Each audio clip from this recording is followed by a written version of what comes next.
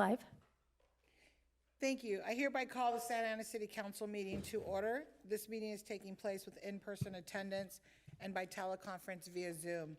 The public may access the meeting via the Santa Ana YouTube channel or the city's website. Please bear with us as the technology may disrupt the flow of the meeting. Madam Clerk, please conduct the roll call. Councilmember Becerra. Here. Councilmember Hernandez. Councilmember Lopez. Councilmember Peñalosa. Councilmember Fan. Here. Mayor Pro Tem Vasquez. Present. Mayor Mesqua. Here. That is 4 members. That is a quorum. Thank you very much. Are there any additions or deletions to the closed session agenda, Madam Clerk? Yes, thank you. Noting for the record that closed session item number 5, the SEIU part-time labor negotiations, was added to the agenda. That revised agenda was posted on June 26th. Perfect, thank you. Do any council members need to announce their abstentions on closed session items?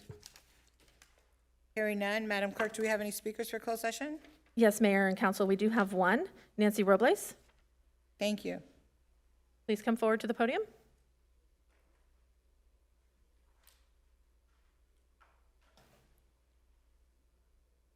It appears they may have left. You want to call her again one more time, please? Nancy Robles for public comments. Closed session item number 4. Okay, seeing none at this time, we're now recessing into closed session. Thank you.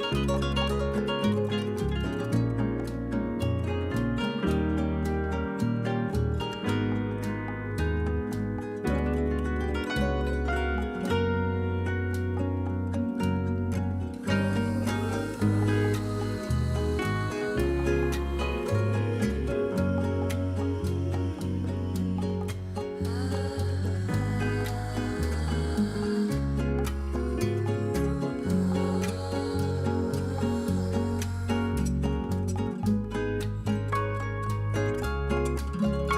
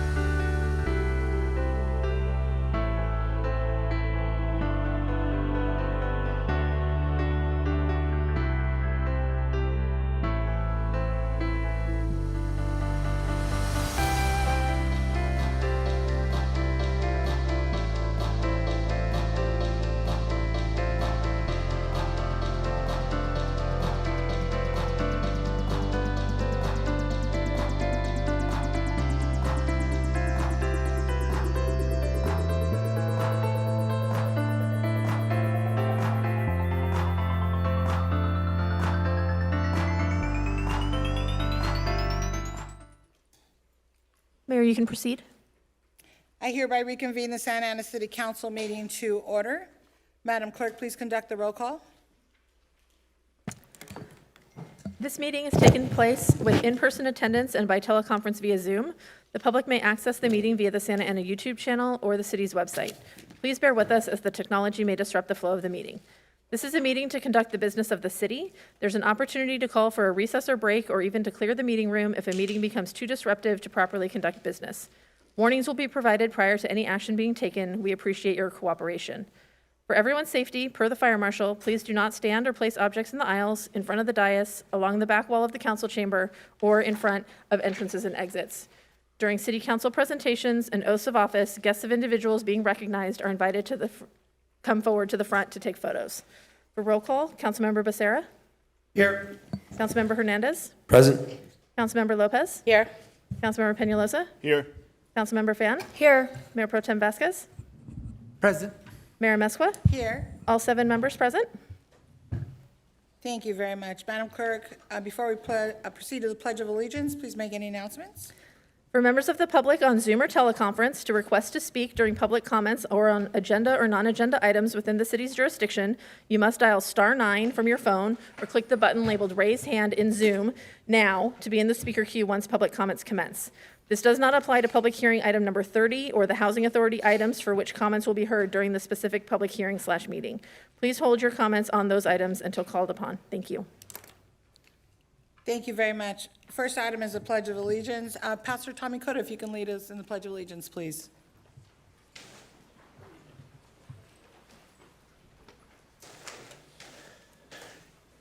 Just place your hand over your heart.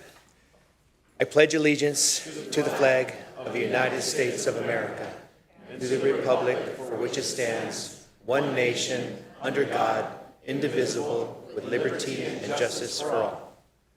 Thank you very much. Words of inspiration be provided by Reverend Terry Lee Page. Please come to the podium. Thank you. Thank you. I represent Clue Justice, a coalition of people of faith supporting human rights, labor rights, immigrant rights in Orange County and LA County. First, a few words of lament. I have been at the immigration court on Dyer Road most days for the last 3 weeks. I've witnessed plainclothes ICE agents arresting people as they walked out of their hearings.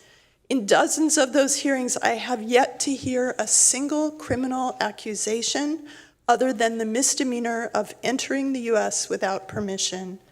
I have seen men, women, and children whisked down emergency exits, put in handcuffs, stuffed in vans, a 5-year-old, a 74-year-old, people trying to do the right thing. Nobody knows where they go, but probably some of them are in the basement of 34 Civic Center.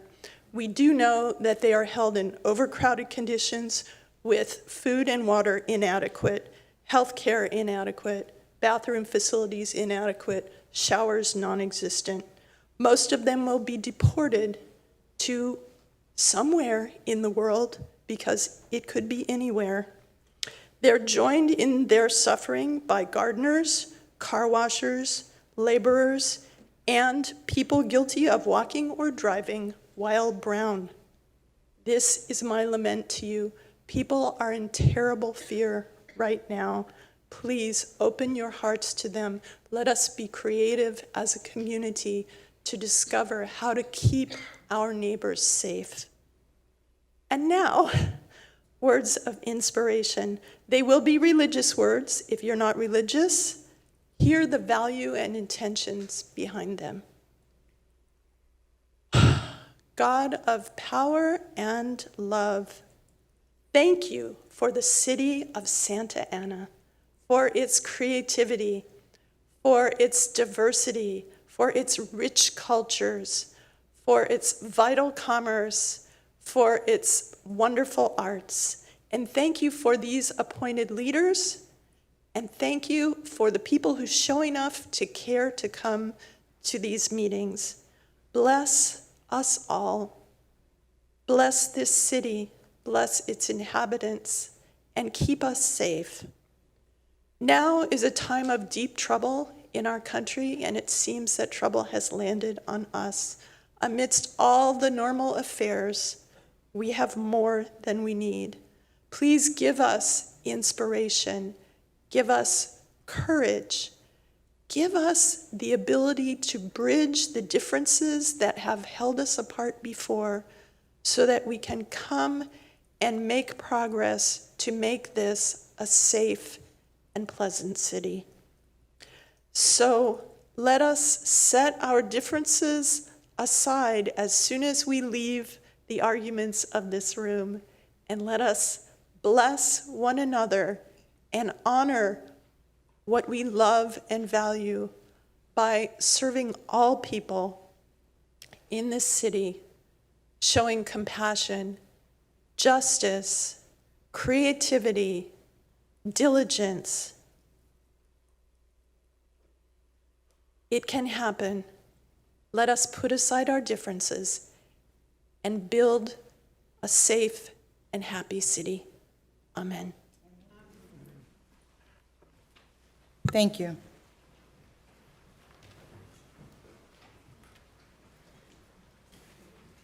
Madam Clerk, are there any additions or deletions to the city council meeting agenda? Yes, just noting one for the record. Item number 1, recognizing OCFA's Best and Brightest, has been rescheduled to July 15th. Thank you very much. Madam City Clerk, do you have anything to report out? Madam City Attorney? Madam City Attorney, I apologize. Do you have anything to report out? No, we had several closed session items regarding labor negotiations, and there's no reportable action. Thank you. Because we have some of our youth here that are being recommended as commissioners, if the council would agree with me, I'd like to take a vote on those items first for appointments of commissioners and then move forward with the rest of the meeting, if that works. So, Madam Clerk, it would be item 3. 4, 5, 6, and 7. Perfect. I'll move those three, or those four. Moved by Councilman Becerra, second by Councilman Penalosa. Can we take a vote, please? Can we do a roll call? Yes. So motion by Councilmember Becerra, seconded by Councilmember Peñalosa to approve the nominations put forward in agenda items number 3, 4, 5, 6, and 7 from the consent calendar. Councilmember Becerra? Yes. Councilmember Hernandez? Yes. Councilmember Lopez? Yes. Councilmember Peñalosa? Yes. Councilmember Fan? Yes. Mayor Pro Tem Vasquez? Yes. Mayor Mescua? Yes. Vote is 7 ayes, no nays, motion carries. If the appointed members could all come forward, we can perform your oaths of office now. Congratulations to all of you. Please come forward. We have, yes.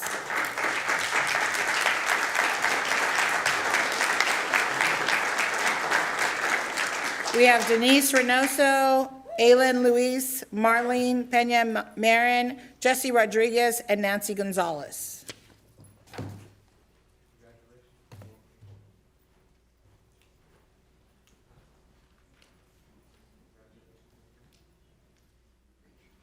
Hi, Mijo.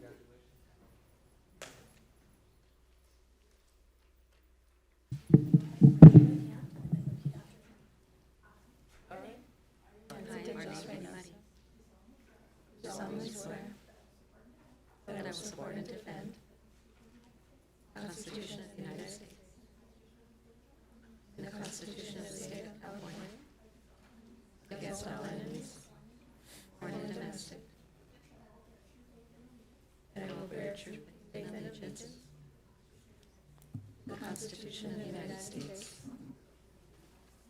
the Constitution of the State of California. That I take this obligation freely without any mental reservation or purpose of evasion. That I will well and faithfully do duties upon which I am about to enter. Thank you.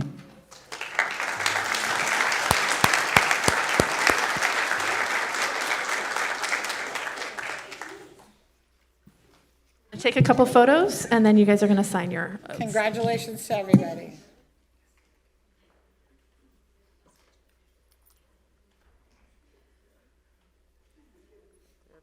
One, two, three. One more.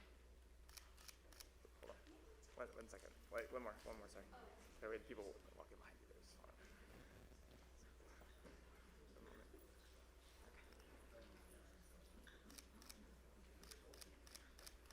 Thank you.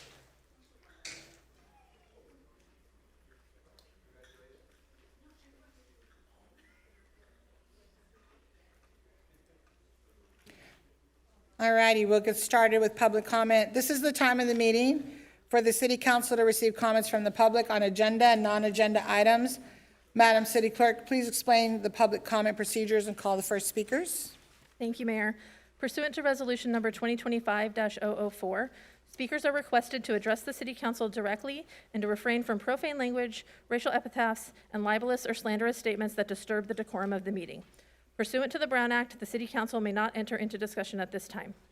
Speakers will have 3 minutes for their comments. Before calling speakers, I'll report the summary of emails provided as of today.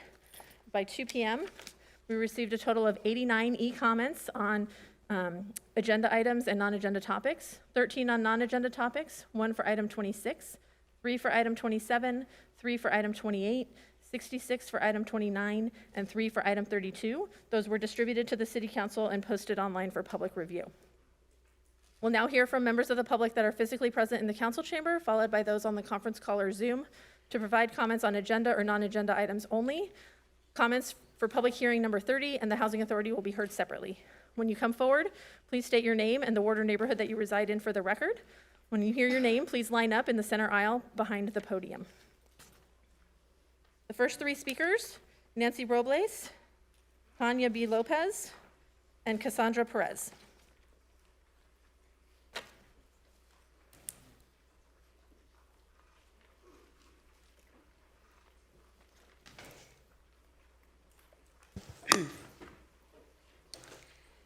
Good evening, Mayor Amezcua, council members, and City Manager Nunez. Thank you. My name is Nancy Robles, SEAU Local 721 Santa Ana Chapter President, and thank you for the opportunity for allowing me to speak today. As we reflect on the challenges our city has faced, from rising community needs to the recent unrest, it's clear that the residents are calling for meaningful change, accountability, equity, and lasting solutions. At the same time, the city departments are under pressure, budgets are tight, responsibilities are growing, and the needs for efficient, high-quality services has never been greater. And through it all, SEAU members have remained committed and present. We are not just employees. We are the essential workers who keep Santa Ana running. When our streets are cleaned and maintained, that's SEIU. When residents turn on the tap and safe, clean water flows, that's SEIU. When development plans move forward, when city ordinances are followed, and when resources are managed responsibly, that's SEIU. When housing services are delivered, when families receive support, when unhoused residents are connected with care, and when affordable housing programs are implemented, that's SEIU at work. We keep city vehicles operating. We process payments, uphold environmental protections, and ensure compliance with federal guidelines, so the city remains eligible for key funding. And beyond infrastructure and administration, we help make Santa Ana a vibrant place to live. We maintain parks. We support recreation programs for families and youth. We help create safe, welcoming environments for our residents. This work isn't just operational, it's transformational. It helps build community. It helps prevent crime. It supports opportunity. Council members, SEIU members are the heart of city operations. We are your workforce. We are the workforce serving your constituents. We show up every day for the city, and we do it because we care. But to continue delivering our best work, we need your support. Tonight, we are asking you to recognize the vital role SEIU plays in keeping the city running. Invest in the frontline workforce that serves and supports your residents every day. Ensure that equity, respect, and fairness are reflected in every decision that impacts city employees. When city workers are supported, services are stronger, faster, and more reliable for everyone who lives and works here. Support for SAU. Nancy, your time is up. Thank you. Thank you. Good night.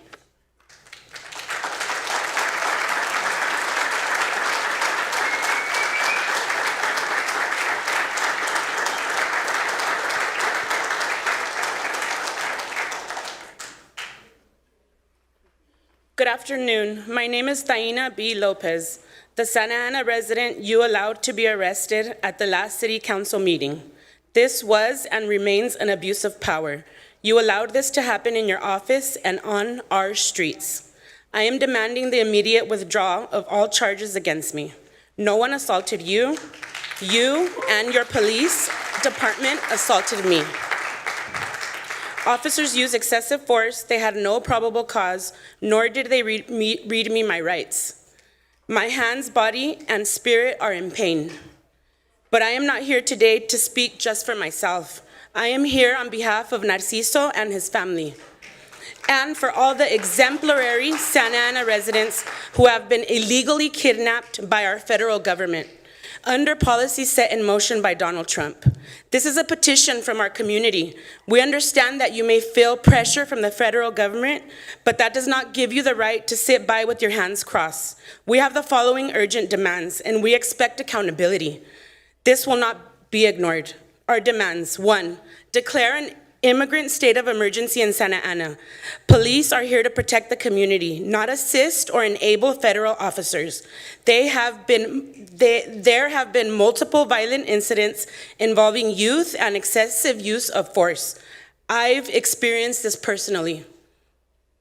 Number 2, end the criminalization of our people. None of us are criminals. This isn't about being against the police. Police are members of our community too. But the narrative you are pushing is divisive and dangerous. Start building trust and awareness within our department. Teach empathy and stand with your community. 3, stop allowing the system to control our city. We will not let this continue, especially given how my father, Nativo Lopez, and so many others work to shift the political landscape in this district. You wouldn't be sitting here if it wasn't for him and those people that worked hard. Number 4, accountability for all detained Santa Ana residents. Has the city located them? Are they receiving legal support or a defense fund? Congressman Lou Correa has the authority to grant humanitarian visas, and we demand that he issue one to every detained Santa Ana resident. Number 5, transparency around federal operations. 6, union involvement. We call on the Orange County Labor Federation and on Gloria to ask union leaders to send shop stewards on lost time to help patrol our communities. Our union dues must go toward protecting people and not political endorsements.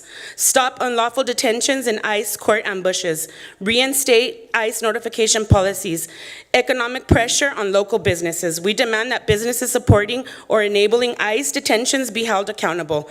Those who stay silent will be boycotted, starting with those allowing detentions on their property. If they benefit from our community's money, they must stand with us. Protect us from bounty hunters. Deportation is a legal process. It requires a judge, evidence, and representation. No law allows people to be violently grabbed off the street. ICE out of OC. ICE out of OC. ICE out of OC. ICE out of OC. The next 3 speakers. The next 3 speakers, Cassandra Perez, Tommy Cota, Amalia Mejia. Good evening, Council. I'm Cassandra Perez, a District Director for Congressman Lou Correa. I'm going to be reading a letter on his behalf. It is lengthy, but it was submitted via electronic comment. Dear Madam Mayor and Santa Ana City Council members, I write to express my support of item 27, a resolution making a call to action regarding ICE immigration enforcement. As a proud representative of the city of Santa Ana, I stand with our immigrant community and have heard their concerns and fear over the escalation of force and rhetoric by the U.S. Department of Homeland Security. This resolution sends a clear and reassuring message to our neighbors that we value their contributions in Santa Ana and to this great nation. The city of Santa Ana is a tranquil and peaceful community. It is the home of hardworking, law-abiding, tax-paying families. 1 month ago, masked individuals began to appear in our communities and started apprehending members of our community for deportation. These individuals claimed to be federal agents. Many people who were forcefully detained, abducted from our streets are lawful permanent residents, U.S. citizens, or mistaken identities. These individuals were grabbed and were denied the due process rights guaranteed to them by the United States Constitution. The violent and brutal methods employed by these masked and unidentified federal agents have no precedent in Santa Ana. Santa Ana residents were rightfully concerned about immigrant enforcement raids in our community by unidentified and masked individuals indiscriminately and violently targeting neighbors. Just recently, Narciso Barranco was working at his job when masked agents brutally beat and detained him in Santa Ana. Narciso has no criminal record, and he is the proud father of 3 U.S. Marines. He is a hard worker who was snatched away from his job and beaten on the ground. We honor people like Narciso who raise their children to love our great nation. That is why Santa Ana residents are exercising their First Amendment right to protest peacefully. At the same time, the White House ordered the National Guard into Santa Ana. Traditionally, the National Guard is activated upon a state governor, local police chief, or local sheriff's call for aid to quell civil unrest or to respond to natural disaster. Like many in our community, I was shocked and given neither Orange County Sheriff Don Barnes nor Santa Ana Police Chief Robert Rodriguez called for the National Guard or other federal agents to come to Santa Ana. Up until today, both Chief Rodriguez and Sheriff Barnes insist that the presence of the National Guard was not necessary. The activation of the National Guard escalated and inflamed the situation at these protests. Our local law enforcement are adequately trained to de-escalate, protect the public, and restore order. I've expressed these concerns to ICE Acting Director Todd Loynes and called attention to incidents that have taken place at immigration courts across the country, including incidents where masked plainclothes ICE officers detain nonviolent immigrants immediately following the dismissal of their existing deportation cases by Department of Homeland Security attorneys.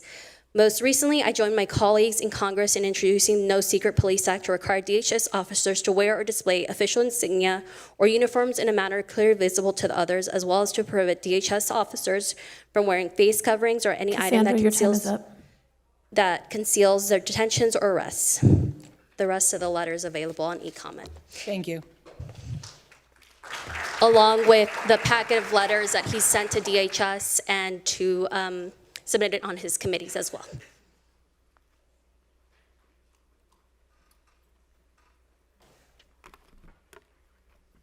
Good evening.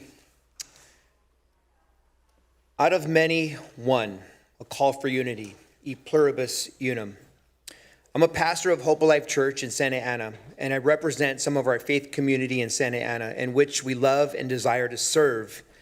And right now, our city is in obvious crisis. I've been having conversations with pastors and leaders, and we all agree that we very much dislike what we see happening with masked faces, taking people from workplaces and neighborhoods. Madam Mayor, I do believe that if you can make them leave, you would have. And I understand the truth and the reality of it because our local government, our hands are tied. If the governor can't make them leave, what makes us think that our local government can do so? However, we do pray that we take steps, that this all stops quickly and believe things, and I believe also that things can be better and done better from our federal government. But I do want to highlight that in a time of crisis, it's important to put opinions to the side and come together as one and support for the sake of peace in Santa Ana. Instead, it seems that this crisis is used as opportunity to stir hate towards others and divide. And this hate and ugliness was revealed at the last council meeting towards our mayor. It was mean-spirited, ugly, and embarrassing to see our city behave this way.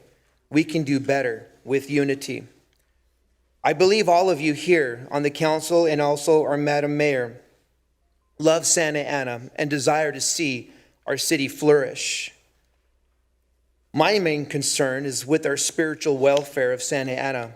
And my prayer and ask is, out of many, one, e pluribus unum, to devote ourselves to unity and find a way to work together. Speaking evil and stirring strife only invites hate, confusion, and fear. Where unity exists, there is favor, flourishing, and blessing. There's a passage in Psalm 133 that says, "How good and pleasant it is when people dwell in unity." I pray for a miracle of love and peace in the hearts of all of us here in the city of Santa Ana. Thank you.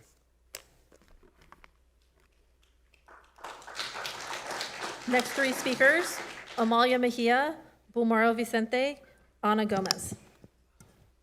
Hi, everyone. My name is Amalia Mejia. I'm resident of Ward 4, and I serve on the Police Oversight Commission representing Ward 5.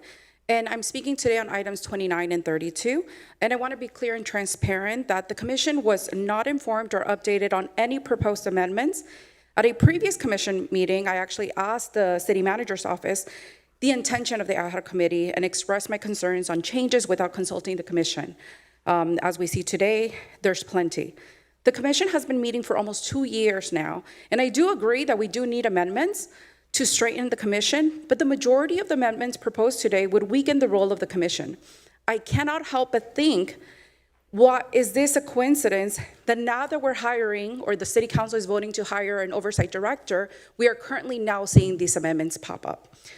Which means to me that this will mean that your intentions or the amendments are actually intentional. Once we have the OD, we can begin to review complaints, and I would like to hear your thought process on how and why you decided to make such amendments. These do not improve transparency, rather it turns the commission into a symbolic act for the council to say, hey, we established one without any actual Santa Ana PD accountability. How unreasonable is it to be willing to pay $250,000 in salary for an oversight director, but not have a proper commission working to actually address the issues it was intended to? The public should be concerned that the council is willing to spend taxpayer money without increasing transparency and accountability. And this is parallel to what we're witnessing at the federal government. This is how decision makers in power change policies to intentionally not hold law enforcement accountable. There are several issues with the amendments, but I'll focus on 3. 1, Section 2-664. I ask you to keep the language to still say chief of police as someone the commission can give the analysis and recommendations directly. By removing that and having the city manager's office be a liaison, it allows discretion to the city managers to decide which recommendations are given. Second, Section 2665. The current amendments removed, quote unquote, develop programs and strategies to promote positive policy community relations. And this is really important for people to understand that by removing that, you're actually allowing other commissioners who have blatantly stated in commission meetings punitive measurements. So if you remove this, that allows commissioners to actually be able to do punitive policies rather than positive ones. And lastly, the most important and third one is a reduction to have the commission only investigate complaints after an internal affairs finds it eligible. So you're removing the independence of the committee, and this is not independent nor transparent. And if what the council wants is to improve safety, then strengthening the commission's ability to fully be independent is what we need to provide. I also want to have my support for item number 32. Thank you.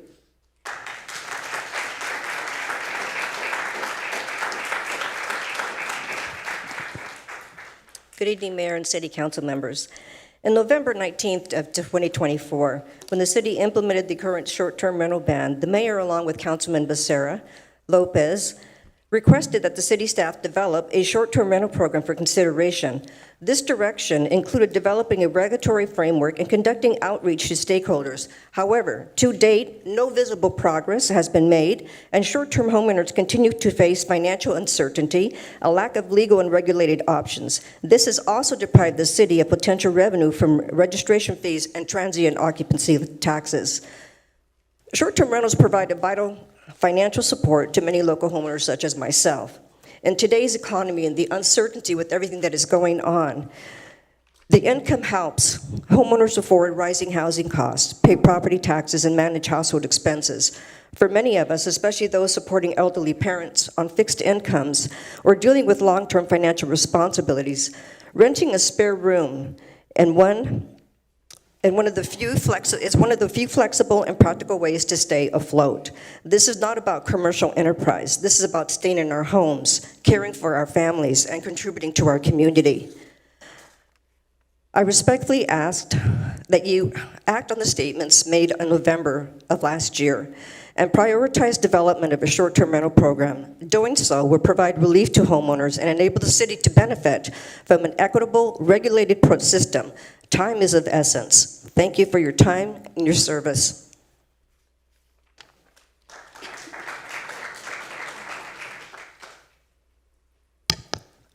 Hello, Mayor and Council. My name is Bulmaro Bumra Vicente, and I'm here on behalf of Chispa to speak in strong opposition to item 29, the proposed amendments to the Police Oversight Commission.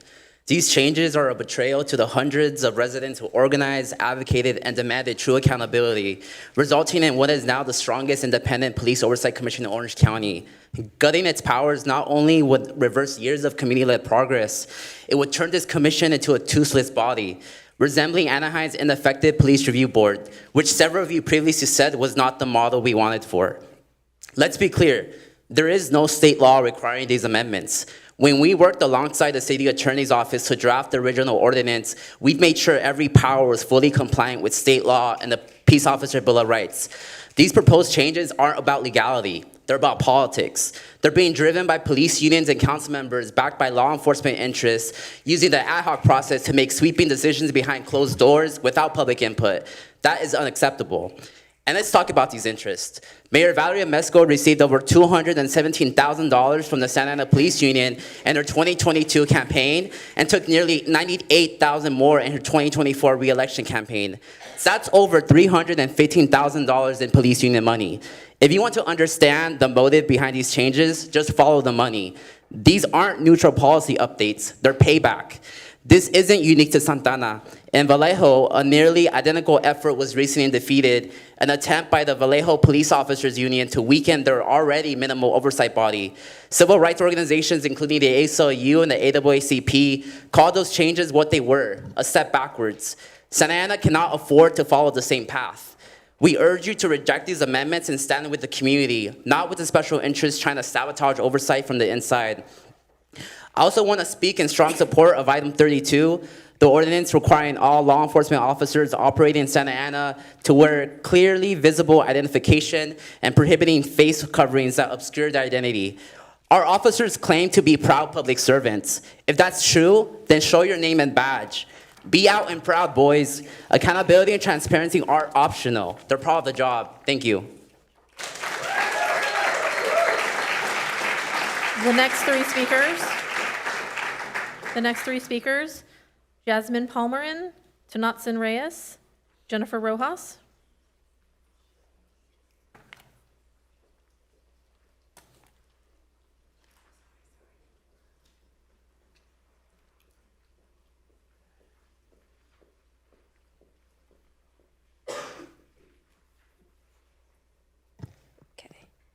Good evening. My name is Jasmine Palmerin, and I'm here to speak on items 28 and 29. The proposed financial assistance program is a vital lifeline for families, but we must address a critical concern: the immense risk of data exposure. Collecting sensitive information like names, addresses, and details about detained family members creates a database that, even with the best intentions, could be compromised. We've seen how easily data can fall into the wrong hands, potentially exposing our undocumented and mixed status families to the very federal agencies they fear. We need ironclad solutions. We demand robust data encryption and security protocols and strict enforceable confidentiality agreements for everyone involved. How can we guarantee the safety of our mixed status families if data is compromised? How can we ensure trust when fears of being identified are so real, as we've seen with other government programs? Our community is frightened. We need your commitment to ensure absolute data privacy and safety for every family seeking help. In regards to item 29, we cannot forget, nor will we forgive the painful reality that many in our community, the Santa Ana Police Department and ICE, feel indistinguishable. We've witnessed actions that undermine trust and safety, and we demand that both problems, the actions of ICE and the misconduct with SAPD, be addressed with the urgency they deserve. The proposed amendments to our Police Oversight Commission are a step backward. Limiting the types of cases that commission can review creates dangerous gaps in accountability. If a serious incident doesn't fit a specific category, it could simply be ignored by the very body meant to hold it in check. How can our community trust a commission that isn't truly independent, especially if forced to train under the department it's supposed to oversee? This isn't about technicalities, it's about the erosion of public trust. When families bring forward their deepest concerns, they need to know this commission is truly there for them, not constrained by arbitrary rules. So I urge you all to vote no on the amendments of this ordinance. Thank you.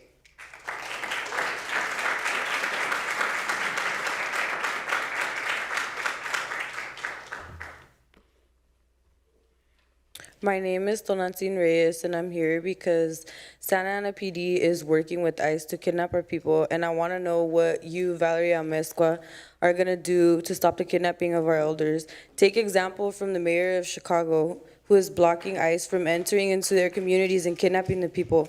You have the power to stop this from happening. Be a leader and lead the people to do the right thing. So many of our people fear to live, work, or to leave home. We need to do better than this and remember Santa Ana is native land and territory. These lands belong to our people. You, Amezcua, you're a Latina, and you're going against your own people by allowing this to happen to the people in our city.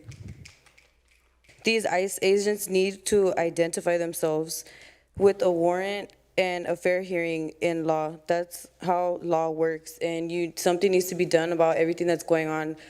And if we just sit back and allow this to happen, you, especially because you're the mayor and you have the power to stop these things from happening, I mean, it speaks for itself. You're either going to be with the people or you're going to be against the people. So everybody in Santa Ana is waiting for you to do something and to speak up and to make a change in our city. Are you going to keep allowing these people to come and kidnap our people, or are you going to stand up and do something and fight for what's right? Because it's not even about anything but what's right and wrong. What side are you going to be on? Are you going to allow this to keep happening, or are you going to do something about it? Because this has already been happening for months, and it's unacceptable. It's tearing our city apart. I'm 26 years old, and I have never seen anything like this in all of my life in the city. And it's a shame. It's a shame you say that you're about your people, girl, but you're not doing anything to stop it. And that's all I have to say. Mayor Amezcua, just a point of clarification with the city attorney. I just wanted to, for the public to know is that so go ahead. just the difference in that the cities of like Chicago and Los Angeles, the mayor is an executive and has executive authority and power over city operations. Here in Santa Ana, we're a city manager council form of government. The mayor has no more power than myself, Councilmember Lopez, Councilmember Becerra. Yes, Madam City Attorney, can you please? Yes. I have been the city attorney for the city of Santa Ana since 2012. Madam City Attorney, can you speak louder, please? Yes, I've been the city attorney for the city of Santa Ana since 2012, and I have proudly served this community since that time.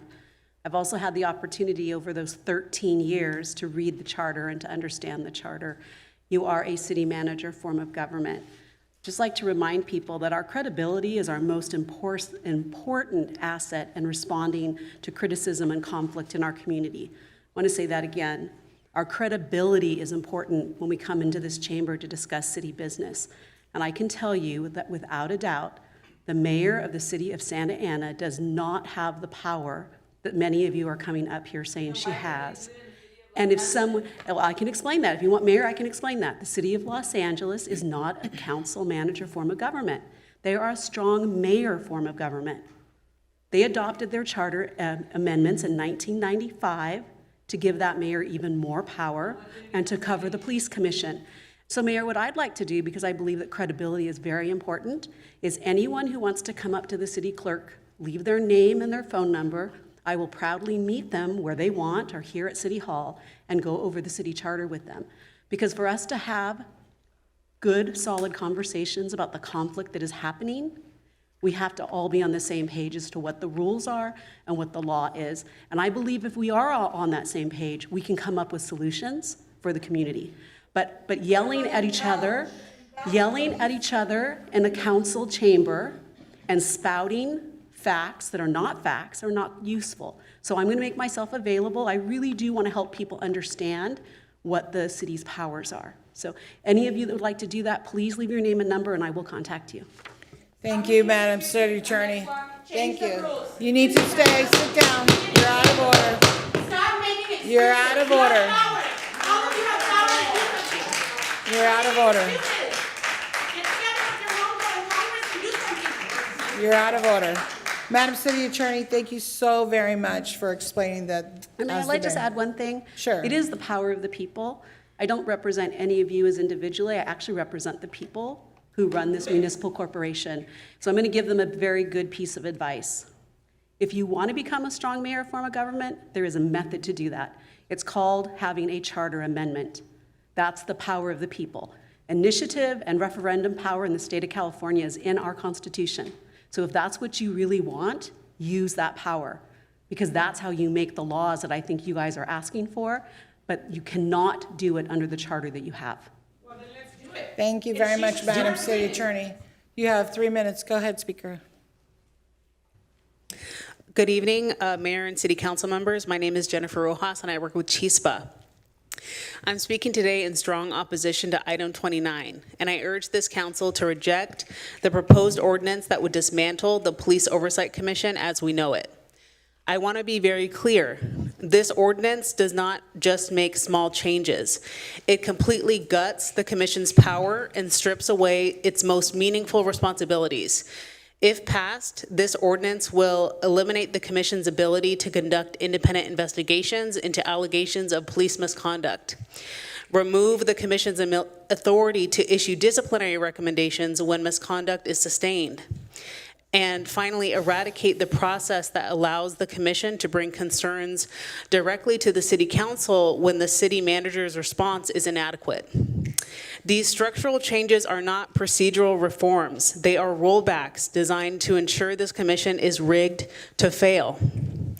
When the Police Oversight Commission was passed and established in 2022, this council passed it unanimously.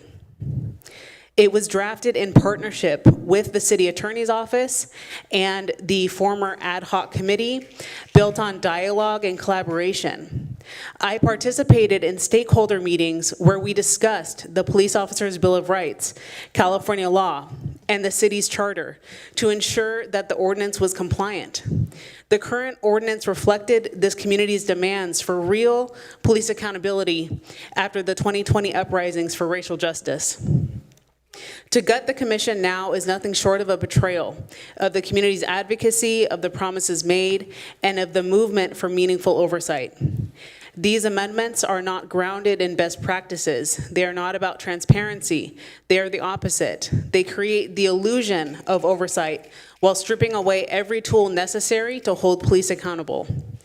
Let me be absolutely clear again. Bad oversight is worse than no oversight at all. A hollow commission with no authority does not protect this community. It protects police misconduct. I urge you to not pass this ordinance. Please reject item 29. Thank you. The next three speakers, Aaliyah Nunez, Daniel Suarez, Sean O'Connell.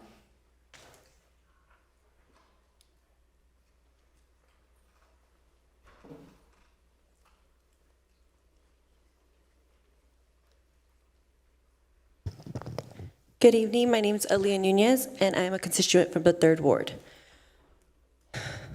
It's been really hard for me to write this, not because I don't have anything to say, but because there's just too much to say. Not truly a good explanation of how heavy this feels all right now. Since our last meeting, June 17th, every time I open up social media, I see someone who looks just like me, my shade of brown, being taken, beaten, and humiliated just because of a piece of paper that says that they don't belong here. This is happening daily, in broad daylight, on the way to work, outside of schools, at grocery stores, inside hospitals. And I'm not just watching this, I'm living it. This past weekend, my family couldn't get a hold of a loved one. I had to go to their job and ask if they've seen them. I even walked up to a tow truck in the parking lot, asking if it was their car they were looking for, terrified that they were coming for their car. I didn't even flinch in the moment, because this kind of fear is something that's become normal. That's how messed up this reality is. And now that I had time to sit with it, I feel it. The pit in my stomach, that I'm worried that a missed call Sorry.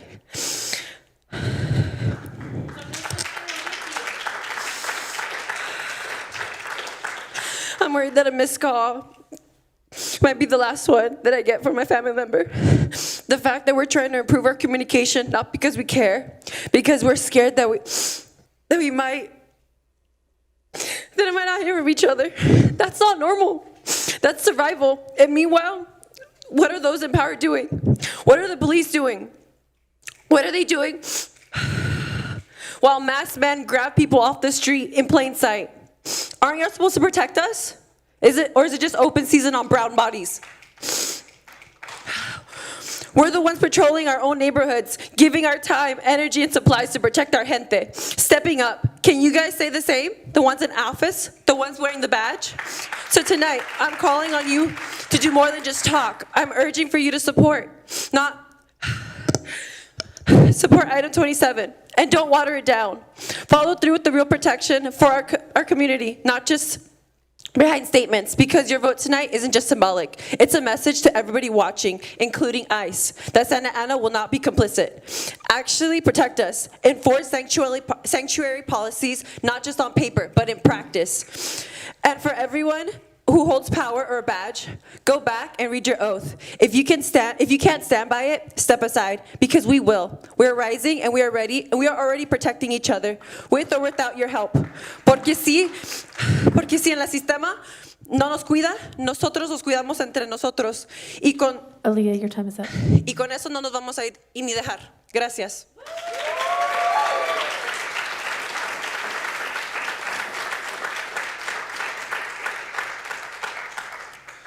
Good evening, Santa Ana City Council. My name is Daniel Suarez, and I am a born and raised Santa Ana citizen. I also represent the Orange County Democratic Socialist. I'm here to oppose item 29, which will affect the Independent Oversight Commission. This bill aims to neuter and weaken both the Independent Oversight Director and Commission. This bill attempts to do so by removing all independent authority from the Commission, granting the police supremacy over the Commission, and removing most, if not all, resources from the Commission. The proposed revisions remove any and all references to the word independent and replace it with police, such as changing the Independent Oversight Director to the Police Oversight Director. The bill removes the power of the Independent Commission to, quote, subpoena witnesses, administer oaths, and compel the production of evidence for their independent investigation, end quote. Potential members of the commission will also be forced to attend a ride-along and complete multiple SAPD academy courses or face forced resignation. This bill aims to limit and curtail not only the power of the Independent Commission, but also the people who can join in the first place. All of these actions prove that this bill aims to turn the Independent Commission into a puppet for the police.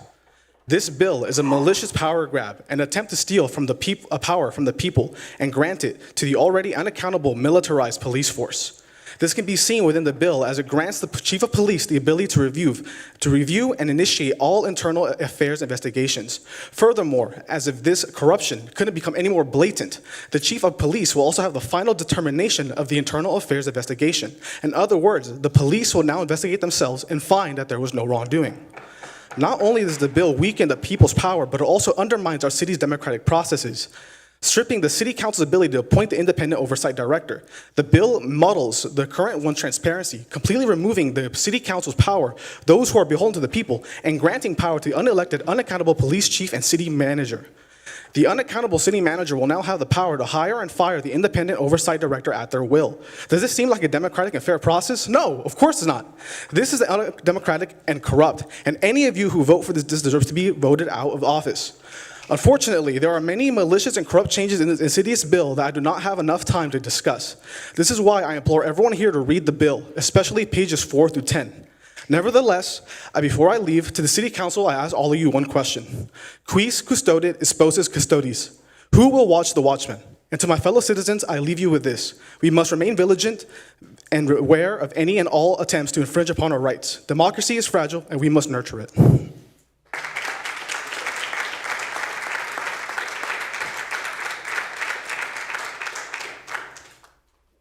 I'm going to keep this quick. Good evening. I'm also here on the same ordinance, number 29. If recent events concerning the relentless attacks on due process, checks, and balances, combined with the history of law enforcement in the U.S. has taught us anything, it is that independent oversight for police departments is a necessity. Please do the same thing and keep independent oversight of the police. Thank you.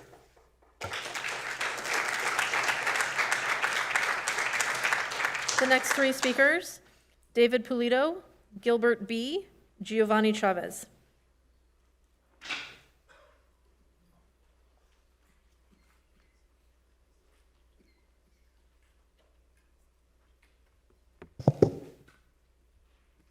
All right, my name is David Pulido. I'm a member of CSO Orange County's Police Accountability Committee, and we are here to speak on item 29 and demand that City Council not pass the ordinance to amend the commission.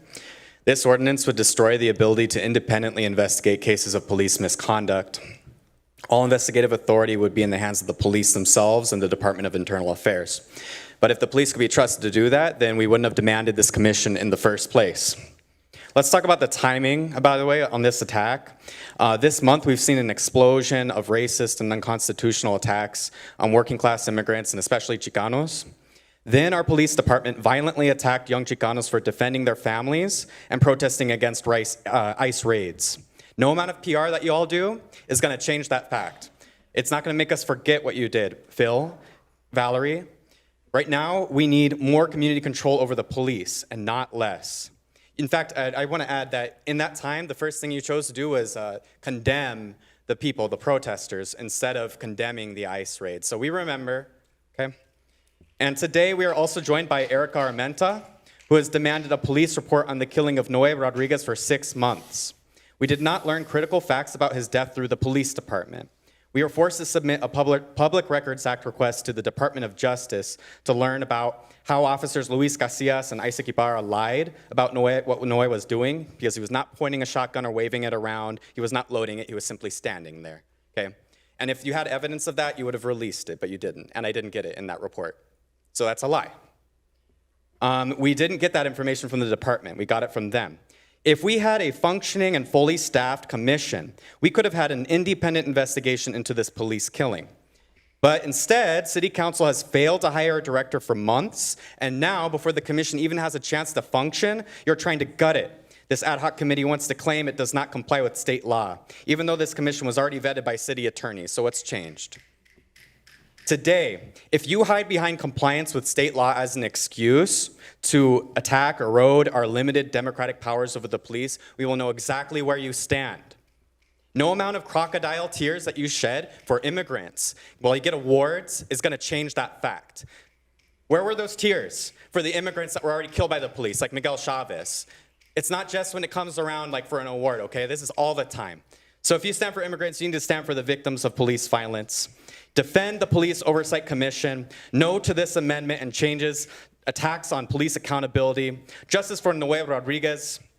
And since I have 20 seconds, we don't trust the Department of Internal Affairs. I know others are going to speak on this, but you know that department oversaw investigations and it sabotaged them. Like in 2020, the Clichy Town affair. And when I talk to you guys, you hush up about it. But that was a crime. That's why we don't trust that. We need an independent oversight police commission now. Okay? Yeah.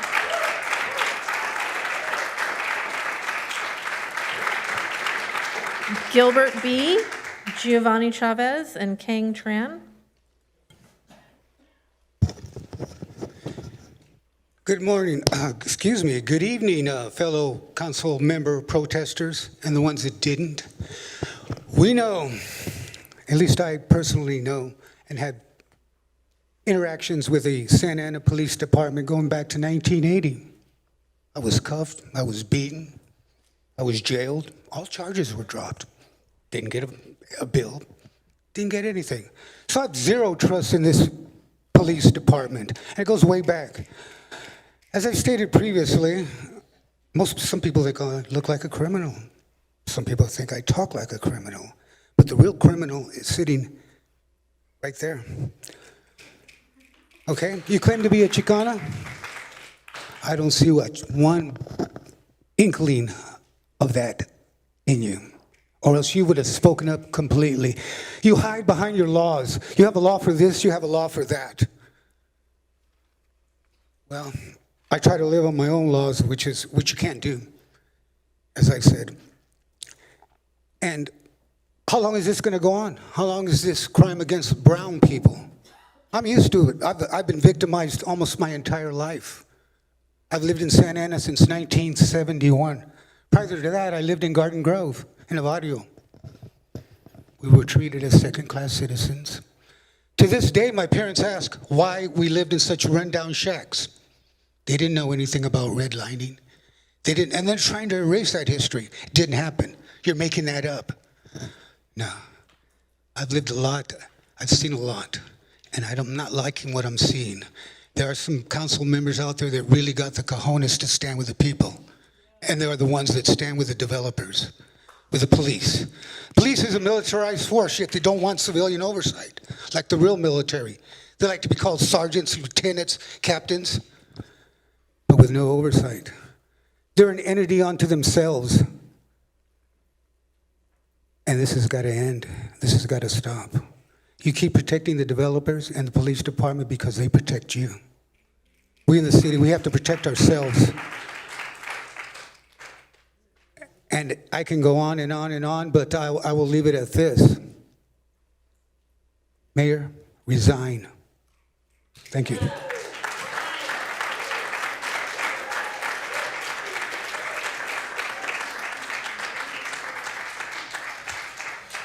Good evening, council members, Mayor Giovanni Chavez. I'm a Santa Ana resident and the president of the California Young Democrats. We have members here in Santa Ana and all across the state, a lot of young folks that have been concerned about these challenging times. And make no mistake about it, these are very challenging and dire times. We have an authoritarian president right now that is hell-bent on attacking our communities every day, kidnapping folks, jailing them, deporting them with no due process whatsoever. And some of the things we do have the power to work on is work with our federal Congress members. Congressmember Lou Correa introduced a bill that would require ICE agents to wear masks. I encourage the council, I know a lot of you folks have been working with our Congress members to support this bill to make sure that we hold ICE agents accountable. Other items that we can work on is large gatherings, right? The city of Bell Gardens, the city of Cudahy, they've limited their large gatherings. These large gatherings can be targets for ICE. I encourage our council to limit these large gatherings so that we keep our immigrants, communities safe. And really, continuing to engage with the public. I know a lot of folks are commenting here today, and I look forward to seeing the healthy discussion we have. And the important part here is we stay united. These are challenging times. It's not the times where we want to play politics. We want to make sure that as a city, we are united and we stand with our immigrant community. So thank you, council members, and look forward to the discussion.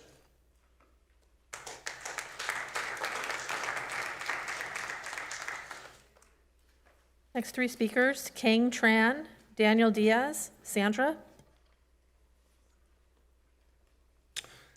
Council members, esteemed and otherwise, I come before you today as a Santa Ana resident, history teacher, and a refugee. I was raised to see the United States of America as not just the land of liberty which saved my family and millions of my people, including Councilwoman Phan, from the kind of authoritarianism in Vietnam from which we were forced to flee. I was also raised to believe that Mexico was a land of opportunity, one created by a system that itself creates wealth rather than punishes those who pursue their own economic interests. Naturally then, when my parents became naturalized citizens in the 80s, they were proud and relieved. They passed this new sense of belonging onto me when I was still in the 5th grade. In school, I was further taught that in the United States, everyone has a fair chance to build a life and dignity and economic security if they so choose, no matter their racial background, ethnic identity, or country of origin. I was also raised to respect and admire even the police. After all, my grandfather was a police chief in the old country. I grew up believing that in authoritarian states like our homeland, the police are the hand of an oppressive government, that when they are not brutalizing the people on behalf of the government, they serve their own corrupt interests. By contrast, supposedly, in the United States, the police are your friend. They actually serve and protect the people. They actually uphold the law, and that law, I was taught, is based on principles of justice and freedom. However, by the time I entered high school, I began to see that the reality of this worldview is much more complicated. I began to question why my Mexican friends and neighbors were treated like criminals here to steal our jobs, while my family and my people were held up as a model minority. Isn't America the land of justice and freedom for all? Is risking death to cross the desert for a better life that much different than crossing an ocean for that same purpose?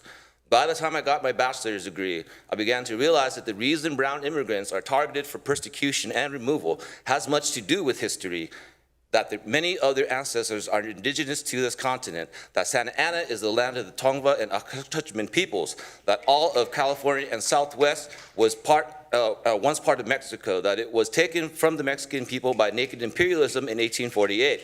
As I like to tell my students, you did not cross the border crossed you. We live in Santa Ana, not St. Anne.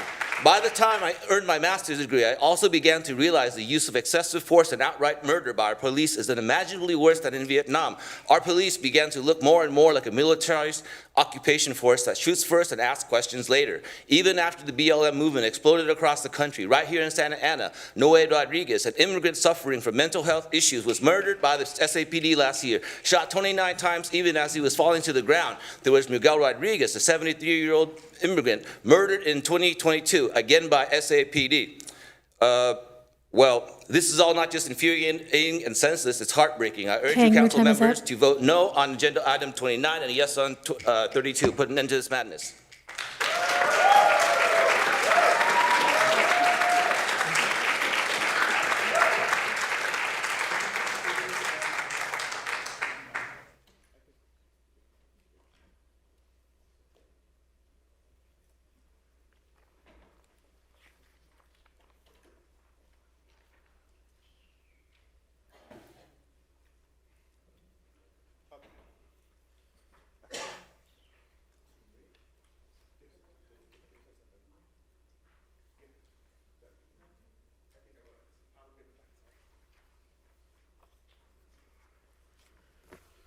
Okay.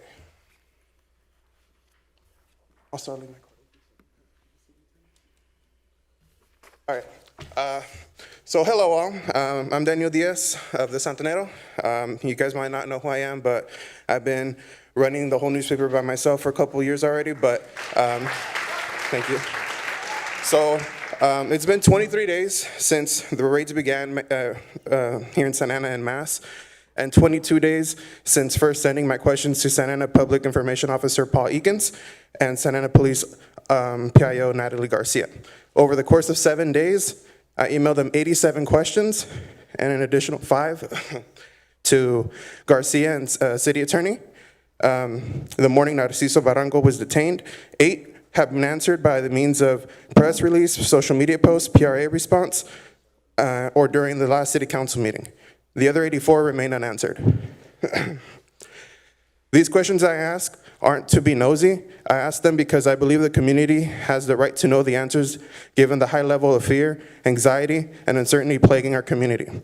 According to Transparent California, Eakins got paid $167,297.16 in 2023, including benefits, and Garcia received $167,966.48 in 2023 with benefits.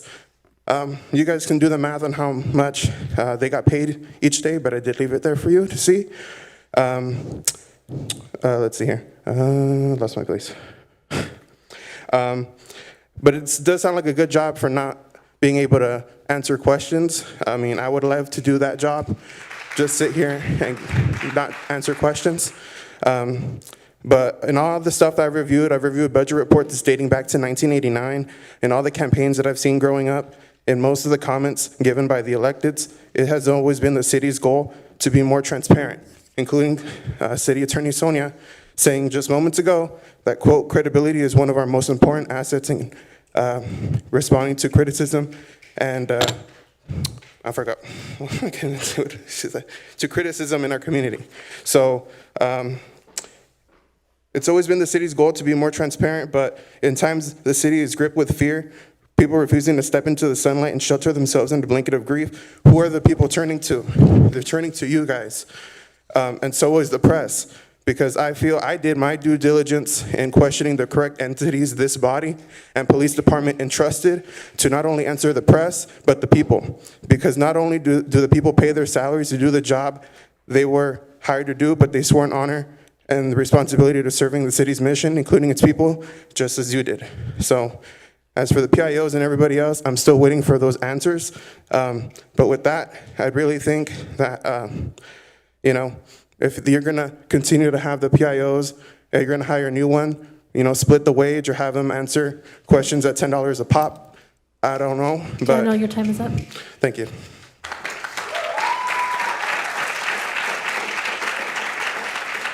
Next three speakers. The next three speakers are Sandra, Matthew Compton, John Compton.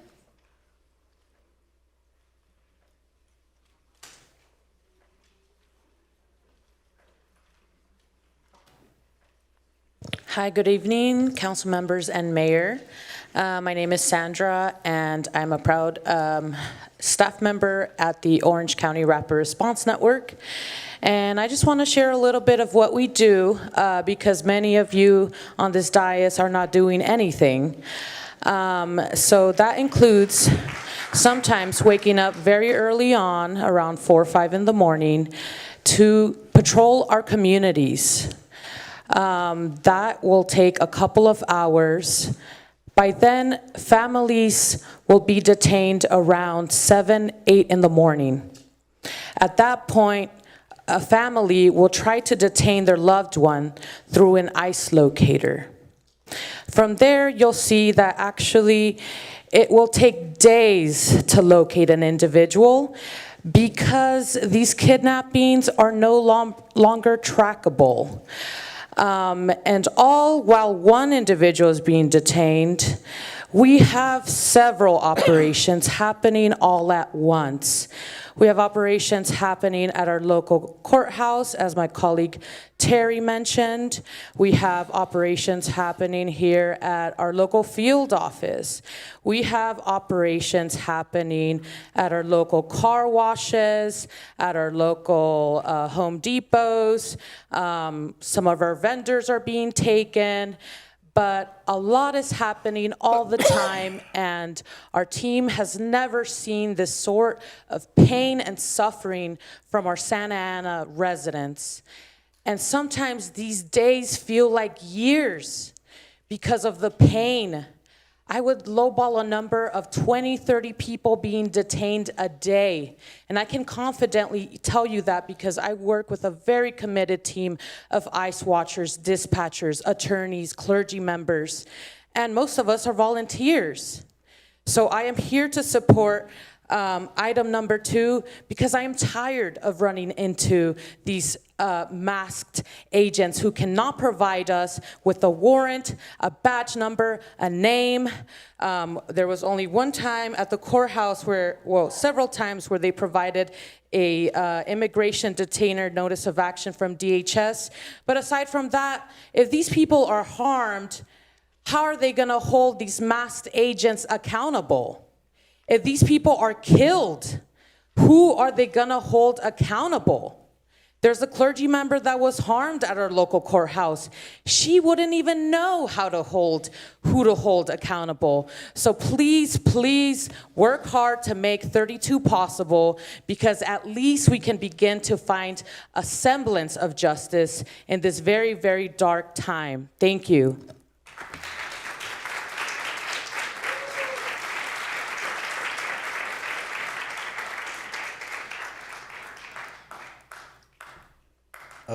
Hello, my name is Matthew Compton. I'm here as a member of CSO-OC. I'm here to raise my concerns for item 29. All of you on this council represent the Santa Ana community. You all claim to put our community first. However, this ordinance that is being proposed is not community first. This ordinance will take substantial power from the Police Oversight Commission. For example, these changes will delay the commission's review by months and eliminates their ability to independently investigate cases of misconduct, for example, sexual assault. What I'm referring to is the Colucci Town incident. As my comrade stated earlier, you guys like to be a little hush-hush about it. At the time of this incident, the head of the Internal Affairs was Robert Rodriguez, who is now the Santa Ana Chief of Police. Robert protected a fellow officer who sexually assaulted a minor. Robert sabotaged their own investigation and only started an investigation after a complaint was filed 7 months later. How can we trust SAPD to hold themselves accountable when they protect each other? We can't. This ordinance will also take away transparency from families who are trying to seek justice for their family members. This ordinance accomplishes that by withholding important information by making closed sessions confidential. Families deserve justice, and families deserve closure. Justice for Noe Rodriguez.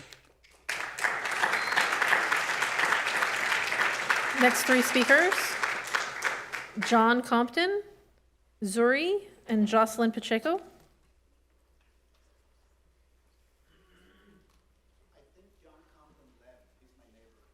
Thank you.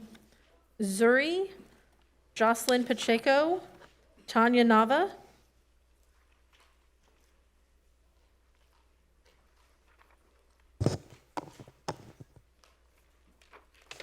Good evening. My name is Jocelyn Pacheco, and I'm here with CSO-OC Police Accountability Committee. We're here again to demand real accountability from the Santa Ana Police Department, and today we are calling out this blatant attempt to dismantle the power and purpose of the Police Oversight Commission. Let's be honest, the original goal of this commission was clear: to provide independent review of police misconduct, to build transparency, restore public trust when you all broke in the first place, and hold officers accountable. But those proposed amendments do the exact opposite. Under this new ordinance, the commission will only be allowed to review certain cases and only after SAPD's Internal Affairs completes its own investigation and sustains the findings. That means the police get to investigate themselves first, decide what counts as misconduct, and only then maybe you'll allow oversight. That's not accountability, that's a loophole. You're gutting the commission's power while calling it a clarification. You're formalizing delay. You're centralizing control in SAPD and city staff and calling it compliance with state law. But let's be so freaking for real. After months of stalling where the commission sat inactive because the city failed to hire a director, you finally appoint someone just in time to strip the role of any real authority. That timing is not lost on us. It's strategic and it's shameful. You've also added some improved protocols for access and training, but those mean nothing given that these are biased trainings provided by Santa Ana Police Department itself. This prevents the commission from acting in real time, launching independent investigations, and meaningfully holding the department accountable. Let's be clear about what this change means. Reduced transparency, delayed justice, increased potential for internal bias, a weakened ability to hold officers accountable, and the public left completely in the dark again. And quite frankly, it's a slap in the face to the community you claim to serve. To make it worse, you now want to make commission discussions around police misconduct confidential. Why? What are you hiding from the public? The people who pay for this police department have every right to know how it operates. But of course, this is just another attempt to protect corrupt officers, and frankly, that's what this council is becoming known for. If you really care about rebuilding public trust, restore the Oversight Commission's authority to initiate and conduct independent investigations without waiting for SAPD Internal Affairs, and ensure full transparency by rejecting confidentiality clauses that block public access to discussions of police misconduct. Reject item 29. Thank you.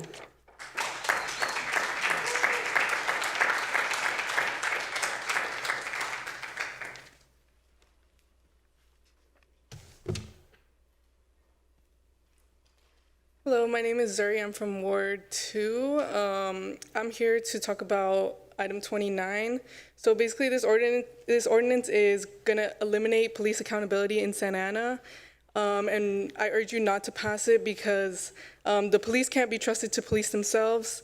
It includes changes to the training to make it more biased, and these changes were suggested by biased entities. So starting with police can't be trusted to police themselves. In the Collegiatown incident, 2 teenage girls were sexually harassed and groped by off-duty officers, and then the head of Internal Affairs delayed the investigation and protected the officers, and later SAPD Internal Affairs concluded that no misconduct was found and no officers were disciplined. And then in 2021, downtown Santa Ana, a witness reported an off-duty officer holding down a woman, groping her breasts, and telling her to just chill and shut up. Again, the Santa Ana Police Internal Affairs concluded no misconduct and no officers were disciplined. So we have to ask ourselves, who is even suggesting these changes? Let's see, Mayor Amezcua, Councilmember Becerra, those are the two I want to point out.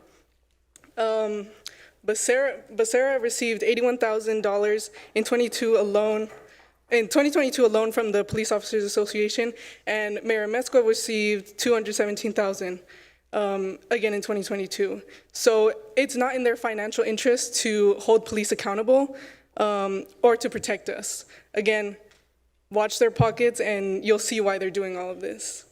And then I want to talk about the bias training. So the ordinance would change the commissioner's training requirements to heavily bias the police. Previously, it was required in their training to be predominantly independent third-party trainings, and now they're trying to change it from SAPD personnel and third-party bodies that do not have, they're trying to change it to be mainly trained by the police, and they also are forcing people to go on ride-alongs. This is a clear attempt to skew the commissioner's perspective and another attack on the independence of the commission. The police cannot be trusted to police themselves. We cannot let this pass, and I urge all of you city council members to reject this ordinance. Thank you. The next three speakers, Tanya Nava, Erica A., Abraham Q.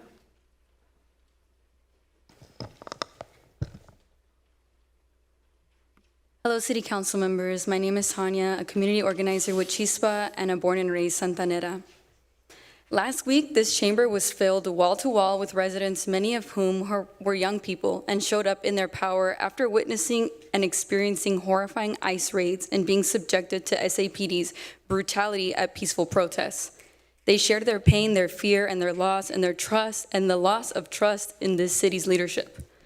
And today, with all of that fresh in your memory, you chose this moment when ICE is terrorizing our communities with no accountability, when SAPD is escalating their violence, and when people are afraid to walk outside of their homes to roll back oversight of the police. To hand even more protection to officers already shielded by layers of secrecy and power. The claim that these amendments are happening in order to be compliant due to state law is misleading. The state does not require cities to eliminate community investigative powers or limit oversight to internal hush-hush investigations.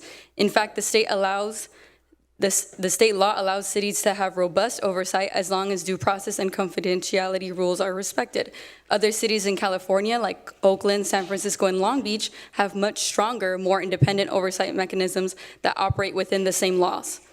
The city is using vague references to state law to justify weakening the commission, but this is a political choice, not a legal necessity. To me, it looks like the POA is cashing in on their exorbitant contributions to several of your campaigns to get an oversight commission that's stripped of its ability to actually hold anybody accountable. This commission was passed in 2022 and has yet to investigate a single complaint while our communities continue to suffer police brutality and murders. Justice for Noe Rodriguez and justice for Brandon Lopez and many more.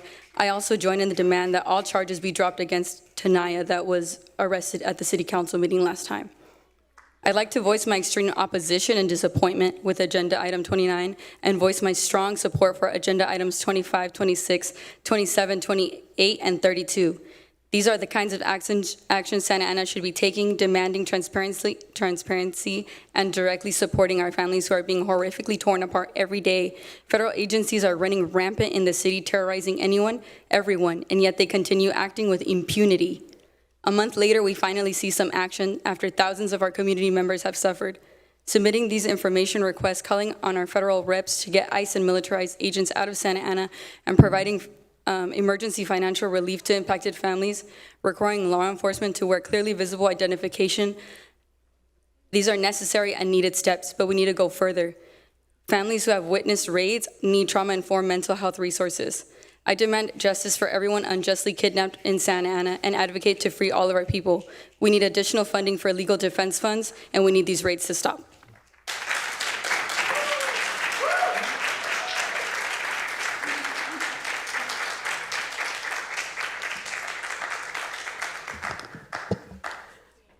Buenas noches, mi nombre es Erika, estoy aquí por dos razones. Primero, quiero recalcar que el día de hoy se cumplen 7 meses desde el asesinato de mi esposo Noé Rodríguez por los oficiales Isaac Ibarra y Luis Casillas, quienes siguen patrullando nuestras calles desde el 1 de diciembre del 2024. Noé estaba desarmado cuando recibió 29 disparos.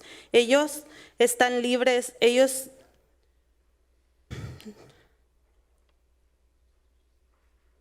necesitamos justicia, transparencia y que sean demandados, que sean despedidos por el departamento sin pago. Segundo, exigimos que el Consejo vote no al punto 29, que proporcione enmiendas a la Comisión de Supervisión Policial que le impiden realizar investigaciones independientes a través del director de supervisión, además de eliminar su capacidad de enviar recomendaciones al jefe de policía y al ayuntamiento. La Comisión de Supervisión Policial se creó para proporcionar al jefe de policía y al ayuntamiento investigaciones, análisis y recomendaciones independientes sobre prácticas policiales, mala conducta, tiroteos con agentes involucrados y otros usos graves de fuerza.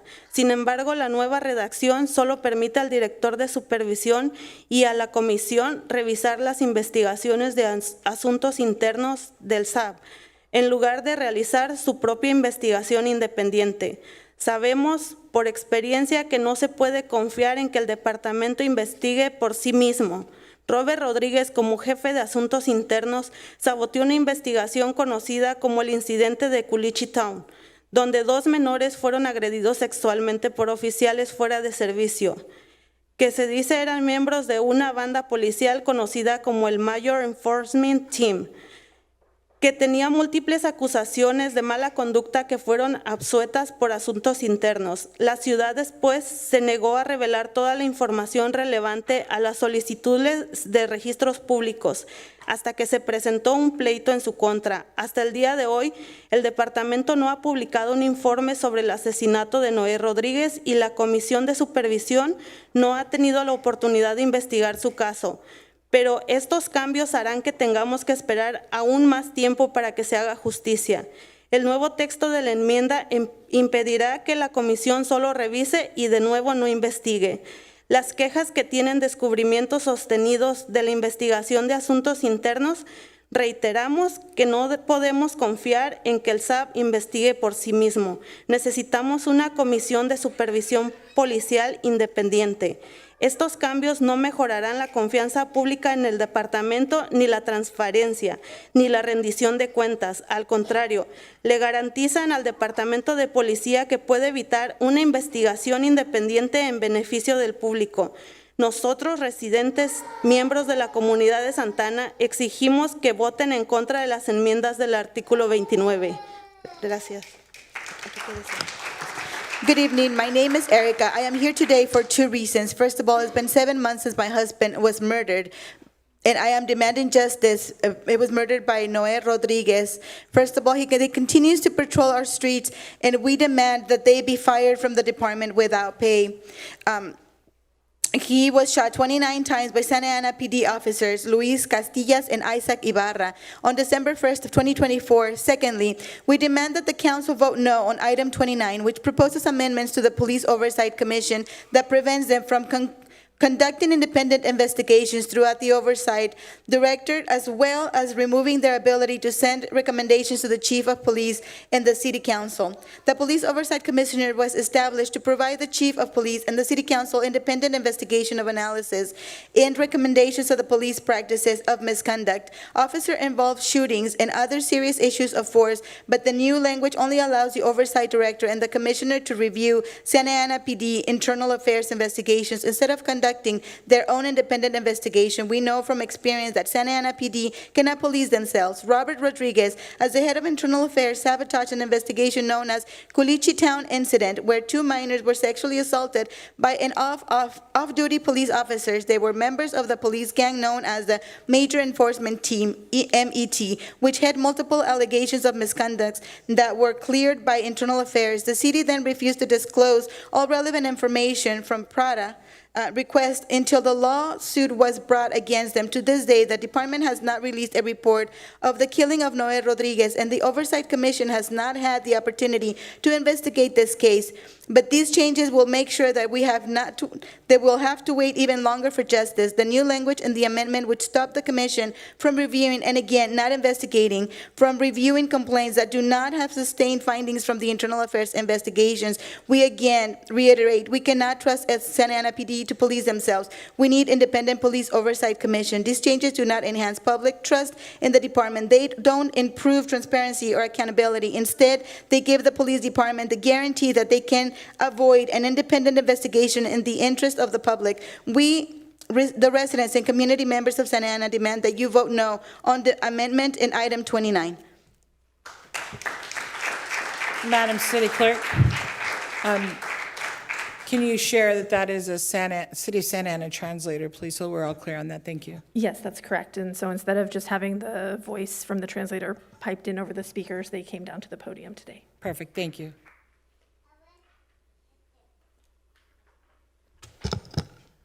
Good afternoon, City Council and staff.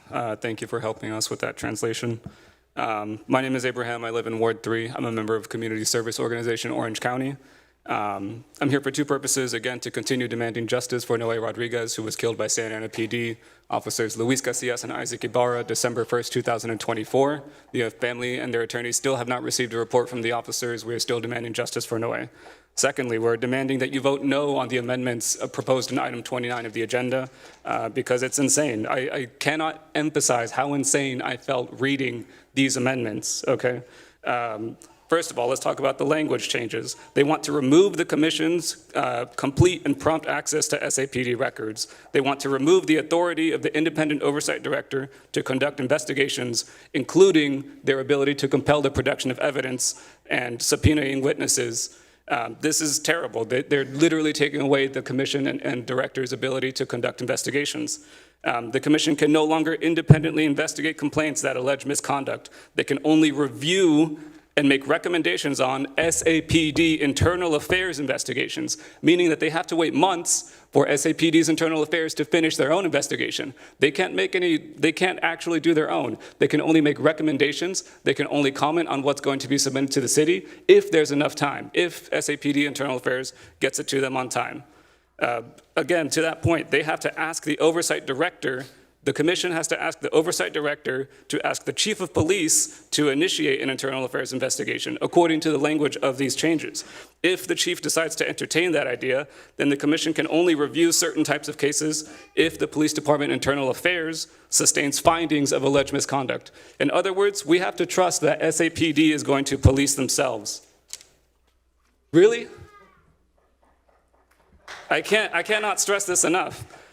We have seen that they cannot be trusted to do that. We have seen that they cannot be trusted to investigate themselves. The Culichi Town incident that people have been talking about tonight. 2 minors were sexually assaulted by off-duty SAPD officers. Okay? The family called 911 to report them, and when other officers arrived to the scene, they would turn off their body cameras. They would turn them in different directions to make sure that evidence incriminating those officers was not properly recorded. And then when the investigation by Internal Affairs was conducted, a commander from the SAPD alleged that the head of Internal Affairs at the time, Robert Rodriguez, was delaying this investigation intentionally. Not only that, but the Internal Affairs investigation ultimately concluded that the officers conducted no wrongdoing. So we have evidence from 5 years ago that SAPD cannot be trusted to investigate themselves. We know this already, and it's not the only case. It's not going to be the only case unless we vote no on 29. That's what we want you to do tonight. No on 29, justice for Noe Rodriguez, protect police oversight. The next 3 speakers, Carl Benninger, Francisco Barragan, Fernando Deveras.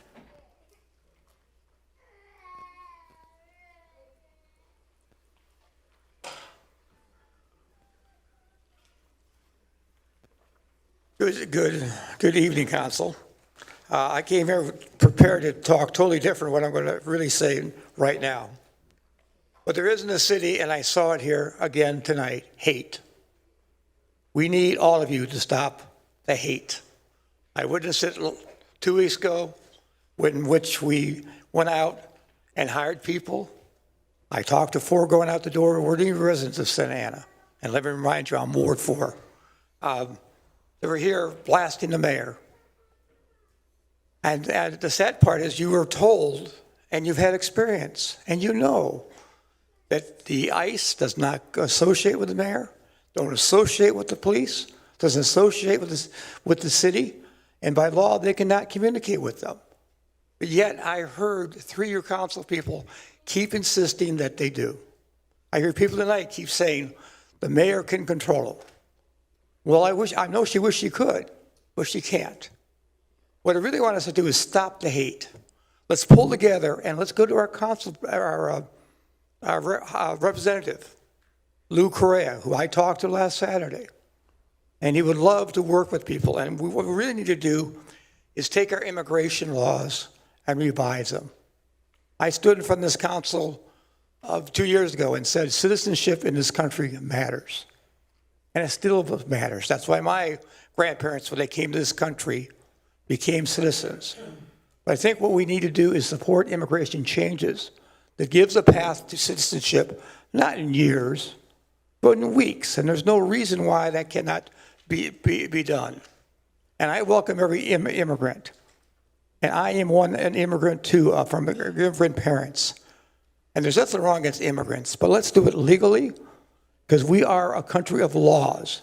And if we don't have laws, we don't have organization, and we don't have a country. Thank you.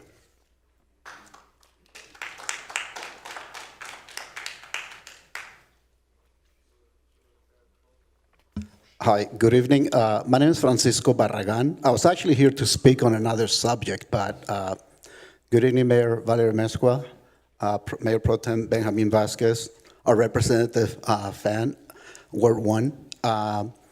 Actually, hearing the issues that are happening in our community, I just wanted to offer my perspective on some. I served 8 years in the Marine Corps. I served 3 years in the National Guard.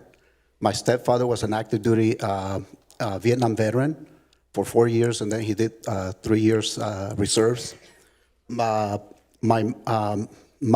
daughter's mom served 15 years in the Army Reserve, and a lot of my cousins, nephews, nieces, they also served, uncles.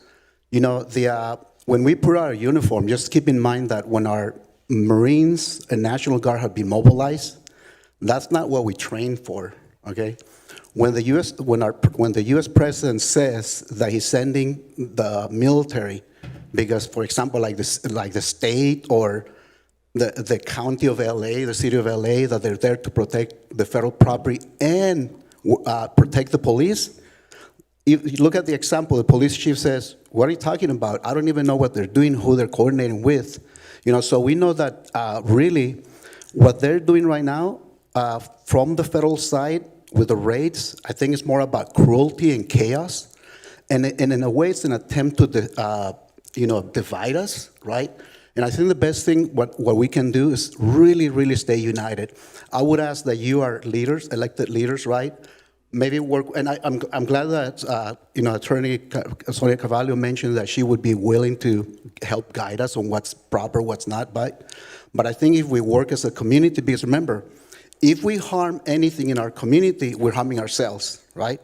So let's work with our city elected leaders, our pastors, faith leaders, community leaders, other veterans, right? So that we can stand together. The harm that we cause to our community, we cause to ourselves. I would ask the other activists, right? Stay in the fight. Don't cause anything that gets you arrested, because this is something more long-term, you know.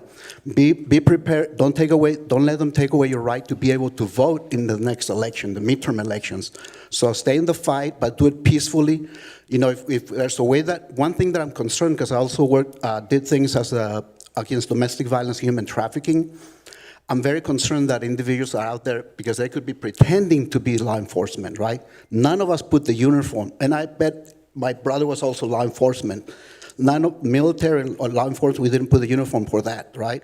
But I'm concerned that somebody may pretend to be a law enforcement. If there's a way that the city can help us work with the ICE, we know they have to do their job, even though they hate doing it, many of them. if you can help us find out when they take Francisco, someone. your time is up. If they take someone, that we know where they took them, so we know it was a valid detainment and not a kidnapping for sexual trafficking or something like that. Thank you.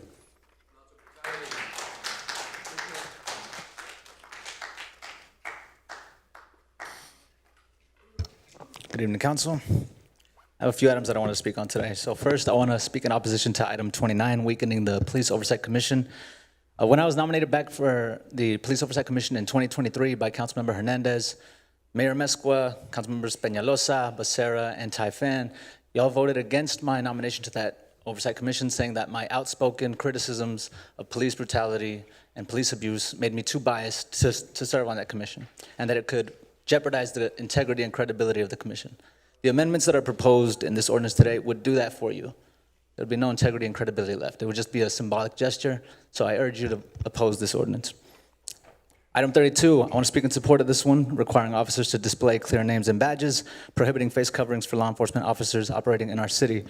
I know that there's going to be a back and forth about what can the city do to regulate the actions of federal officers, but this is something that we should at least bring to the forefront for a conversation. Just this morning, I had a call from a mother in our community saying, how do I talk to my daughter, 16-year-old daughter, about reports that men are impersonating ICE agents, wearing masks, and going out and assaulting women? How do I talk to my teenage daughter about that? And even within our own department, I know that I was out there at the protest when we were tear gassed, and our department was out there with riot gear. We've seen how much more aggressive and abusive our police officers and officers in general get when they have that anonymity. So I would say we don't need secret police in our streets. And so anything that we can do to show their faces while they're out here serving and protecting, let's do that. For item 28, financial assistance for families, I think this is a solid proposal and something that I think our families in our community would really benefit from. Mayor Mescua, I wish that this was the kind of language that you were bringing forth when you were telling people to lay low. This is the kind of thing that we needed at that time.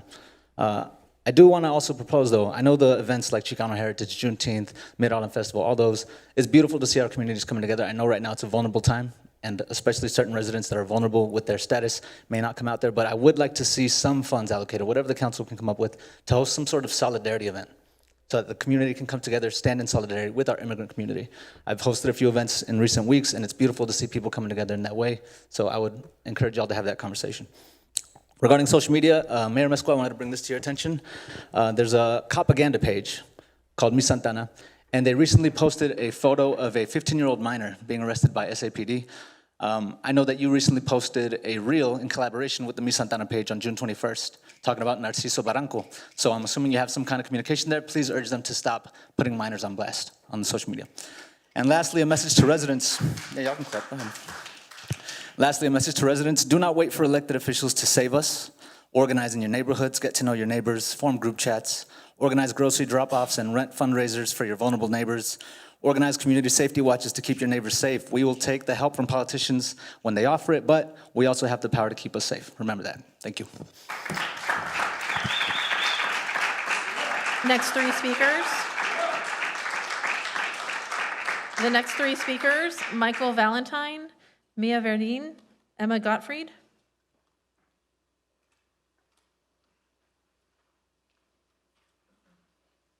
Michael Valentine.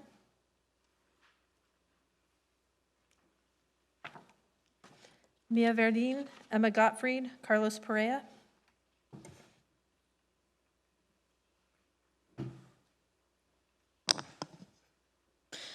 Good evening, Mayor and City Council. My name is Mia Verdine, and I'm a Ward 3 resident. I wanted to speak to you today on two items, so I hope you're taking notes. First, I would like to speak in favor of item 32, the resolution to direct city staff to prepare an ordinance to require law enforcement to wear visible identification and prohibit face coverings, as well as supporting SB 627 and 805 at the state level.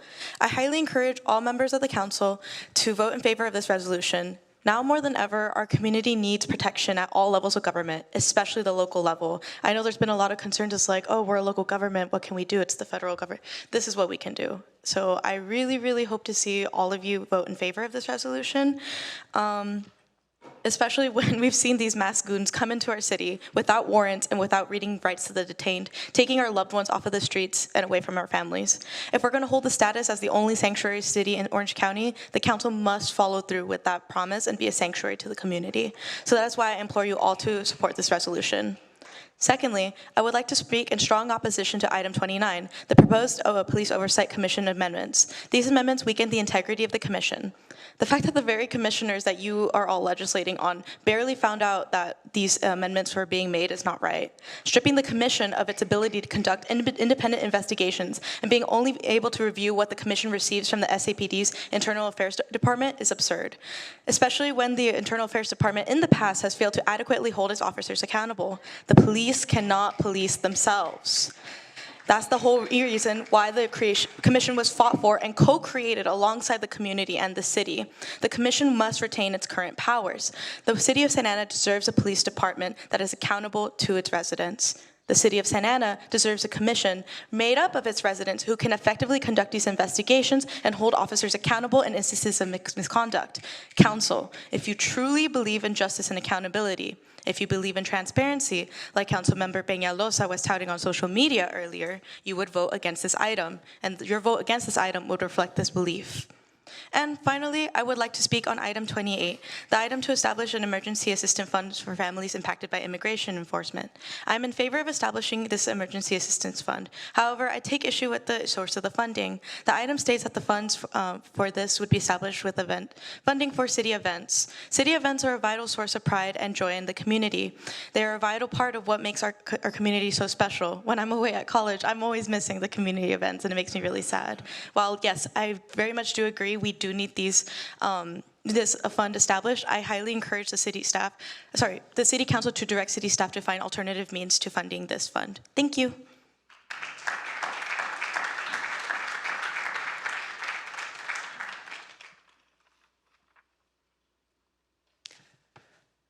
Hello, my name's Emma, and I'm a resident from Ward 4, and I'm here as a member of CSO's Police Accountability Committee. We're here to demand that the City Council not pass the ordinance for amending the powers of the Police Oversight Commission. I want to talk about the commission itself briefly. This commission was created in 2022. They've not investigated a single case, and in that time, right as you all are about to appoint the final piece for this commission to actually function, you're proposing this amendment to effectively destroy this commission. And who is proposing this amendment? Our mayor, Valerio Mesca, council member, my representative, council member Phil Becerra, and the city manager's office, and crucially, the police department. It's right there in the staff report that you submitted with the amendment. That's unacceptable. This was supposed to be founded as a way to increase transparency, a way to increase trust with the Santa Ana Police Department, which clearly needs it after all of the countless incidents that have not been properly investigated by the Internal Affairs Department. And this ordinance completely destroys the ability for the commission to actually do independent investigation. They have to wait until after the SAPD's internal affair investigation is completed. It limits the topics that after that investigation completes, whatever those findings sustain. That's not complete oversight. That's not independent at all. In fact, you all are even renaming the independent oversight director position to police oversight director. You're not trying to hide that this isn't an independent commission anymore. This is a PR tool for you all, and that's a shame. That's shameless, and it's unacceptable. The city deserves so much better, and we need community control over the police, and we need much stronger accountability for the police department. And also, I want to comment on how you all are so quick to say what you can't do in your abilities as a city, as a council, as a mayor, as a city manager's office, because you're shrouding that these changes are complying with state law. They're not. You've heard many other people speak on that, but also in terms of what you could be doing right now to protect citizens of Santa Ana right now. If we had a functional police oversight commission for these past 2 years, people would have been able to, the commission would be able to propose different policies for SAPD so that they could actually protect our citizens from ICE and our vulnerable community. If this oversight commission was functional, people would be able to submit for the Emma, your time is up. excessive force that SAPD is doing in this protest. The police can't police themselves. The next speakers, Carlos Correa and Emilio Ramirez. Good evening, Mayor Mezcua and members of the City Council. As a current member of the Santa Ana Police Oversight Commission, I'm here to express my firm opposition to the proposed amendments to the Police Oversight Ordinance. Let me be clear, these amendments don't improve oversight, they dismantle it. They strip the Commission of its power to conduct independent investigations and reduce us to passive reviewers of select internal affair cases only after SAPD has already concluded its process. This guts our core purpose. Civilian oversight cannot exist without the ability to independently evaluate complaints, especially those coming directly from the public. For over a year, this commission has taken our responsibility seriously. We've undergone extensive training, held monthly commission meetings, and prepared ourselves to engage in real oversight. Meanwhile, our work has been stalled, not because of inaction on our part, but because the City Council failed to appoint an independent oversight director until hopefully today. A role that is essential to our function. During this time, we have received complaints from community members that we've been unable to review on their merits due to the absence of a director.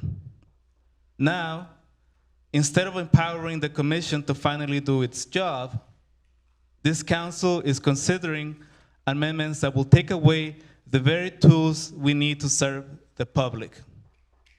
These changes were developed without any input from the commission.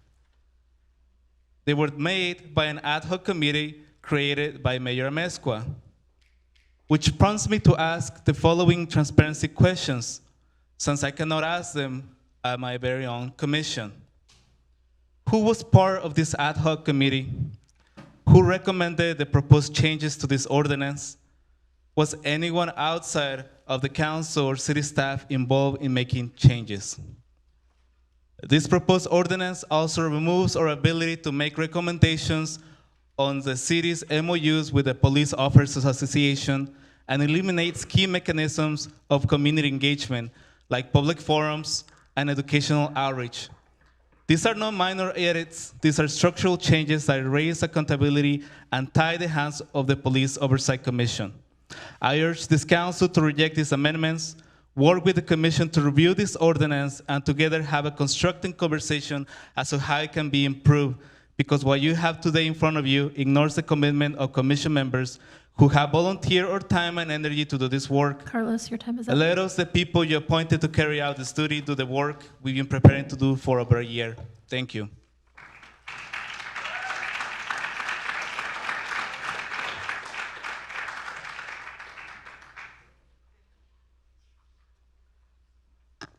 Good evening, members of the City Council. I'm here today to express my opposition to agenda item number 20, the Memorandum of Understanding for the MPAH between Santa Ana and the City of Irvine.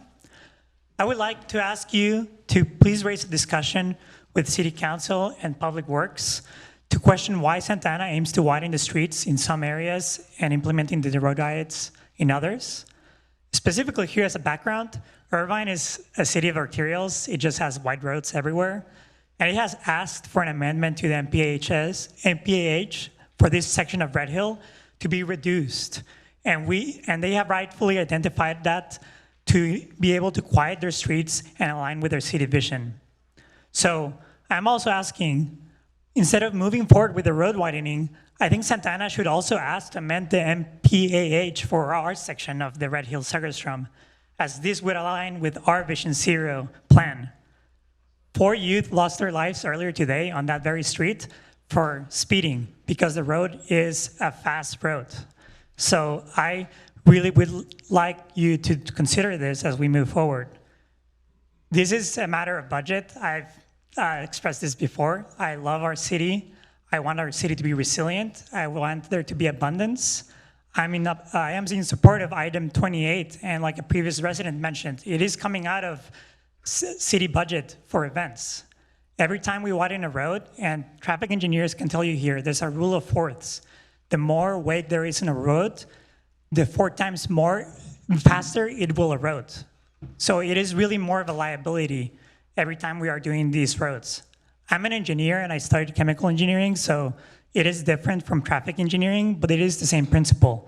You're trying to get through a road, in my case, a pipe, and the only way to do it is velocity times area. We are restricted by velocity, and the only thing that changes is area. In a refinery, like where I work, that's easy, it's just a pipe. But a city is not a pipe. Every time you widen a street, if you go to your favorite streets, they're probably small, there's people walking. But on a major arterial, people don't want to walk because it's a freeway. It's in the name, it's a highway. And it was brought up before. I know the city council is very bike friendly, and I really appreciate that. I'm very thankful for that. And I think we need to not think, like, I'm not here as a bicyclist. I'm here just as someone that's very concerned about the budget, and I think about the abundance and the prosperity of the future of the city. Today, CEQA has been amended, so I do think there's a lot of work to be done in zoning, and I urge the city to consider the ways that we will grow together. Thank you. Mayor and City Council, that concludes the public speakers that are present. We'll now begin with the Zoom speakers.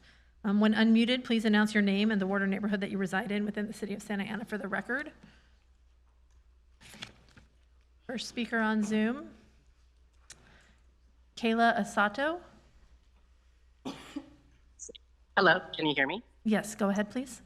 Awesome. My name is Kayla Asato. I am a former resident of Ward 3 and a employee over in Ward 5.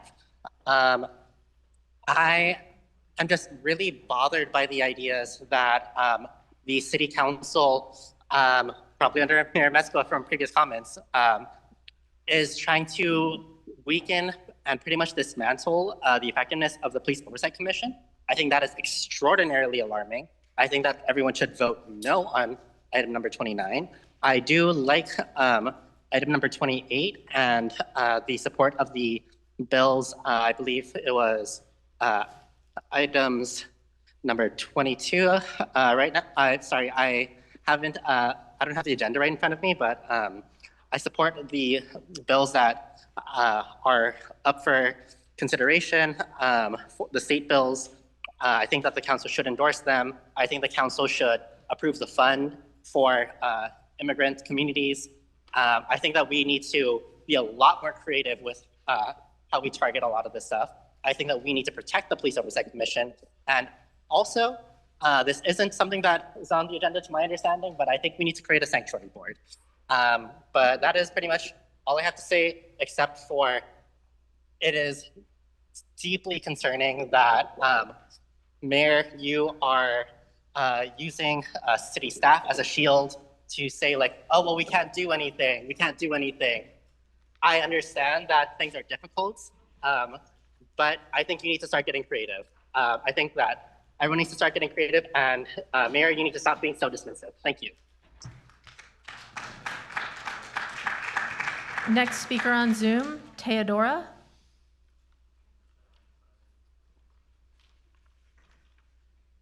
Please unmute. Buenas tardes. Soy parte de Esperanza Unión de Inquilinos. Estoy aquí para hablar sobre el punto número 28 de la agenda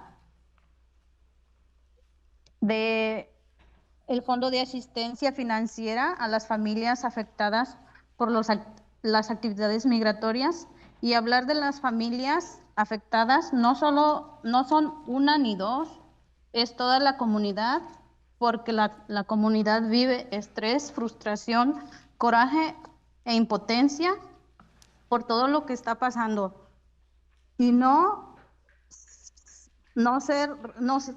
son responsables, permítame tantito, y no ser respaldados por ciertos concejales y Valeria Mezcua. Este fondo lo aceptamos, lo acepta la comunidad, pero no es suficiente. Su trabajo es averiguar de dónde más se puede obtener más fondos para la comunidad. Principalmente la policía también tiene eventos y durante el año. Usemos todo lo que esté disponible. De que hay, y no le digan a la comunidad que no hay, porque la comunidad vive aquí y sabe todo lo que pasa, que aunque nada de lo que se haga logrará que la comunidad olvide todo lo que están pasando con hijos, hermanos y papás. Ver a los niños de la comunidad, de nuestra comunidad, encerrados y preguntando a papá y a mamá que por qué no los llevan al parque, que por qué no salen de paseo, que por qué tienen que estar encerrados. Basta de todas estas cosas que vive la comunidad y a la policía, de tanta policía que hay, ¿por qué no hacen su trabajo? ¿Por qué, como dicen, proteger a la comunidad? ¿Por qué no se aseguran de que las personas que están entrando a nuestra comunidad realmente sean ICE y no cazarrecompensas? ¿O sabrá Dios qué tipo de personas se están llevando a nuestra comunidad? Hagan su trabajo, que es cuidar a la comunidad. Gracias.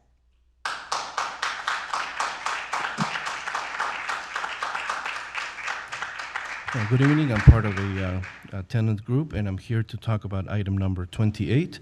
And we are receiving, we like to receive that help that you mentioned for ICE activities. But please realize that it's not just one or two families, it's a lot of families. The entire community needs this because we are suffering from stress and frustration and fear and impotence. And we are not supported by some council members. We are not supported by Valeria Mezcua.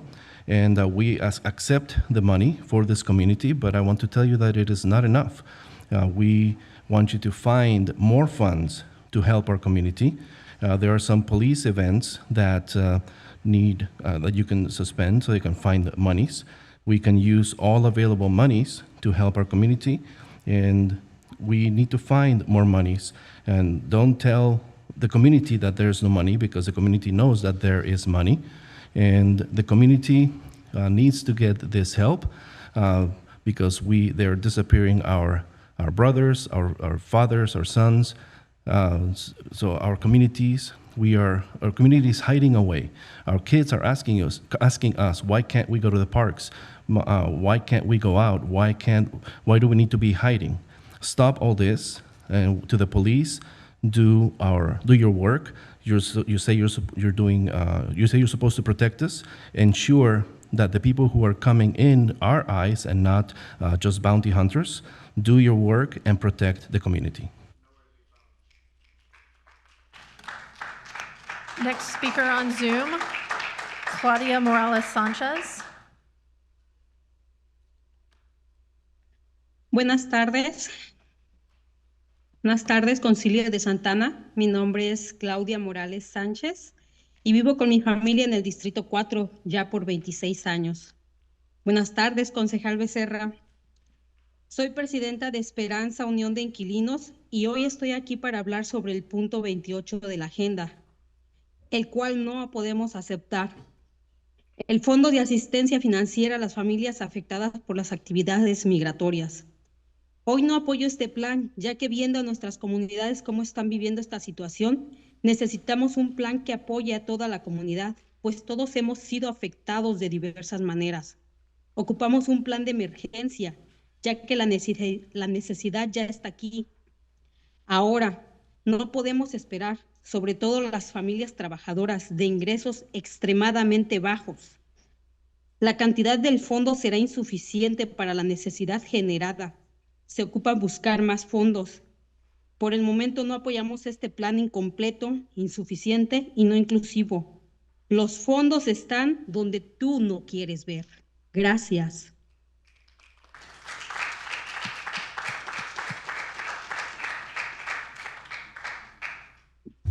Good evening, City Council, and my name is Claudia Morales Sanchez, and I live in Ward 4 for over 26 years, and I'm a part of the Tenants United group, and I'm here to speak about number 28. This is unacceptable because the funds to protect against ICE, the situations that our families are going through are very complex, and we need help for we need a comprehensive plan for all of the community. This money is not enough. We need an emergency plan to act because we need the help now. The situation is here. We cannot wait. Our low-income families need the support, and the money that you're proposing for this item, the money is not enough. We need to find more funds. We do not support this incomplete plan that is not going to be enough.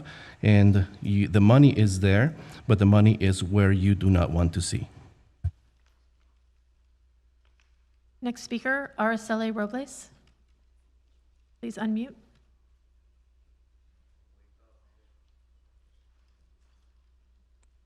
Sí, buenas tardes. Mi nombre es Araceli Robles y yo vivo en el Distrito 2. En estos momentos estoy aquí para apoyar que no le hagan ningún cambio al Comité de Vigilancia Policíaca. El tener este grupo nos llevó muchas horas de concilio, muchas quedadas tarde, mucho tiempo sin pasar con nuestras familias, porque realmente necesitamos que el Departamento de Policía sea vigilado. Yo me pregunto, Valerie, si confías tanto en tu Departamento de Policía, ¿por qué quieres quitar las cosas del comité? ¿Por qué les quieres quitar valor? Porque realmente tú sabes que después se van a destapar cosas todavía mucho más graves. Yo voy a hacer todo lo que esté de mi parte para apoyar este comité. Y también otra cosa, abogada de la ciudad, ¿podemos tener una reunión? Porque usted dice que hay que estar en buenos términos y todo eso, porque un servidor público tiene que pagarle la campaña a un servidor público y que ellos se vean en la necesidad de estarles dando nuestro dinero, dándole nuestros impuestos. Necesitamos tener esa reunión y hacer una campaña. Y Valerie, de verdad qué lástima me das cuando tienes esa actitud. Tu lenguaje corporal es completamente inaceptable. Nosotros somos una comunidad que lucha y que no nos vamos a dejar que nos quites este comité. Y los fondos, úsalos donde realmente los necesitamos, no en el Departamento de Policía. Abogada de la ciudad, estoy lista para tener una reunión con usted y poder planear una campaña para destituir que un servidor público le dé dinero a otro servidor público. Es conflicto de interés.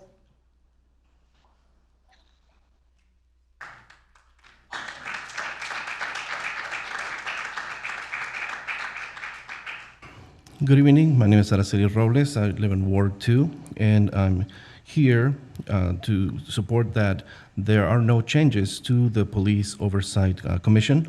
We have spent many hours and many late nights away from our families to get this done, and supposedly is to support the police. But Valerie, if you trust your SAPD, why are you taking away the power of this commission?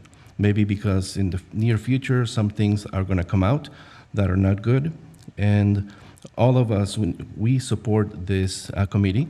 To the city attorney, you're saying that we can have a meeting. Why do we need to have a meeting if we all need to be in good terms?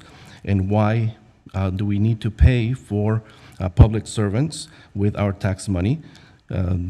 So we do want to have that meeting, Ms. City Attorney. And Valerie, it's a shame that you have that attitude. Your body language speaks volume, and that you are not supporting. And the community needs this. We do not need to have changes to this police commission.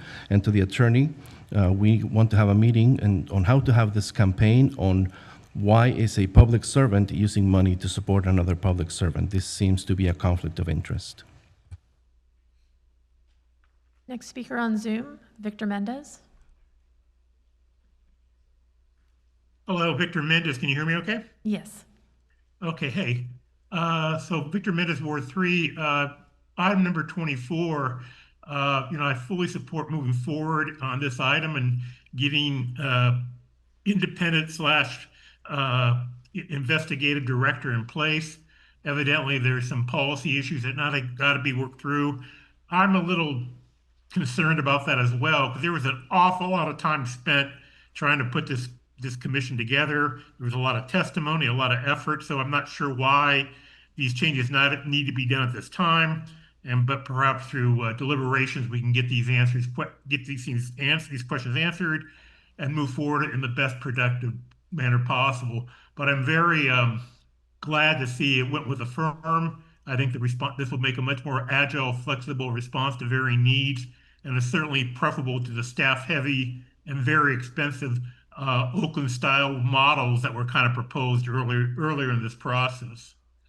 On number 28, the Immigration Support Fund, I certainly support this item. However, I'd like you to consider other alternatives to fund this initiative. In prior years, staff provides the final reconciliation of the prior year budget. That reconciliation then the funds in that reconciliation then go to fund funds or stabilize other funds such as workers' compensation. It's a lot of money that kind of gets transferred out at the end. And I'm wondering if maybe there's a way to defer until we see what that reconciliation looks like.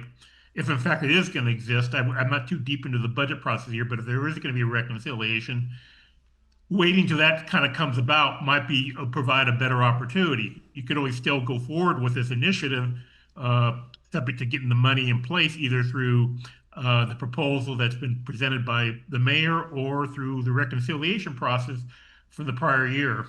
Nonetheless, the circumstances of this proposal are urgent, and I would like the council to consider all viable options to implement this. It's very important to me. As many of you know, I was recently hospitalized for several days, and at a time when immigrants are vilified in the news, I can honestly say that the immigrants probably saved my life.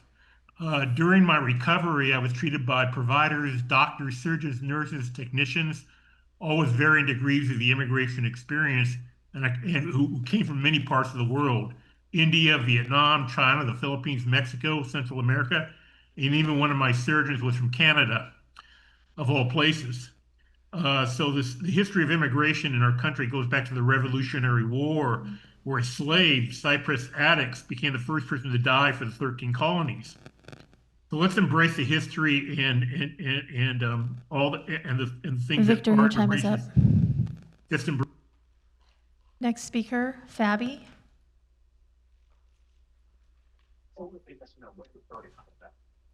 Hello, good afternoon, members of the City Council.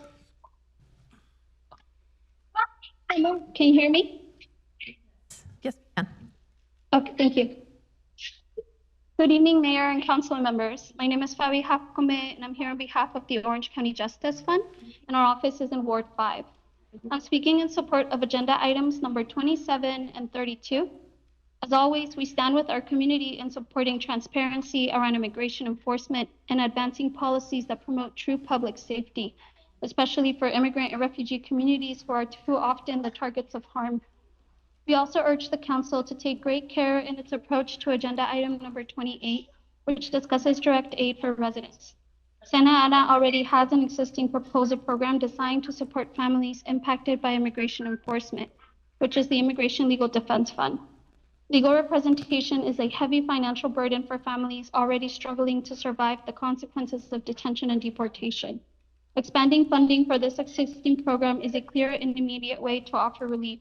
It should not be delayed or overcomplicated by creating new duplicative programs. And we urge the city to strengthen and streamline access to this fund. In doing so, please ensure that legal services are accessible to all impacted residents, including Southeast Asian refugees who are disproportionately targeted for deportation and face unique barriers in securing representation. We encourage you to also keep in mind basic needs like rental and utility assistance. As a nonprofit, OCJF has fundraised to provide community members with bond assistance and to connect them to legal services.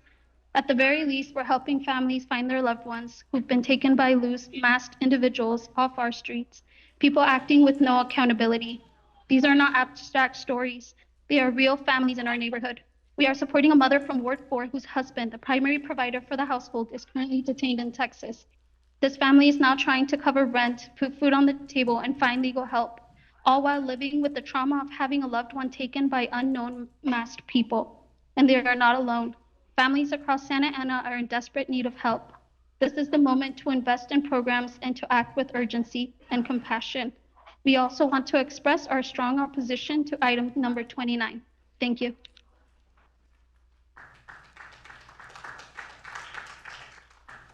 Mayor and City Council, that concludes the public speakers that were in the queue when we began. Thank you, Madam City Clerk. At this time, I'm going to call a 5-minute break, and we'll be right back. Recording stopped.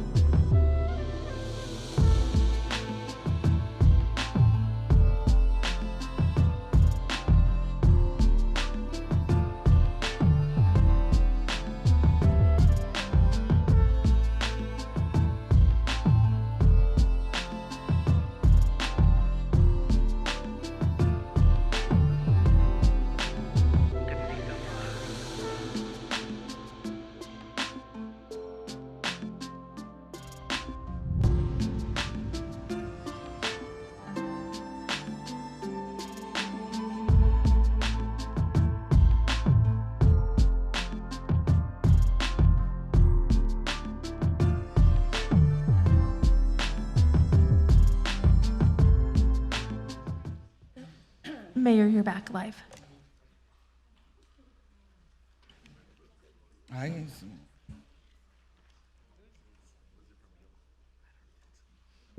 All right, we're back on. This is the consent calendar.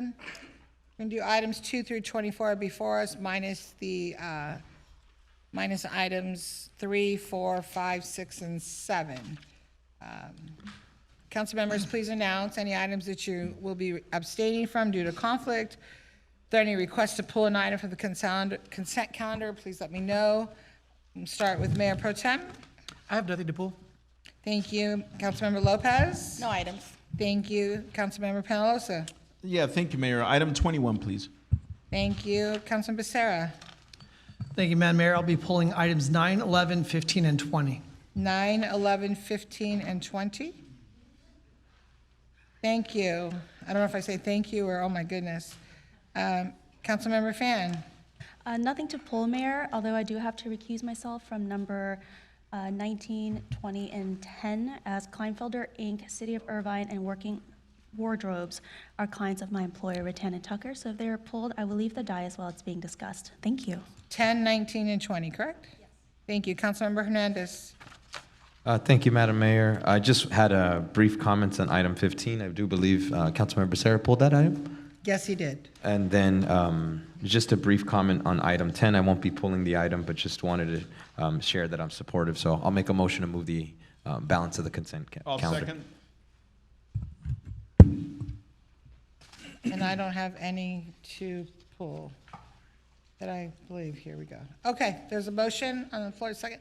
Madam Clerk? Yes, a motion by Councilmember Hernandez, seconded by Councilmember Penalosa, to approve consent calendar items number 3 to 24 with the exceptions of items 3, 4, 5, 6, and 7, which were previously approved, and items 9, 11, 15, 20, and 21, which have been pulled for separate discussion and consideration. Councilmember Becerra? Wait, is our voting system not working? I've asked for a roll call, sir. Okay. Aye. Councilmember Hernandez? Aye. Councilmember Lopez? Yes. Councilmember Penalosa? Yes. Councilmember Fan? Yes. Mayor Pro Tem Vasquez? Yes. Mayor Mesqua? Yes. 7 ayes, no nays, with a reported recusal by Councilmember Fan on items 10, 19, and 20. Motion carries. First item pulled is item number 9 by Councilmember Becerra. Thank you, Madam Clerk. This is the item is to approve a pre-commitment of $920,000 in inclusionary housing funds for eligible home buyers to purchase 9 existing rental units that will be converted into affordable ownership condominium units over off of Wellington. So I love the idea. I love that we're seeing this happen. I love that these units will become opportunities for folks to own in our city. But I have more of a question when it comes to kind of process and procedure. And so, Mr. City Manager, so I guess what I want to understand is, so this is a pre-commitment. And in order for these apartments to become condominiums, certain things have to happen, right? Certain approvals, right? So I guess what I'm concerned with is we're looking at pre-approving money and then later coming back and possibly approving entitlements. So I have to imagine very minimal. There would probably be at least a track map that would be a part of the approvals for this project. Is that correct? The Assistant Director Mann would answer the specific questions because, yes, we are aware of that. Good evening, Mayor and members of this council. The answer to your question is yes, there will be a tentative track map that's required in order for the project to be subdivided into ownership units. The pre-commitment tonight is simply just that. It's a commitment to provide funding for families to purchase the home, subject to the project Habitat for Humanity going through the city's review process. The commitment decision tonight does not bind the city on its regulatory process. In terms of going through the mapping process, the applicant would have to submit to the planning division for review under the subdivision map requirements, go through the planning commission for the tentative map, and eventually go through the final map process for review at a later date. So let me ask you this, Mr. Tice. So you said something that piqued my interest. So the money itself, it's not going to the company building the home or converting the apartments into condominiums. It's being set aside for the purchase. Is that correct? That's absolutely correct. It's Okay. being set aside for purchase at the project site, but to Santa Ana residents and not to Habitat for Humanity. Okay, because what alarmed me on this particular item was we've seen in the past where staff has brought forward items that were pre-commitments prior to entitlements. And I think that is, if everybody out there that's screaming bloody murder about transparency and what's going on, there is a situation ripe for some sort of malfeasance. Because I think that to ask this council to commit money and then have us pretend that we are just completely unbiased and that we're somehow going to make a decision on a discretionary action without any sort of kind of predetermined outcome in mind is absolutely insane. So I appreciate you making that clarification, because if it had just been, I mean, think about it. If we had done a quote unquote pre-commitment to one of the bigger private developers in town, rightfully so, everybody should be losing their mind over that. That is not the way to do business in this city. We should be doing entitlements first before anything along those lines. So I appreciate the clarification, and now that I know that, I'll go ahead and move this item. I'll second. Any other comments by council members?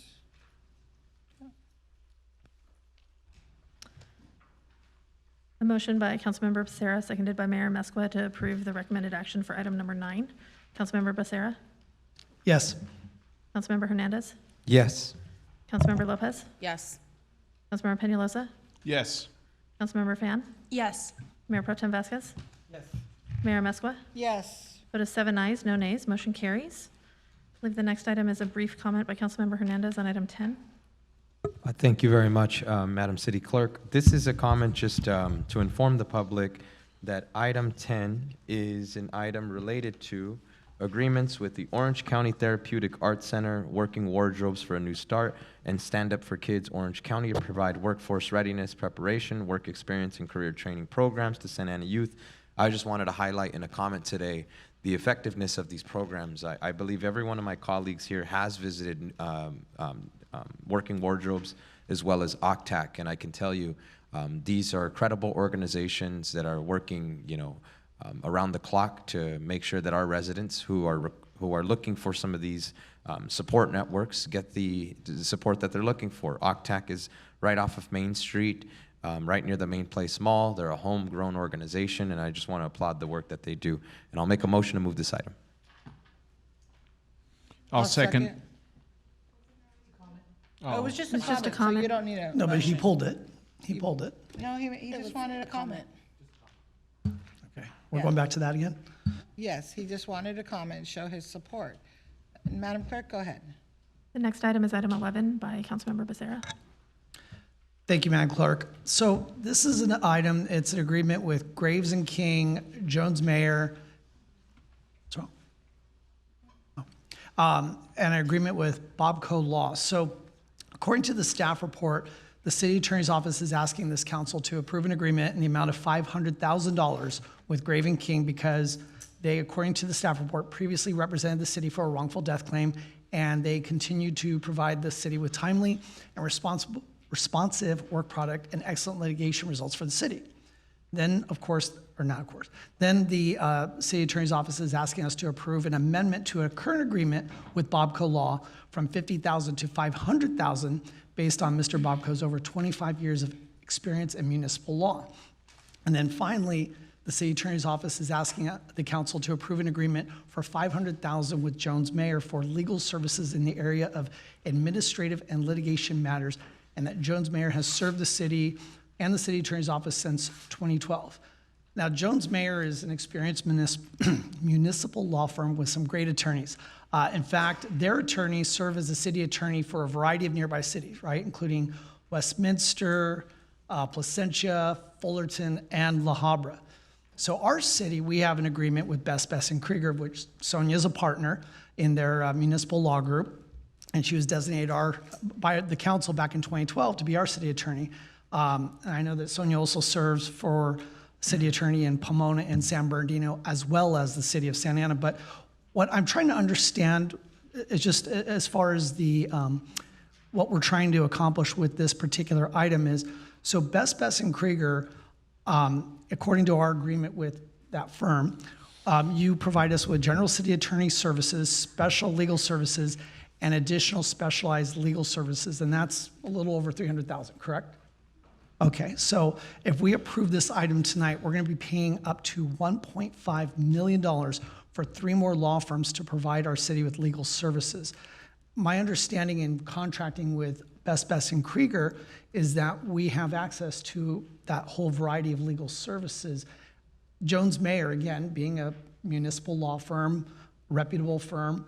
So what I guess I'm trying to understand is what are these other law firms offering that we aren't getting through our contract with BBK?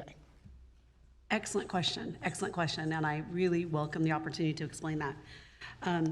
So we have 3 different things. I'm going to start with what you do with respect to our contract. So our contract, when I say our, Best and Krieger in the city, covers general city attorney services. That's what I do at all your meetings, advice, overseeing the office, and that's set through a retainer.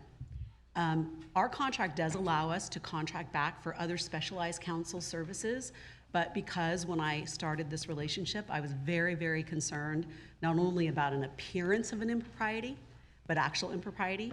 So we made it clear that we, our firm, would never handle certain types of cases because there could be a real appearance that we were, in my role as a city attorney, referring work back to the firm. It'd be very easy for my firm to do all of your work. It would cost you a lot of money, but I just think that's a huge conflict of interest. We don't work that way. But even if you had an in-house city attorney full-time, I'll tell you why you would still need these 3 law firms. So it doesn't matter that you're contracting with me, but there's a reason why you would need each of them. With respect to Graves and King, they are actually a tort claims law firm. They are hired through your risk management program, and they're paid for by your risk management program. Okay. So while that is general fund funded, you would have to hire them no matter what, because I'm sad to say you have about 71 pending lawsuits in your city right now for things from tripping over sidewalks to potholes to bicyclists, car accidents, et cetera.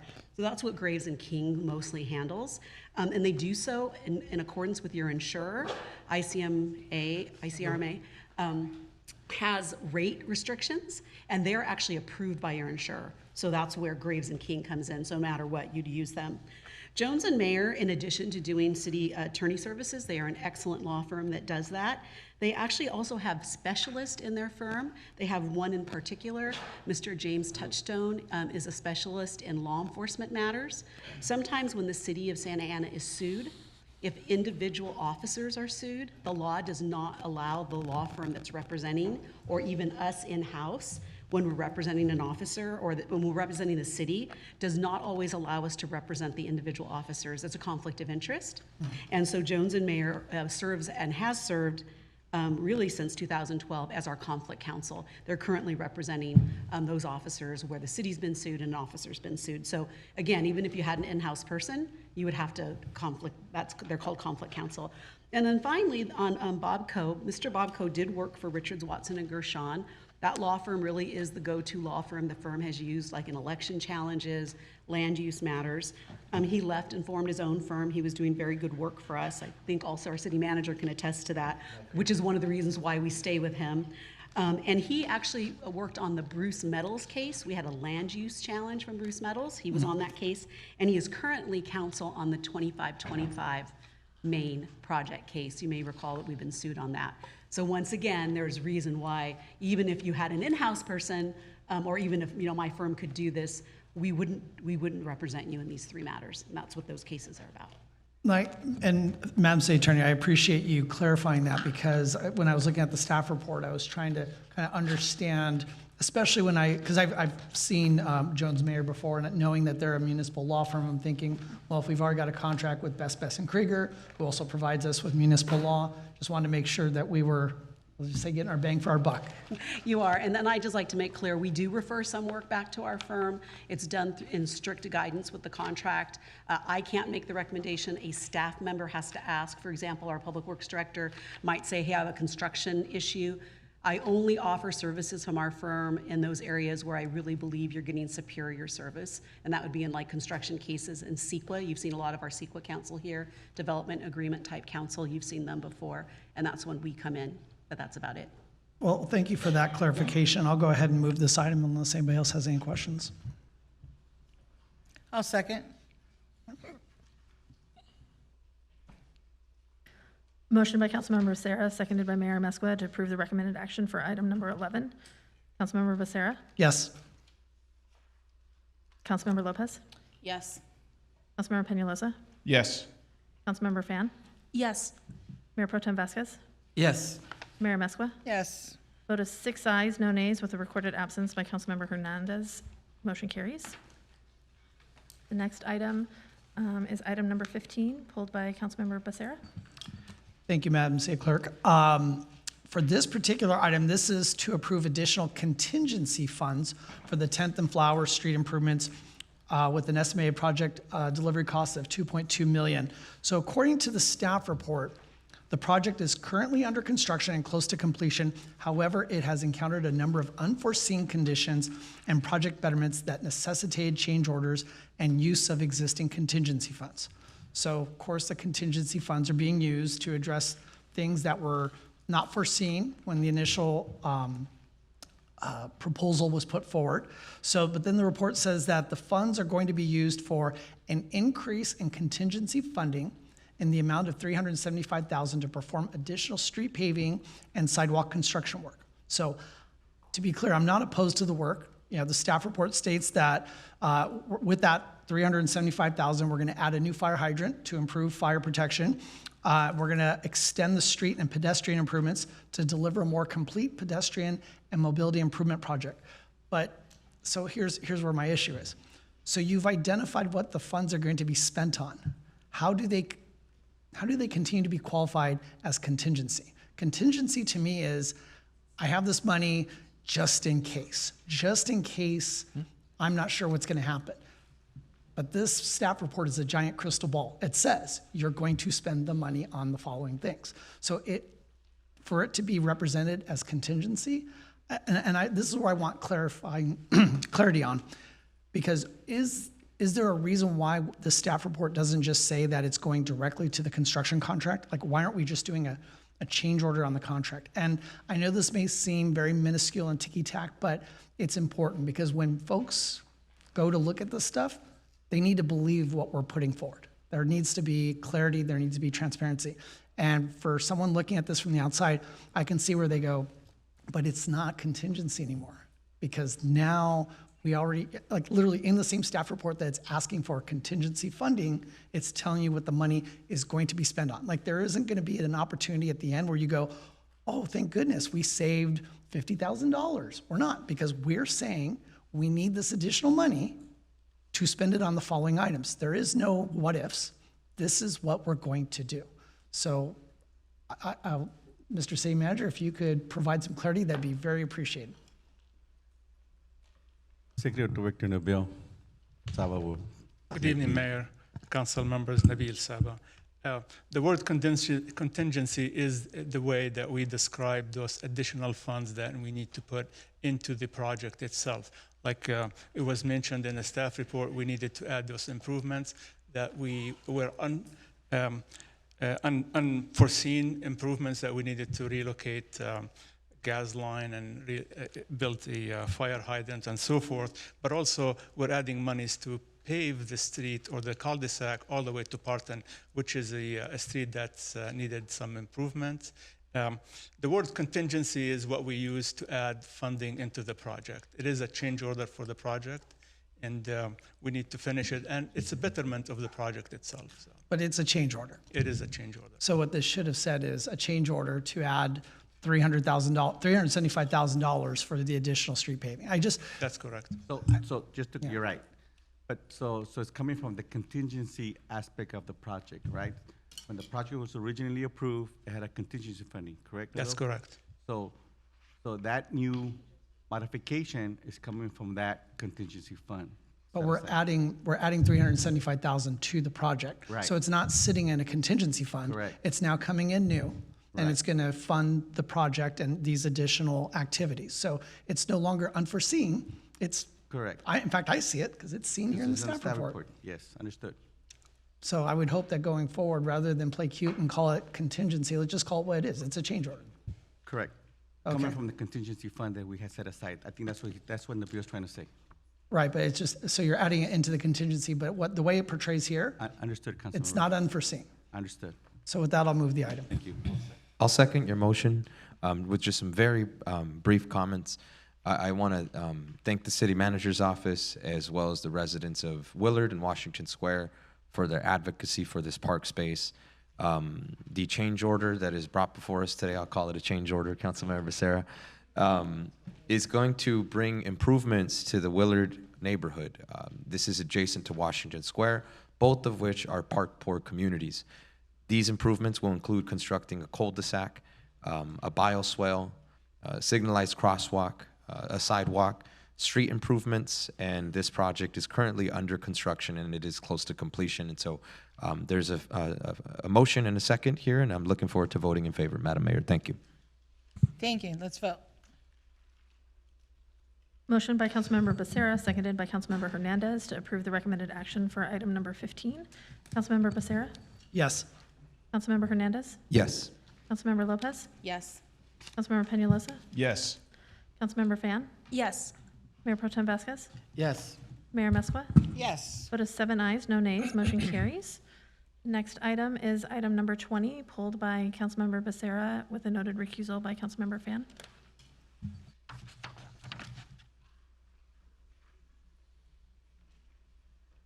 Thank you, Madam City Clerk. So this one is just, this is really a good item. So in April 2024, this council rejected what I would say were proposed unrealistic amendments to the master plan of arterial highways that would have eliminated an entire backyard of one existing home and chopped off a portion of another home along MacArthur Boulevard in our city in order to allow the city of Irvine to reduce Red Hill Avenue between MacArthur and Main.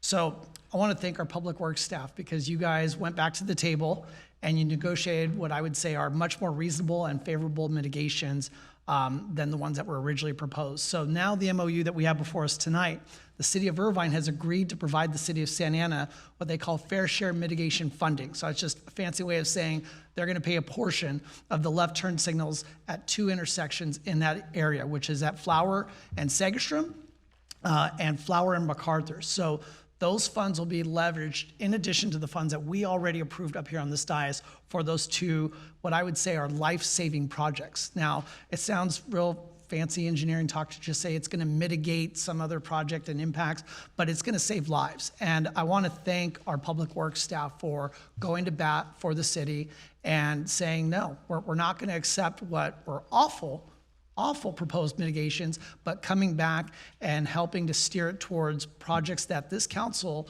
already committed to and that will save lives. So I just wanted to publicly acknowledge your guys' efforts and say thank you for that work. And with that, I'll go ahead and move this item. I'll second your motion. No other comments? Let's prepare to vote, please. Motion by Councilmember Becerra, seconded by Councilmember Hernandez to approve the recommended action for item number 20. Councilmember Becerra? Yes. Councilmember Hernandez? Yes. Councilmember Lopez? Yes. Councilmember Peñalosa? Yes. Mayor Pro Tem Vasquez? Yes. Mayor Mesqua? Yes. Vote is 6 ayes, no nays, with a noted recusal by Councilmember Fan. Motion carries. The next item pulled is item 21 by Councilmember Peñalosa. Councilor Peñalosa? Thank you, Madam Mayor, and thank you, colleagues and staff, for the time. I pull item 21, Bristol Street rehabilitation from Santa Clara Avenue to Memory Lane. Madam State Attorney, please interject if I step out of line on the substance of this item, but I'm definitely supportive of awarding this contract to the contractor that put in a bid. However, the question is more just on the overall plan that we have moving forward with Bristol Street. I know that in the staff report, it said that the Bristol Corridor widening plan approved by the City Council in 1991, when most of us up here were babies, and I don't believe Councilmember Hernandez was even alive, does include this segment of Bristol to be widened in the future. However, there is no near-term plan to initiate the widening project in this segment. Widening this segment would require securing significant sum of grant funds and City Council approval of extensive right-of-way acquisitions. Staff will evaluate and present options for widening this segment to City Council in the future once the existing widening projects are completed.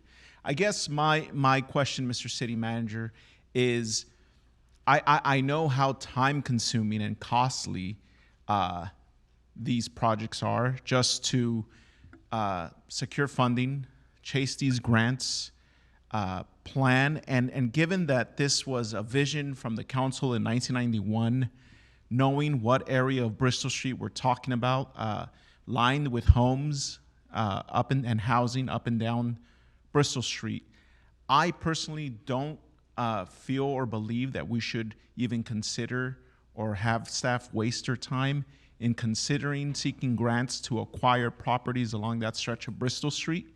So I guess the question here is, obviously this is just a rehab, which I'm happy to support it, and I'll make a motion to approve it. But Madam City Attorney, if you could chime in here, I guess this wouldn't be an appropriate time to discuss those plans, correct? I thought so. Yeah, no, because it's just the funding part on this for the consent calendar, but you can give direction to staff to come back. And I would make a motion to approve this item to rehab this section of Bristol Street, but with the caveat, Mr. City Manager, if we could at some point in the next couple of months bring back some kind of resolution that kind of just ceases and stops all widening of this segment of Bristol Street and just drops the idea. I don't think it's worth our staff's time to continue dabbling with this 40 years later. And I don't anticipate us having the funding to acquire these properties anytime soon. So with that, I know that this opens up the broader conversation of many of the arterials across the city that have planned widenings. I just don't think that that's something that we should be considering at this point anymore. But with that would be my motion to approve this, awarding this contract, but with also directing staff to bring back at some point just the overall master plan of what we have currently in the pipeline to widen these streets. I'll second that with a comment. I actually have a comment too, so let me start on this side. Any comments on this side? Yeah? Okay, Councilmember Becerra. Thank you, and thank you, Councilmember Pelosi, for bringing that up. We do have to start talking about this. This is a project that's been going on since 1991. We're obviously a little slow on this one, but I think we're at a point now where the proposed quote-unquote improvement may no longer be seen as an improvement. And so we need to have a real conversation about that. We have a gentleman that's come to a couple of our meetings now that talks about the master plan of arterial highways. I've voiced concerns in the past because I don't believe our legacy should be to keep widening roads so that we create highways so people can just bypass our city. I think people should slow down, enjoy our city. I think it's important so that we have folks that feel that they're safe in their own city, that they can walk along the streets, not just only drive, but be able to walk, be able to take transit, be able to ride their bikes. And so I appreciate you bringing this forward, bringing the motion forward. I look forward to the conversation, but I do think that, especially with Bristol, we've gotten to a point. I know we're thankfully in mid-construction in the segment south of 17th Street, and we've got that pretty much handled all the way through to Warner. But I think at this point now, it's probably a good time to start having that conversation, not only about Bristol, but potentially about citywide and other future widenings. So thank you for that, Councilmember Pelosi. I'll be supporting it. So thank you, Councilmember Pelosi. I'm going to support it as well. Mr. City Manager, in the time that you've been here, I know you're counting by the minutes. How long has it been? With acting and permanent, it would be, I think, about 14, 15 months. So 14, 15 months. I know that we've had conversations about wanting to complete projects in a timely manner. Yes. And so when I read this too, I was like 1991. I won't tell you how old I am. I was at 1991, but I was born, Councilman Hernandez. But so I have to agree with my colleagues and and the conversations that I've had with you, I know that they've been brought up here on the dais as well, is like starting projects, finishing them, starting, finishing them. So as far back as I can remember, you know, we joke about Councilman Penalosa's comment about Bristol's been under construction since he's been in diapers. I'm glad that my colleagues have brought this up because I know you're evaluating projects that are going on in this city, and how long it's taking to complete them. So I would ask you if you can come back with something to share. What is, and I know we have this master plan for Bristol, but what is the real plan? Like, what do you, now that you're the city manager and you have your leadership team, what is the goal here? Because I drive down Bristol almost on a daily basis, and I don't like it. I mean, it's a mess. You start in one area, it's wide, and it goes in, and then it goes back out, and then you're gonna get a flat tire somewhere along the way. And so, am I right? I mean, it's true. So I would really like, and I know as Council Penalosa said, with the city attorney, she'll pull her red card out. I just want us to have, I want us to see something, and I want the community to see, what are we doing? Bristol, on Harbor, I know Warner, you know, the areas that people are flying through. It is. The gentleman spoke earlier, it's like a freeway. You know, if you're driving 25 miles an hour down Bristol, people are all upset at you because they're driving 60, 70 miles an hour. It's a main arterial, usually around 30, 35 miles. I understand that. Well, then I'll go 35. But my point is that there's a lot of construction on Bristol, always has been for a long time. And now with your leadership team, I would really hope that you would bring to us, and I'm asking you to share with us, what is the plan for Bristol? You know, where are we heading? What's the timeline? Because I know that's important to you, and it's important to all of us sitting up here. What is the timeline? And do we have to keep going over? We build on Bristol, we tear down, we put back up, blah, blah, blah, quién sabe qué. So we need something. So I'm going to support this item. However, I also am concerned because when I read 1991, I was just like, oh my God, I hope nobody mentions 1991. And of course, Councilman Penalosa did. So, so if you can bring something back, I'd really appreciate it. And I'm going to be supporting this item. So let us review, we'll bring Bristol as a test case, because I think Bristol is a perfect example. I know we finished in Warner, there's some construction already semi-finished on Main Street. And I know in the last council meetings, one or two, we've talked about McFadden. So maybe what we can do, we'll put a pause before we begin the heavy construction at McFadden, even though we do have agreements with OCTA, measurement prices, and that kind of component. So let us do that. And That would be wonderful. So we can start looking at that. Thank you. And what timeline would you like? Because I know we want it sooner before, but I know you have a lot of projects on your plate. So yes, like late August, early September. We're still not done with the agenda, so you see we do have a lot of projects. So a good 60 days at least to get an idea where we're at, get a historical perspective with Public Works, see where we're at. Again, we did art tech from 1901. I was finishing UCI at that point, so 1991, not 01. 91, yes. Okay, so we're good. 60 days or 120 days? Yeah, give me 60 days, and because I think with Bristol we can provide at least a historical perspective where we're at. Everybody's good with 60 days? Okay, perfect.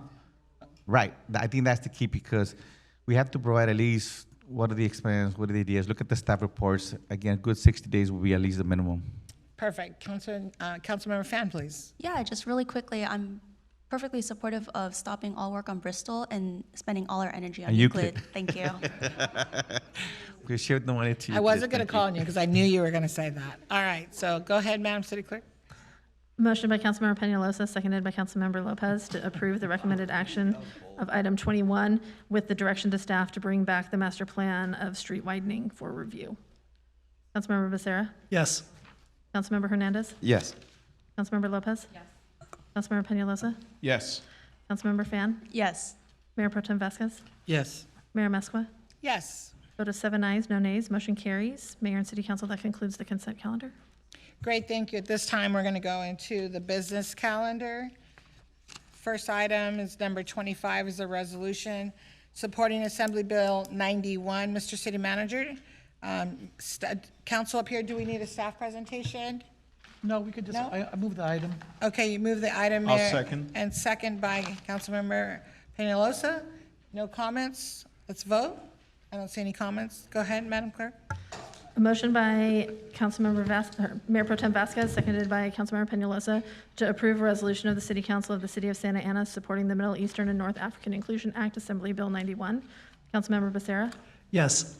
Councilmember Hernandez? Yes. Councilmember Lopez? Yes. Councilmember Penalosa? Yes. Councilmember Fan? Yes. Mayor Pro Tem Vasquez? Yes.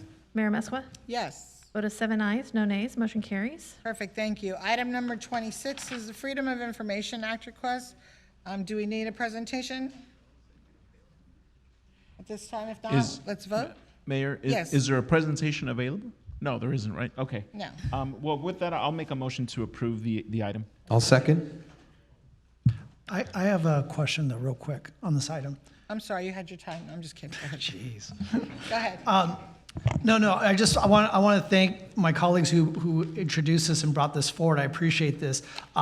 What I wanted to ask though is one of the speakers earlier had mentioned something about data encryption and making sure that this data was secure, and then it just got me to thinking. So if the federal government was to comply with this request, what are we planning to do with the data once we receive it? Post it. I mean, the idea is to share it, right? Okay. Obviously, evaluate the impact, right? What are the policy-making decisions and how we can, analyze how it impacts our residents the most. Obviously, the first and I think paramount is what's being said on a continuous basis is how do we share the information, and at that point, then what does that mean for us as a city as far as our ability to respond to it also? Well, and I appreciate that, just because when I'm looking at the forms that we're asking for, there's going to be a lot of personal information on there. And I don't know. This is just, I'm throwing it out there for all of us to digest, but I just don't want to do something that ends up harming somebody else, right? Like, I think we need to make this request. I'm not in any way opposed to the request. I'm just, once we get that, because all this is doing is saying, shall we submit the request? Right. But once we get it, I think we do need to think about what we do with it, because putting individual folks out there, because you may have had somebody that was detained and there may be someone else in that household that would possibly be eligible to also be detained.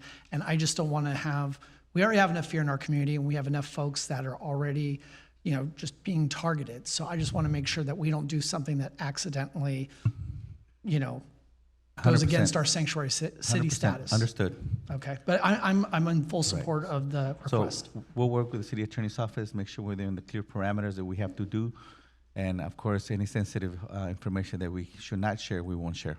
Yeah, that's what I was saying, Madam City Attorney, you'll be very involved in this, because if they give us information. Right.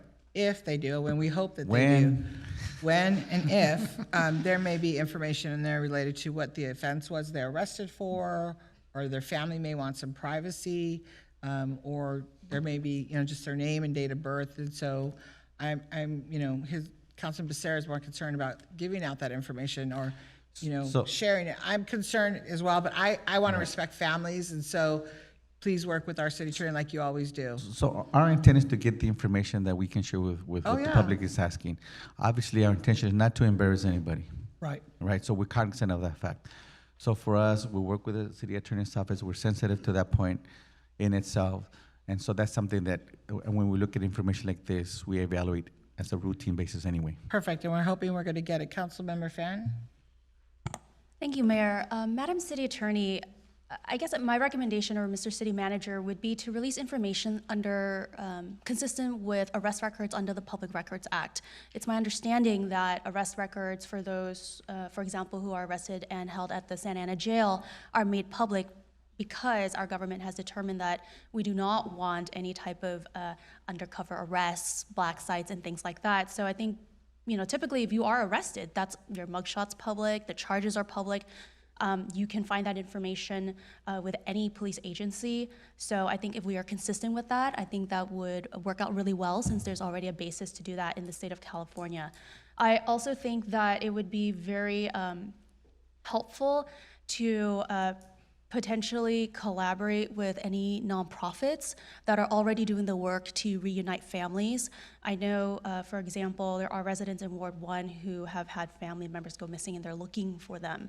And so by doing that, I think, with these nonprofits that are already doing the hard work, the legwork for us, I think that would be very helpful if we're not necessarily posting all this information online.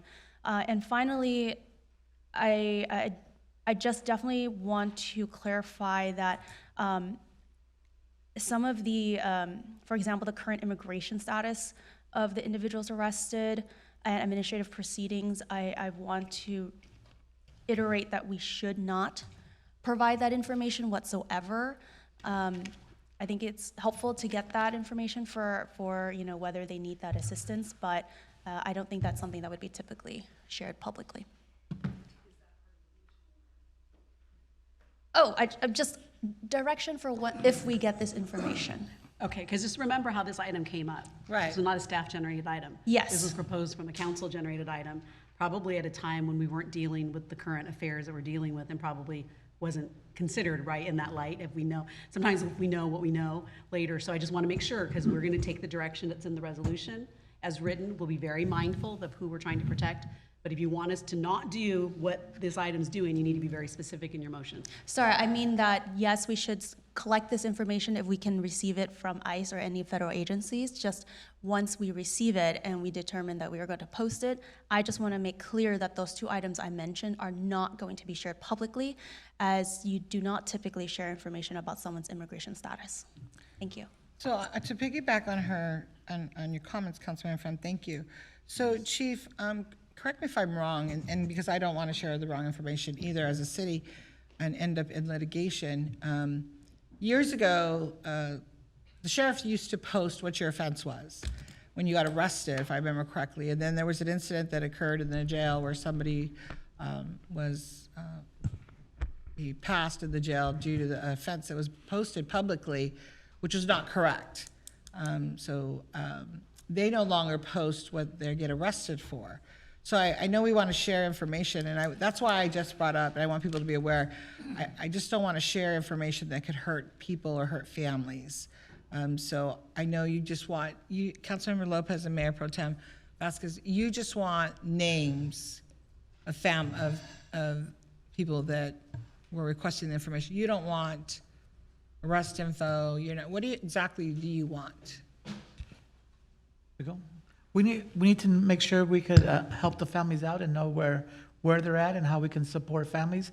I also want to know the numbers of people taken by ICE in our city, so we can support those families and see what is happening, what are the effects on our community, and where we can support and where they were taken.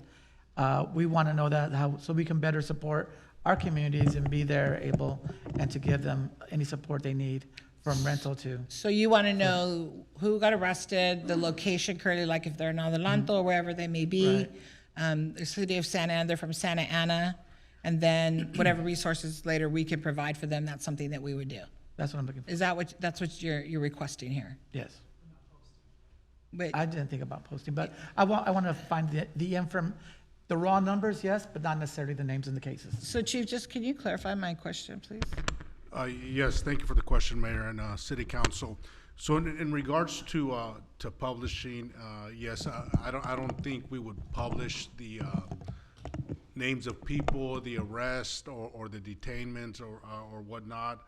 It could expose families to other fraud possibilities. For example, I think there was just a new article that came out yesterday about warning community members about immigration lawyers and fraud and families being exploited due to the high necessity of their current situation. Also, we wouldn't want to publish that information also for the reason being that maybe family members could be collateral, damage to some of these federal ICE raids and whatnot. Councilman Hernandez? Thank you, Madam Mayor. I'll be brief. I support Councilmember Fan's comments.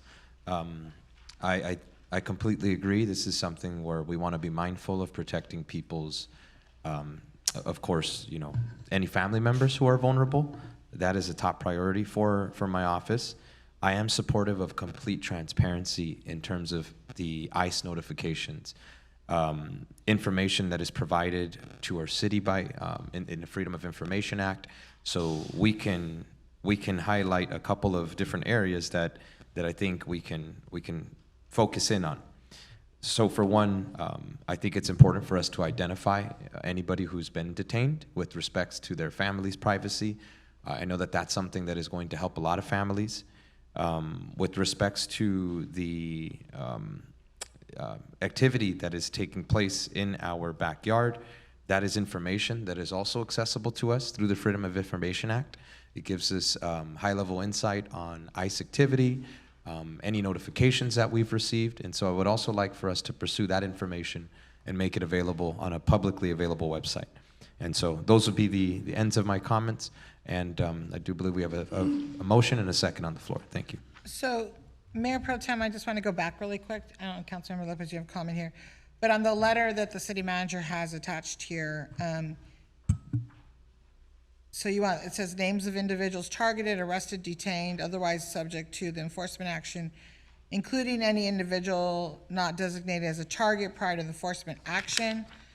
And then on one of the bullets on the back, it says the alleged immigration violations and/or criminal convictions or pending criminal charges related to the target or targets of the enforcement actions, and any records that indicate whether those violations were known to ICE at the time of arrest. So that's the one that I'm just concerned about, because I wouldn't want my family's information released regarding any criminal. I mean, I wouldn't. I mean, I have family that has a criminal record. I don't want it posted on the register that, so-and-so's arrested for this criminal action. So I don't know if you'd be willing to strike that one so that it's not the criminal information, the criminal proceedings that is shared publicly. I would not want that. If we have a location, I'm good with that, as long as we can find the person and have a conversation. If people in the community who are helping, if their lawyers can find them, their families can find them. Perfect. We could get that information privately. So John Doe arrested, currently at Adelanto, Fed number, blah, blah, blah, blah. Right? Yeah. That's kind of what we're looking for. Okay, Councilmember Lopez? I think I disagree a little bit because that was part of the strategy of other mayors, right? To try and find out different data points, because people are being arrested without being charged. People are being arrested that don't have a criminal background record. And so I think it's important for the city to collect as much data as they can. Obviously, you can exercise discretion as to, hey, it's not a good idea to release somebody's birthday, right, or social security number. And so I think I would love for this item to stay as it is being presented with, this council giving you the power to decide what data points could be shared with organizations, nonprofits that do this work, because I think it is a little bit important for us to recognize we're not immigration experts. And I think this item perfectly, tells the public why I wanted to reconvene the Sanctuary Advisory Group that the council did not want, because this is something that they could have guided us through. And so I think for me, understanding we don't have to release somebody's, criminal history if that is not in alignment with state law, but what are the data sets or data points that you have that other mayors are requesting, that other cities are requesting, that could potentially help paint a bigger picture, a more clear picture about where this enforcement is happening, who is being taken, and why, because not everybody that's being arrested and disappeared has a criminal record. So just to be clear, the mayor is not requesting it. It's a discussion up here, so it's not that I'm saying, because you keep saying other mayors. This is a conversation among all the council members. So I support this item. I just want to be really careful when we're releasing information to the public, because, and we'll leave it at your discretion. Let me finish. But if somehow there's a PRA that'll come in, we all know that. And if it accidentally gets released because somebody in error releases this information, and it's happened, and then it's out there that, John Doe was arrested as a registered sex offender, and they're a family here, it causes embarrassment maybe for the family, or there's a problem. I'm supportive of the item, totally. I just want to be respectful for privacy, people's privacy. So if everybody supports it and I'm going to support it, I'm good with it. So this is not about mayors, other mayors, or this mayor or that mayor, because council members are requesting this as well, and other electeds. So for me, it is truly about the families and how this would affect them. So if I may, Mayor, City Council, and it goes back more or less to the initial request of and sometimes even staff's frustration, right? So we understand that we want to balance the universe, right? We're kind of saying that we're not, the city is not the enemy, right? We want to help when we can, every time, right? And this discussion kind of highlights that aspect, right? So we want to get the information. I think we should request as much information as possible, because for us to find out the families, we would need to get the name, the number, and the level of why they were arrested. So we can balance that, but to share that information and still keep some information quiet and silent to be posted, we have to balance it. We have to be sensitive enough to understand that some of us get what that means to have people charged, maybe not convicted, and how we look in public. We get that. But it goes back to the whole point of staff being professional enough and understood enough that sometimes we understood that we have to balance the universe. We have to be cognizant of the information and we're asking, and then what it means when we have the information. So we can already have a contract with the Immigration Defense Fund that we can talk to the attorneys, right?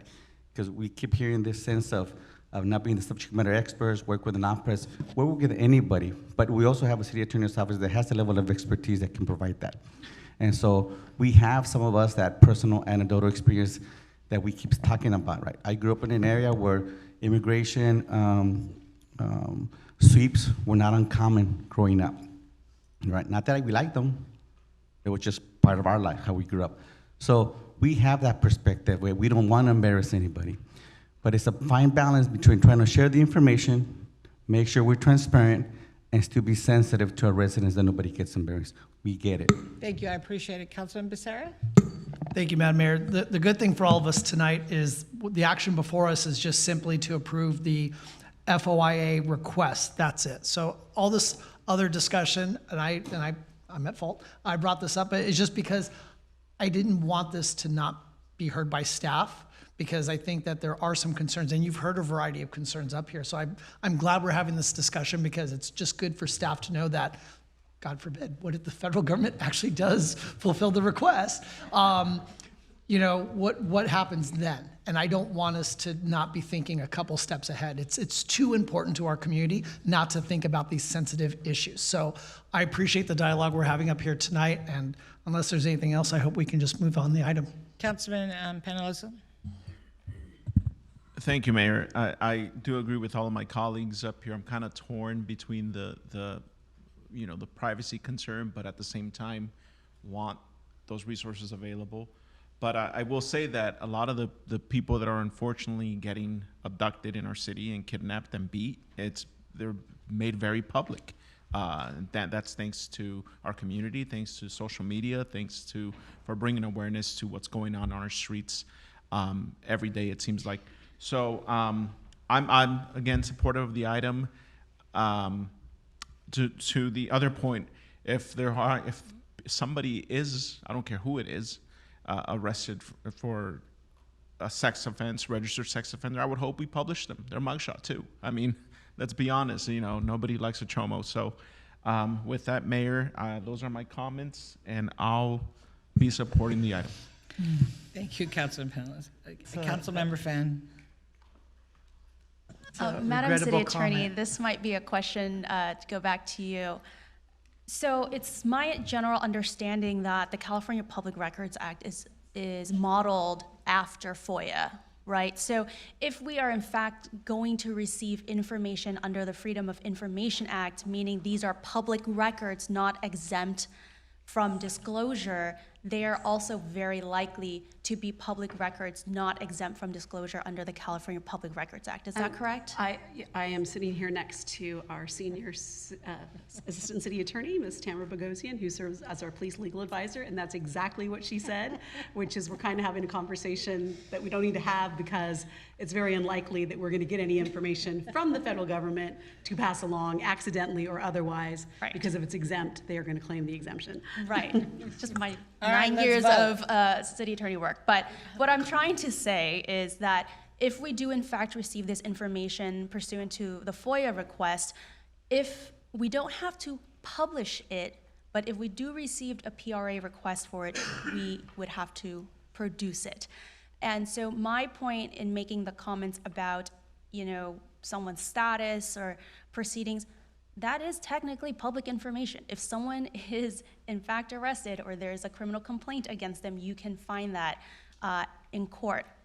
It doesn't mean we have to proactively post it online. So let's just take this first action, try to get this information, make the effort, and see where we go. Thank you. Councilmember Lopez. Yes, I agree with the councilwoman. Let's take this first action, right, of giving you the authority to do that.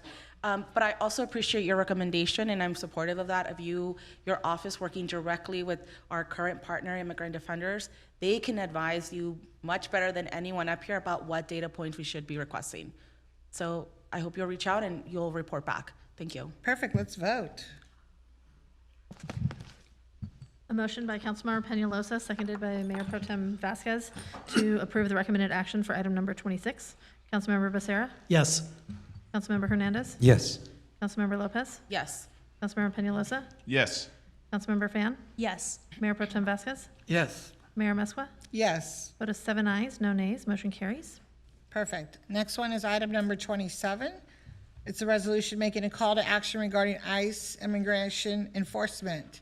No presentation, Mr. City Manager. If not, I'll take comments from, none? Take comments from the council? I'll move the item, Madam Mayor. I'll second the item with the comment, Madam Mayor. Go ahead. I just wanted to say that I want to thank the city manager's office and the city attorney's office for being proactive, listening to the members of the community and seeing that there is a consensus, not only here at this council, but in the community, and that we want to be proactive about identifying all of these different risk factors that are very public. We're seeing empty bus stops. We're seeing empty car washes. We're seeing grocery stores without customers. And so this resolution, although it is symbolic, it is a testament of our solidarity, and I want to take that a step further. With us adopting this, I think it's important that our police department respects the direction of this community, and that in this community, we're going to protect our immigrant neighbors. And so that'll be my final comment. Thank you.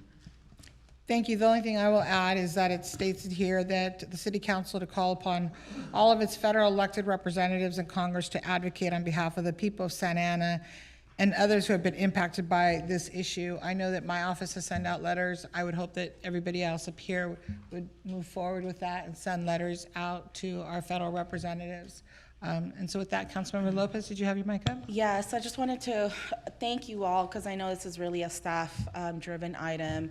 And so I wanted to tell the public that this resolution directs staff to share accurate information, share information with the council, expand resources and legal support. And it calls on our entire community, whether you're a business owner, a corporation, faith groups, really anyone, all residents, to come together and support our neighbors during this difficult time. And so this really is about us doing anything and everything that we can to make sure that we protect our residents. So thank you, City Manager.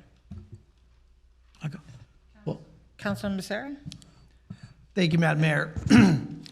Since protests over ICE enforcement actions began over 3 weeks ago, even when outside agitators tried to turn these peaceful protests into something not peaceful, Santa Ana still never needed the National Guard. Our police, along with the assistance of the sheriff and other neighboring police agencies, were able to keep the demonstrations predominantly peaceful. If anything that's made our city less safe in the last 3 weeks, it has been the unnecessarily aggressive tactics used by federal agents to apprehend people on the streets in our community. It has been the cruel actions of those agents that have heightened the tensions in our community and made our city less safe. This administration claims that immigration enforcement would be focused on actual criminals. Instead, this administration has arrested scores of people without any criminal records, like what we saw with Mr. Bronco, who was violently detained by masked immigration officers. Federal officials claim that Mr. Bronco assaulted them, but then the only video that they provided, those federal officials provided, was him, Mr. Bronco, being sprayed by what was either pepper spray or bear spray by those same masked federal agents. He lived in our community for 25 years with his family, 3 sons that were all United States Marines. I hope that Mr. Bronco is released soon from ICE custody, because our community needs more Mr. Broncos and less murderers, drug traffickers, and human traffickers that this administration promised to go after, not innocent residents. But because we're dealing with federal agents, our city and this council, and I hate saying this, it frustrates me because I didn't get up here and get elected to not do something or be stopped at trying to do something to improve our community, but we are limited. And I know folks came tonight and swore up and down that we can do something. I appreciate the city attorney providing some clarity and agreeing to meet with folks to hopefully help them understand what we can and can't do. This resolution, we are calling on our federal representatives to take action, but I also want to implore all of them to work with us. And I want to thank our staff for putting this all together for us to pass tonight, to show our community what we're trying to do. You guys did an amazing job. One thing I would ask staff to do, I know the resolution says to send it out to all the federal representatives that have jurisdiction in Santa Ana, but we are the capital of Orange County.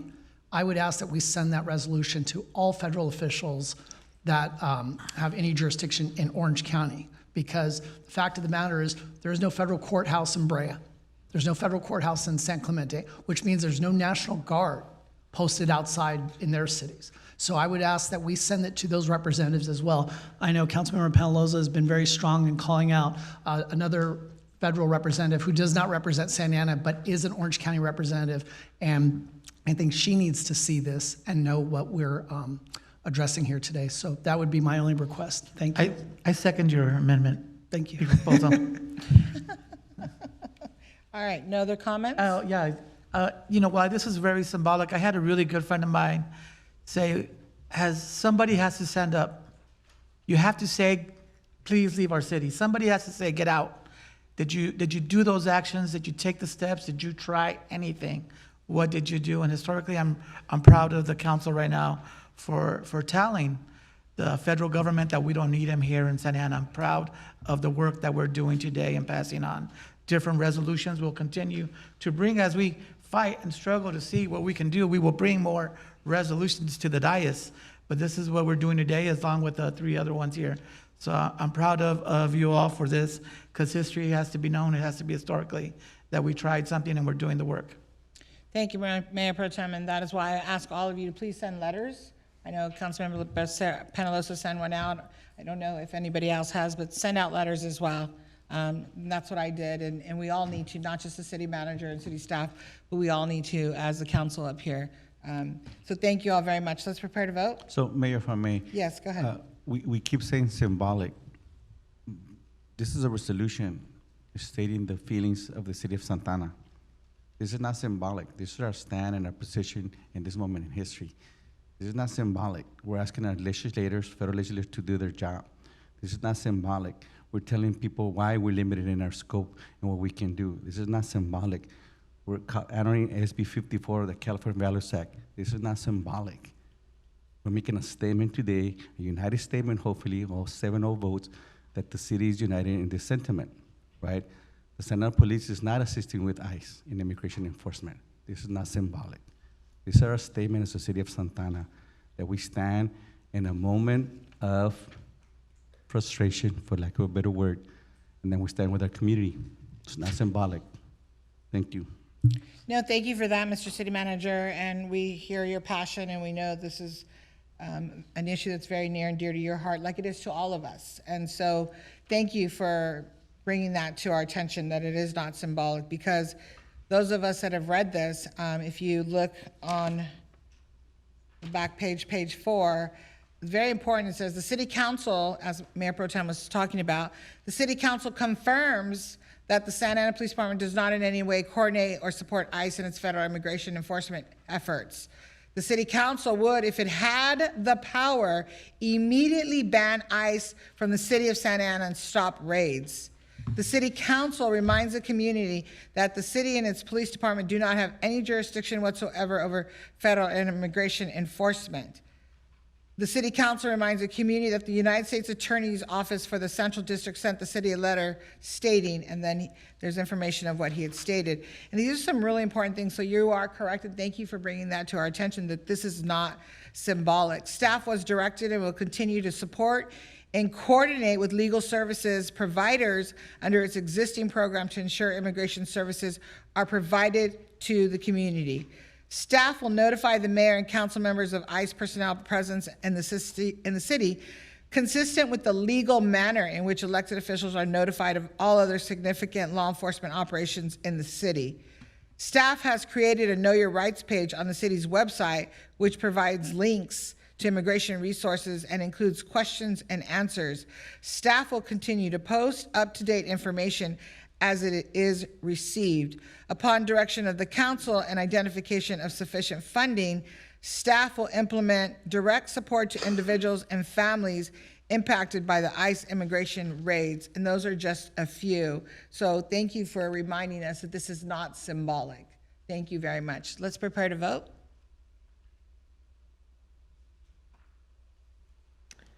Motion by Councilmember Peñalosa, seconded by Councilmember Hernandez, to approve a resolution of the City Council of the City of Santa Ana, making a call to action to all of its federal elected representatives in Congress to advocate on behalf of immigrants who reside and work in the City of Santa Ana, to remove ICE, military, and other federal enforcement personnel from the City of Santa Ana, call for support to those impacted by immigration raids and city actions and commitments. Councilmember Becerra? Yes. Councilmember Hernandez? Yes. Councilmember Lopez? Yes. Councilmember Peñalosa? Yes. Councilmember Fan? Yes. Mayor Pro Tem Vasquez? Yes. Mayor Mesqua? Yes. Vote of 7 ayes, no nays, motion carries. Thank you. Item number 28 is an emergency assistance program for families impacted by immigration enforcement. Do we have a presentation or do we need one, council members? So let me just share why I brought this item forward, and I respect how the council votes. First of all, our sister city, Sahuayo, is giving us about $50,000 to assist with this as well for our families that need services. And the reason that I brought this forward is that because we are currently in a crisis, and we've seen in other cities where they have large events, ICE shows up, or they're going through the parks or taking our families. I do not want to have any large events where they can come and harm or take our families and just do what they've been doing, treating us the way they've been treating our community. And so this money that we're looking at is $1 million, and it's very fluid. We can reevaluate if the council wants, or however we decide to vote. We can reevaluate in 120 days or 90 days.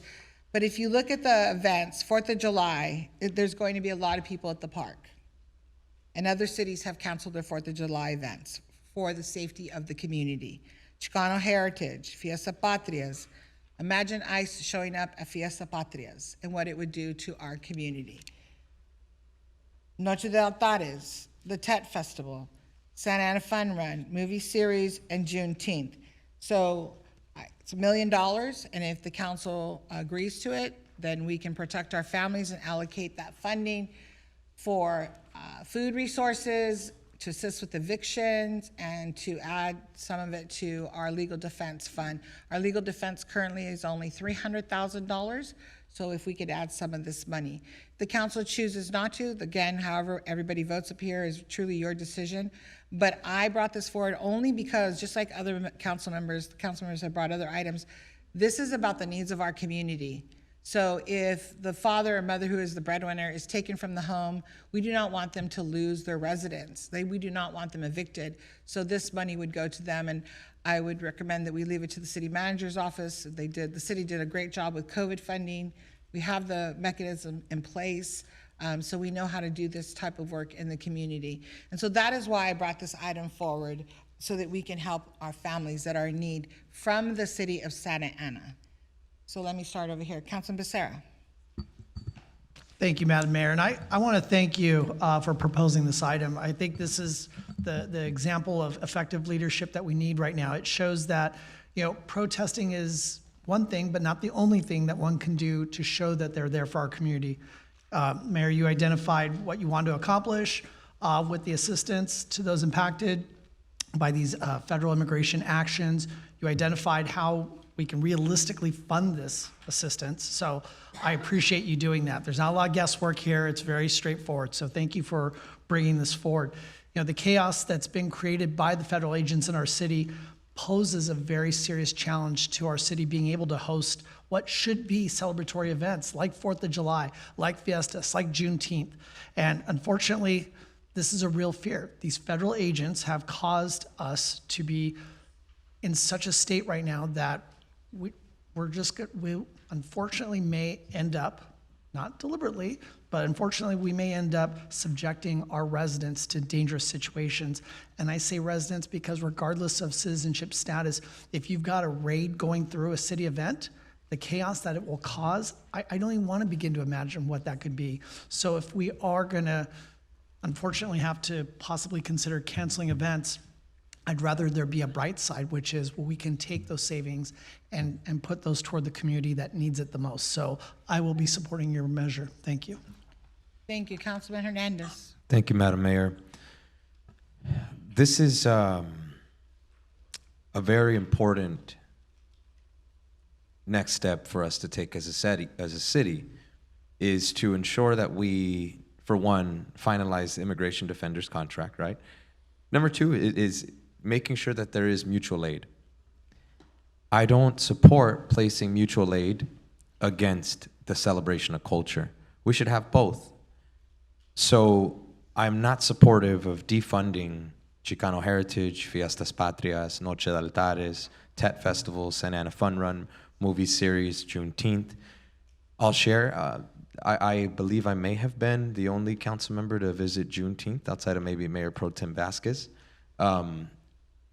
There was no issues with the Juneteenth event. There were hundreds of people who showed up.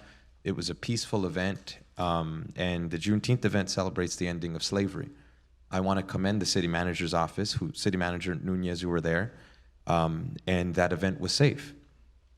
The Chicano Heritage Festival celebrates the contributions of Mexican Americans in this country, and as we see, Santa Ana is a majority Latino city, with a bulk majority of those residents being Mexican American.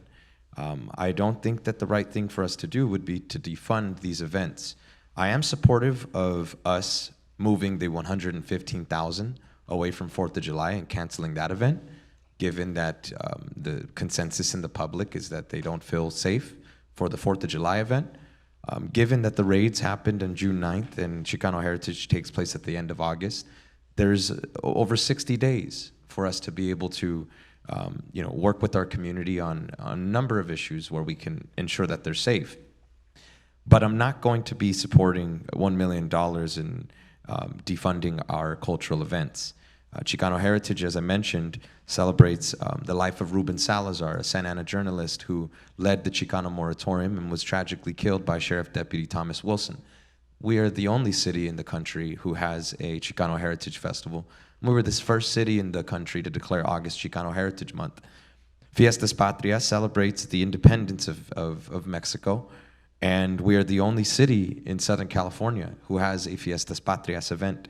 And Tet Festival is an important event. It celebrates what is one of the most important celebrations in the Vietnamese culture. And it also celebrates the coming of spring. And so these are events that will take place next year, but these are events that families look forward to. It missed times where our families are afraid. I don't think that it is the right thing for us to do is to defund these events. I am supportive of us moving $115,000 away from 4th of July, but I'd like to make a motion for us to direct city staff and the city manager's office to identify $1 million in our budget, whether it be from the police vacancies. There are 40, is that correct, Mr. City Manager? Currently, as of today, we have 36 vacancies. 36. How long have these vacancies been? How long have we had these vacancies? We've had vacancies where we range from 45 down to about 36. Okay. How long does your hiring process take, Chief Rodriguez? It depends on the candidate, but a background usually takes approximately 6 months, then the academy an additional 6 months, and then training. Okay. So I would make a motion to take the funds from the vacancies. You can come back at the mid-year budget, and then we can assess how we can then address those vacancies. I'm anticipating that they'll still be there. But I'll put a motion on the floor for us to fund mutual aid with the police vacancies that we have. I'm not going to be supportive of defunding cultural events in the brownest city in Orange County and making the public choose between celebrating our culture or giving it mutual aid. We should be doing both. And so there's a motion on the floor, and that'll be the end of my comments.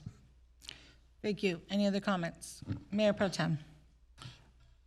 And he's asking the city to look into it and see if it's possible, and I'm going to agree. I'm going to second your motion. And why give up community events and why are they important? Studies have found since 2021, when we had COVID, that murders is down and violent crimes are down. And there's a study happening. And what they found is the investment that we have in events, the investment that we did to people, it worked. It works because it brought down crime. We are at an all-time low. This is low, and this is what the study has found, that we keep spending money, and we need places for children to go, for youth and families to be together and to heal. We're spending money on stuff. Let me do a quote from the study.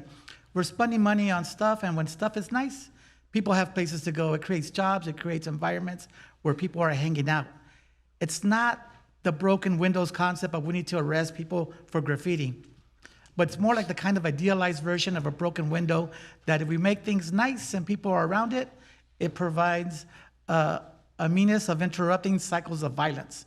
So we've done that with these events. We've done that with building more libraries. We've done that with having more parks.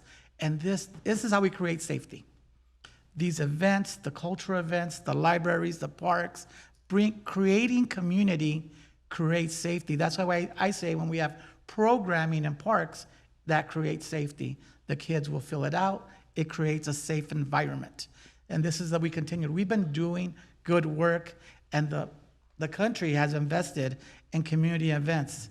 That's why I'm going to support Councilmember Hernandez to look into other resources of what we can do. If not, I also want to include maybe just Fiestas Patrias and 4th of July, have $500,000 set aside, and after 6 months, we could see where we're at. So to look at other places, because we still need those community events. I went to the movies at the park, and it was full. There was families there that were happy. In a time where you're sad, when, every day you look at the news and you break, and you have to go home and you have to heal. And every day you go home and you break, and you come back and you have to find a way to heal, to keep moving on. And these places are those spaces where people heal, and we need it now more than ever. So I'm going to support Councilmember Hernandez, but also looking at Fiestas Patrias. I know it's one of our biggest and loved, including the parade. But let's start with 4th of July and Fiestas Patrias. We have funds there, but let's look other places. And I'm with Councilmember Hernandez on that. Thank you. Councilmember Lopez? Yes. Thank you to all of our staff. I'm very happy to support the idea of allocating funds, as I requested during the last council meeting, because, we all recognize that our families are in crisis. These raids have left many households without income overnight. And so this program really is aimed to support provide immediate help and relief with food, rent, utilities. And so, and really to bring some stability to families that have had that taken from them. So the proposal suggests reallocating the city events budget because it's discretionary funding that's available.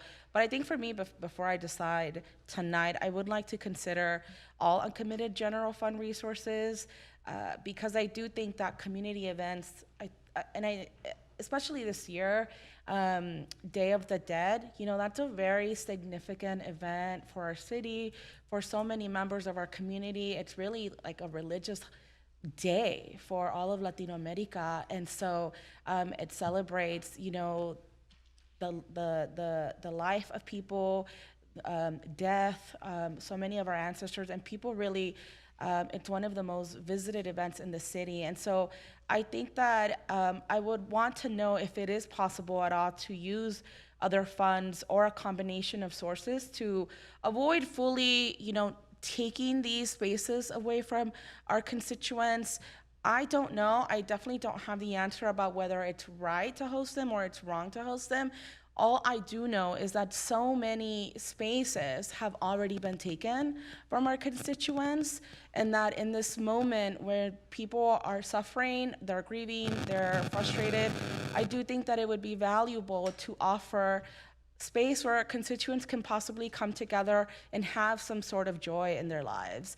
And so I wanted to know if staff can confirm whether any of the portion of the 4.9 million in the general fund non-departmental budget is unallocated or could be reprogrammed for emergency assistance.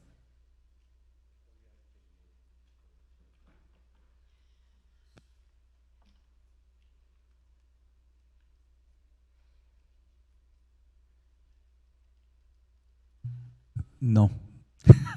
Okay. I mean, the reality is. Are there any other discretionary accounts or one-time savings from last year's budget that could help fund this relief fund? So if we recall, literally a month, right? We had 5 million, right?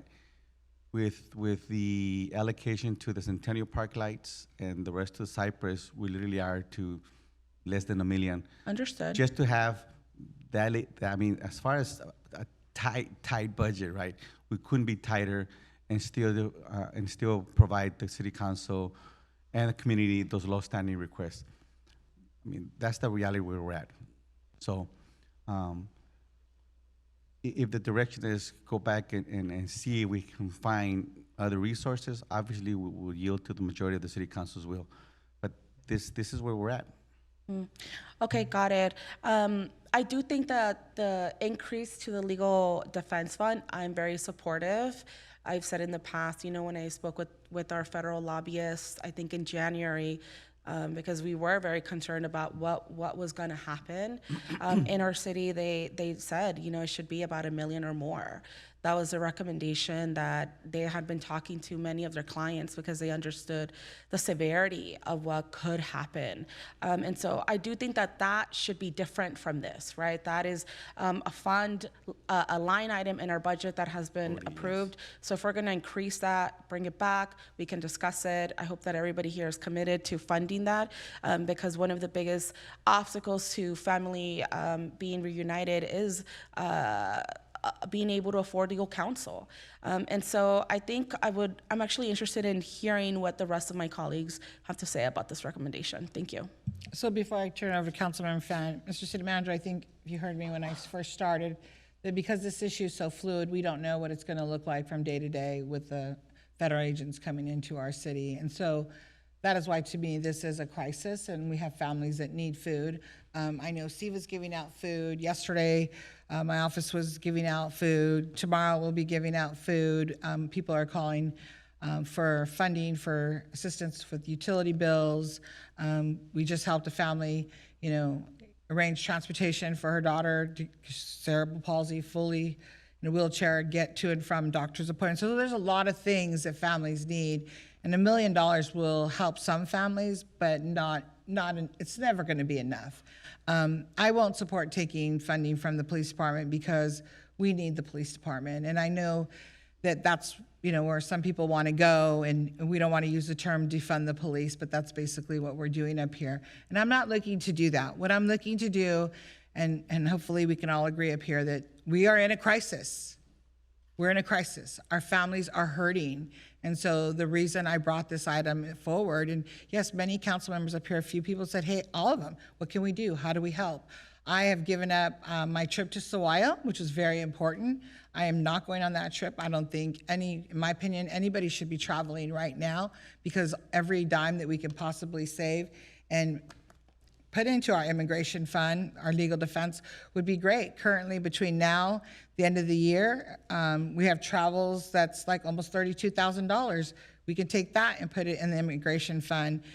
We have Sawaya trips. We have a council member up here going to the Harvard Kennedy School for $18,000. We have conferences, so we want to find money. We can take that money as well.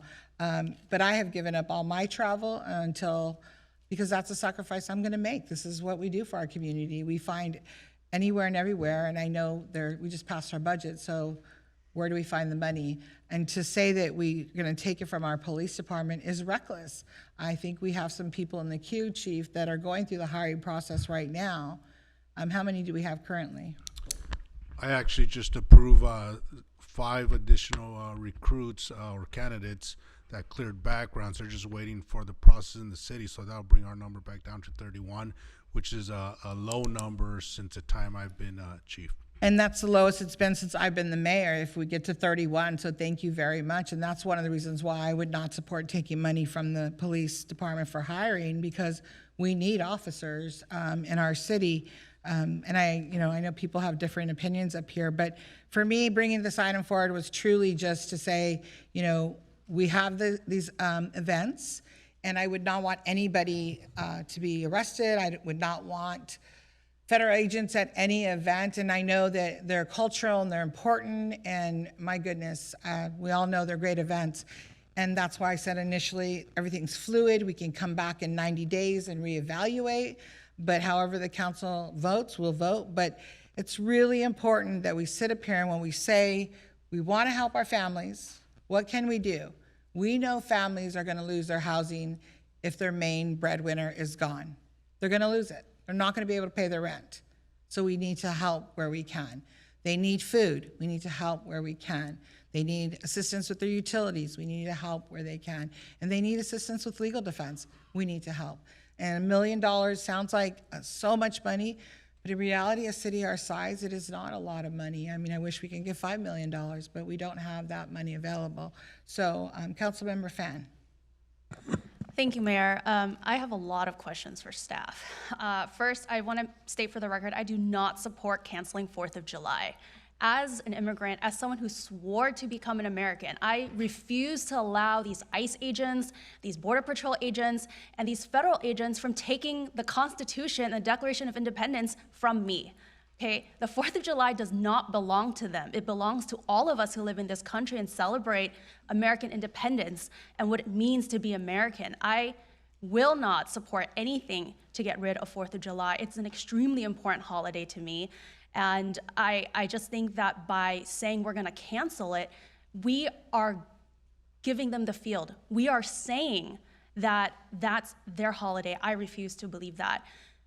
I was at the Movies in the Park event in Windsor, and families were out there, and it's my understanding, and please correct me if I'm wrong, but I am not personally aware of ICE doing any type of mass raids or even smaller raids at large community events, not at Pride, not at, Councilmember Hernandez mentioned Juneteenth, any of the movies in the parks in Santa Ana. I know other cities, while some have canceled their 4th of July, others have not. For so many residents here in the city of Santa Ana who have become American or are immigrants themselves, 4th of July and this public holiday, especially because it's free, is one of the only ways for them to celebrate. So I think it's really important for us to continue to do those celebrations. I refuse to take money away from Chicano heritage, the only such celebration in the county in Southern California, and it is fantastic every single time. I refuse to take money away from Fiestas Patrias, which is 80,000 people strong over 2 days. What is better than celebrating the most Latino city in the county than celebrating independence? Noche de Atares, again, an incredible event, Tet Festival. All of these events are a celebration of what Santa Ana is, and by refusing to celebrate them or taking money away from that, we are then saying that what they're doing, the fear-mongering, the hate, the crimes that they're committing is working. I refuse to do that. I'm also very concerned about how we are going to implement such a program. Number one, when we're talking about someone who is a primary income earner who's detained, I can understand if they can prove, okay, this is a person who lives in this family, who's a Santa Ana resident, and they're detained and they need assistance with rent, food, utilities. However, how do we treat someone who decides not to go to work because they're afraid of being detained? Are they also eligible for any such funding? How do we prove that? How do we prove that they had a job? Because many people who may be undocumented do not have proof of their jobs. I'm also concerned about creating Santa Ana's mini social services agency. First, we're looking at utilities.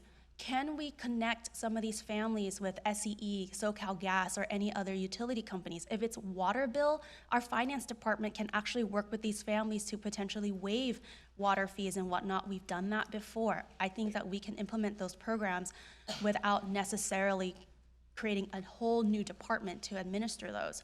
Food. We work with a lot of these food banks. There are food banks that are unpermitted but are still functioning in the city of Santa Ana. Second Harvest Food Bank and a variety of other food banks that operate in Orange County are still active. Let's work to connect families with that rather than creating new programs. We don't have the expertise to do that. But what we can do is connect families and people who need with these programs. As to rent, I think that we have an incredible rental agency or department that could work with landlords in the city of Santa Ana, whether it is to defer some rents, help with rental assistance if they can prove it. I think we can do that, but I'm gonna need more detail here because I understand the need for this funding. I think at best, maybe you're looking at potentially a 10% decrease. I think we can work with that over some of the events to start with some type of fund to start with that, whether it's paying for overtime for staff to connect people to these events or even, yes, some cash assistance. But I just don't think that we can have a wholesale change in our budget that we spent several meetings the last 6 months working with the community, working with this council, working with staff to plan and to create, to move to a program that we are essentially funding for $1 million without knowing how to implement it. I understand the need for it. I understand what it means to not have money for rent or food or utilities, but there are programs out there. And on top of that, are we working with our county? Can our supervisor, who has discretionary funds in his budget, help to fund some of these rental assistance? The city council members here, each of us have $10,000 in discretionary funding that just started again today. If we want to donate $10,000 to a nonprofit such as SIVA, such as Second Harvest, such as any of these other food donation programs, we can do that.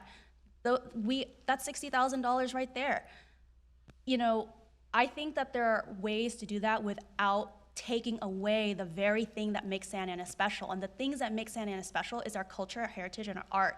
And so I refuse to support removing the funding for these events. And I very much look forward to our 4th of July because just because we're a Latino city and immigrant city does not make us an un-American city. We are the most American city in Orange County, and I'm very excited to celebrate it. Thank you. Councilman Hernandez?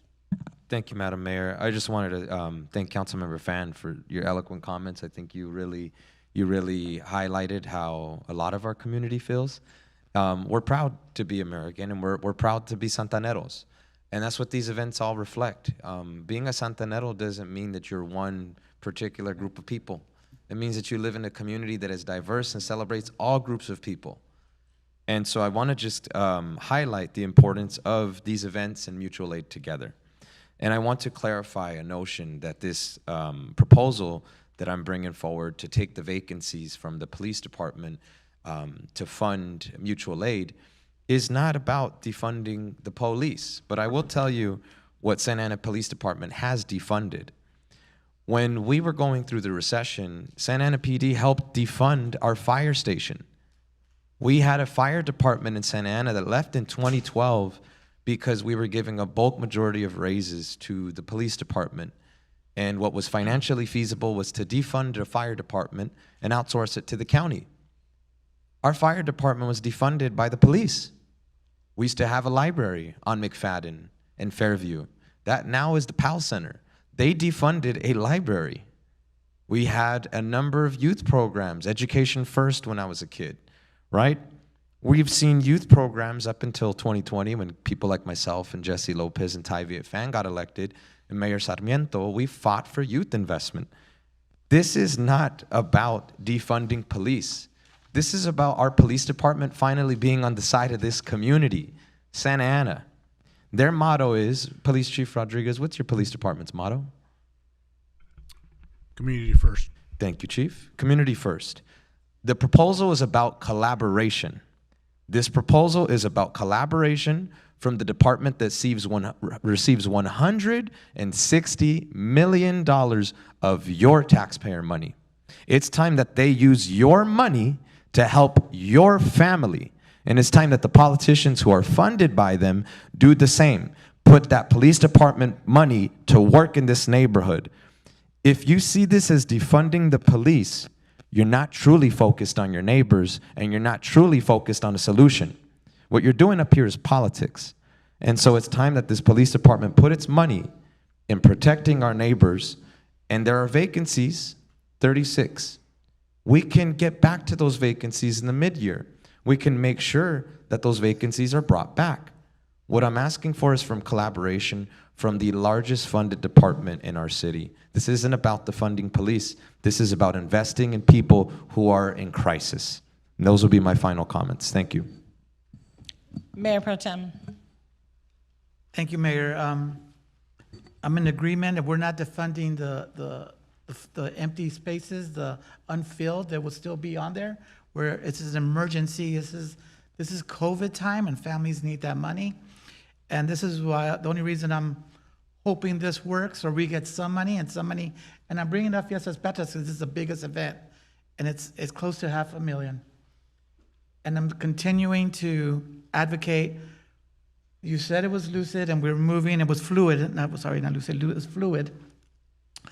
And if we can fund what we can for half a year, and then look into other events or other monies, and we can move forward on it. But I love Fiestas Patrias and I love the parade, but I still think we need as many events as we can, as community needs them to heal and to be safe and to feel welcomed here. And this is the one event, and I'm also agreeing with Councilmember Hernandez. If there's some funds or a way, we're gonna have to figure out where we get money from. So we have to look under every rug, every safe, every account to see how we can squeeze money out. But I suggest we start with Fiestas Patrias and move from there. So if you add my friendly amendment. I'll add your amendment, Mayor Pro Tem. Thank you, and it's on the floor. So just to be clear, you're not saying take money from the police for the vacancies? I want to know what you're exactly saying. Mine is start with Fiestas Patrias and then look other places. He's saying police, and that's on the table. So you're agreeing with his, him, yeah. Okay. So Mr. City Manager, Mr. City Attorney, Councilman Becerra, I'll call you in a minute. So I understand, I hear everybody, and so again, my item was to provide immediate services and lots of questions about the how and when and who. During COVID, the city did a phenomenal job, so you know how to do this. You have a playbook, and so I don't need to tell you, and that's why there wasn't direction on how to do it, because you guys did a phenomenal job during COVID, and so there's no playbook. Again, I'm going to give up my travel, and I want to be really clear that council members up here are traveling. Again, the Harvard School is almost $20,000 for one council member to go to. I would hope that council member would cancel and give that money to the Immigration Services Legal Defense Fund. But I just want to ask a question, Madam City Attorney. I don't want to just pick and, I personally, since I brought this item and I know it's on the agenda, I don't want to pick and choose, Fiesta Patrias or, 4th of July or this festival or that festival. I would rather just take the whole thing off the table. So my make a friendly amendment, I'd rather remove the whole item, leave all the festivities, leave all the fiestas that we have on the table, spend that $1 million on the community, and God forbid that we come here and have to have a conversation about federal agents coming to one of our events.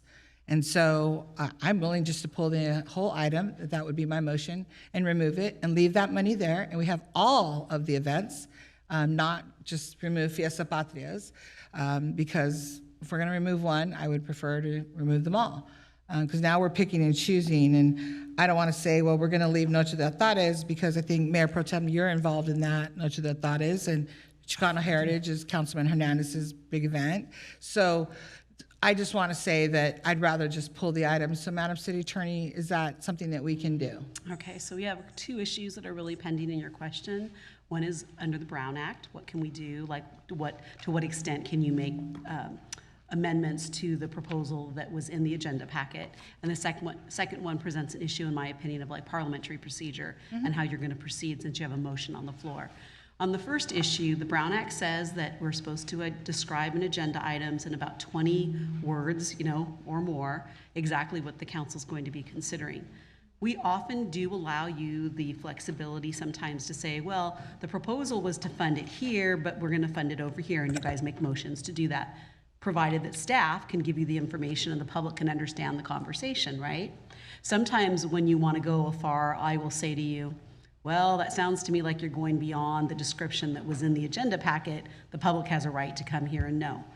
At this point, because you have a motion, I understand a second on the floor, under parliamentary procedure, you would need to make a substitute motion to table the item or to remove it, and then there could be a second on that, and then that vote would happen first. Perfect. I'd like to make a substitute motion to remove it.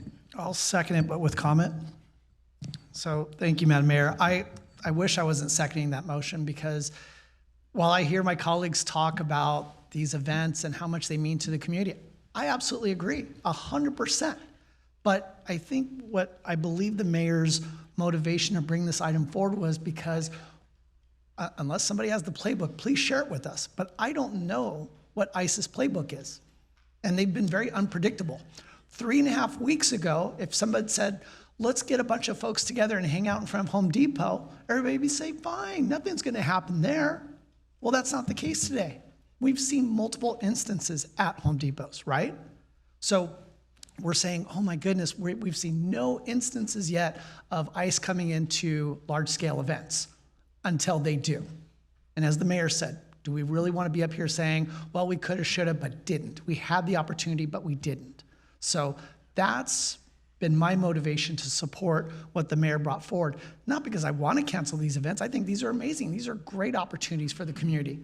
But what we're talking about today is not what we were talking about when we approved $1 million for these events. I hate to say this out loud, but it was a different world back then. And it wasn't that long ago, but it is today. And I will just say this, I'm not going to take the bait of some folks up here to start playing the divisive politics when it comes to talking about whether we're going to defund the police or not, because the item that was before us was to help our community. If we want to take our pet philosophies, our pet ideas, and run with them and try to sabotage an item because the mayor proposed it, that's up to you. We've been doing a great job tonight of trying to show compassion for our community and try to help. And then all of a sudden, here comes politics rearing its ugly head, especially from somebody that wants to throw out things about anybody supported by police. I have been supported by the police, and I'm proud of that. And I support the police. There we go.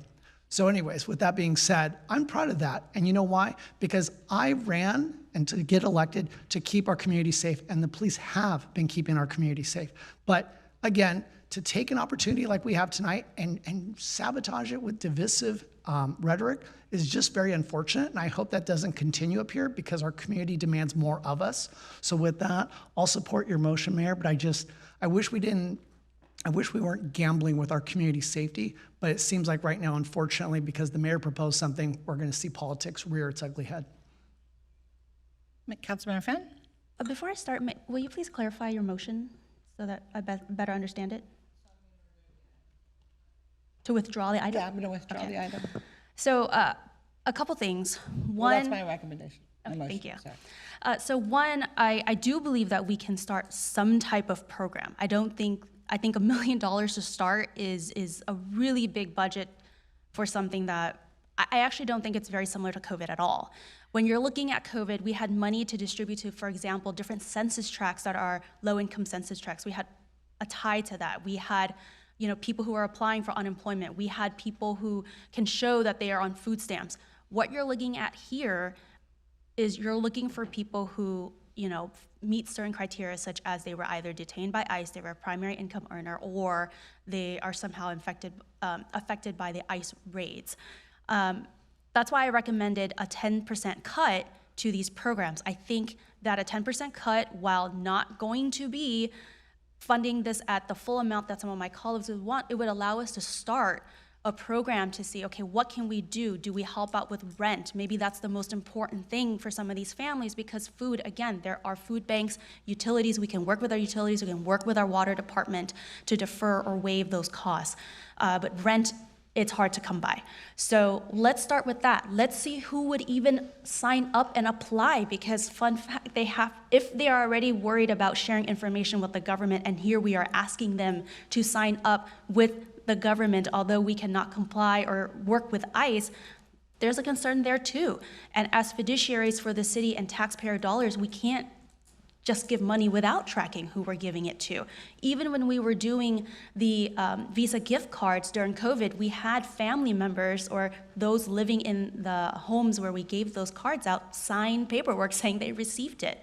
So I think that a 10% cut to all these events would start a budget. I think that we have the immigrant defenders contract coming up soon at a reasonable amount to start.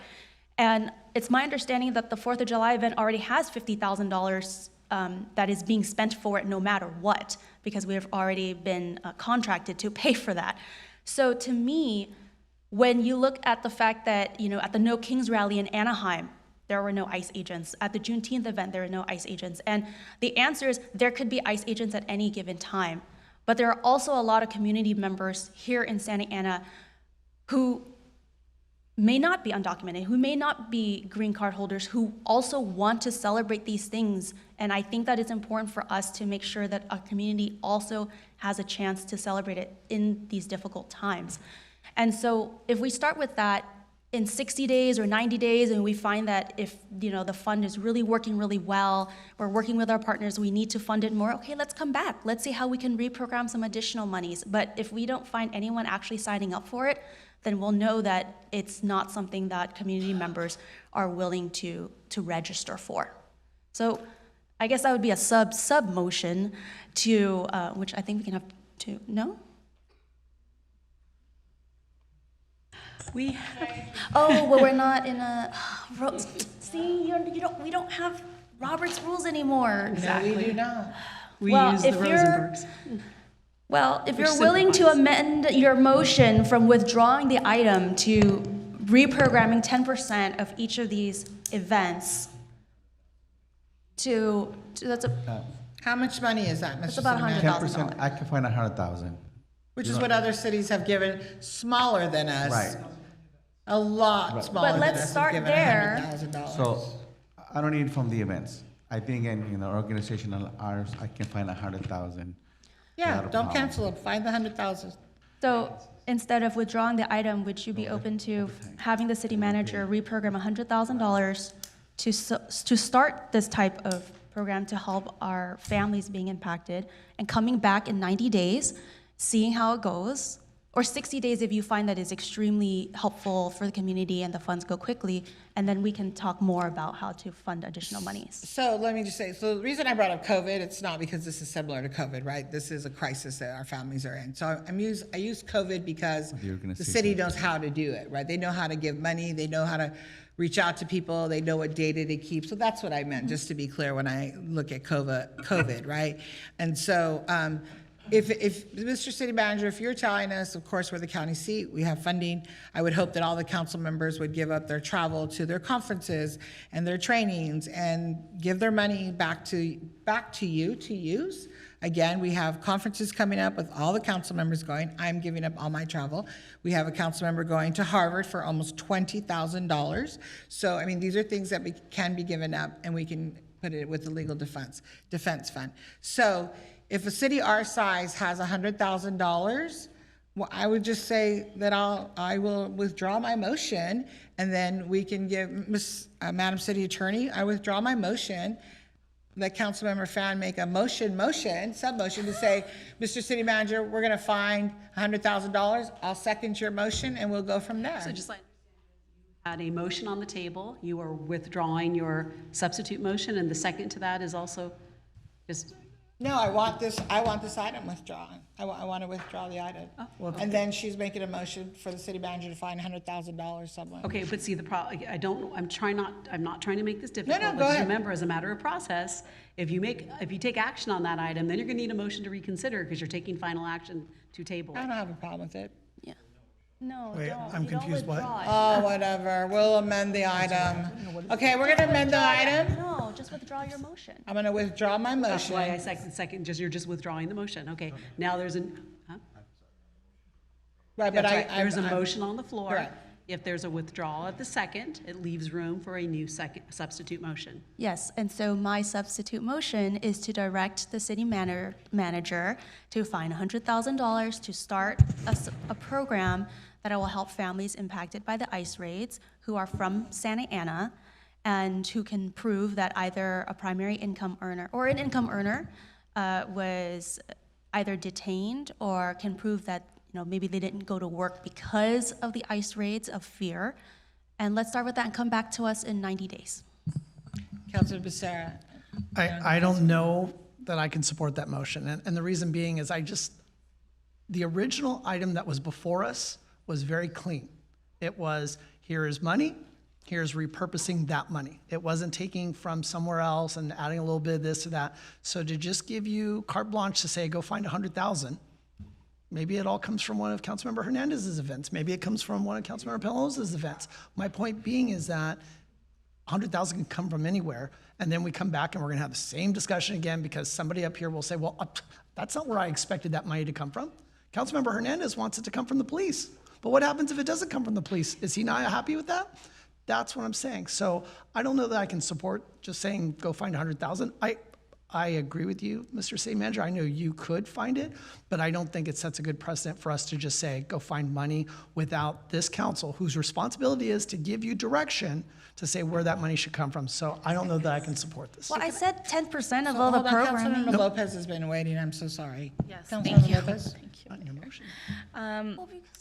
So a couple things. I'm not married to these events. I think that we should take into consideration, I hope that it's taken into consideration, that a raid just happened at Centennial Park. An attorney, a U.S. citizen, was taken without any rhyme or reason. And so I hope that people take into consideration that you can host an event this weekend, but if people don't feel safe, they're not going to show up.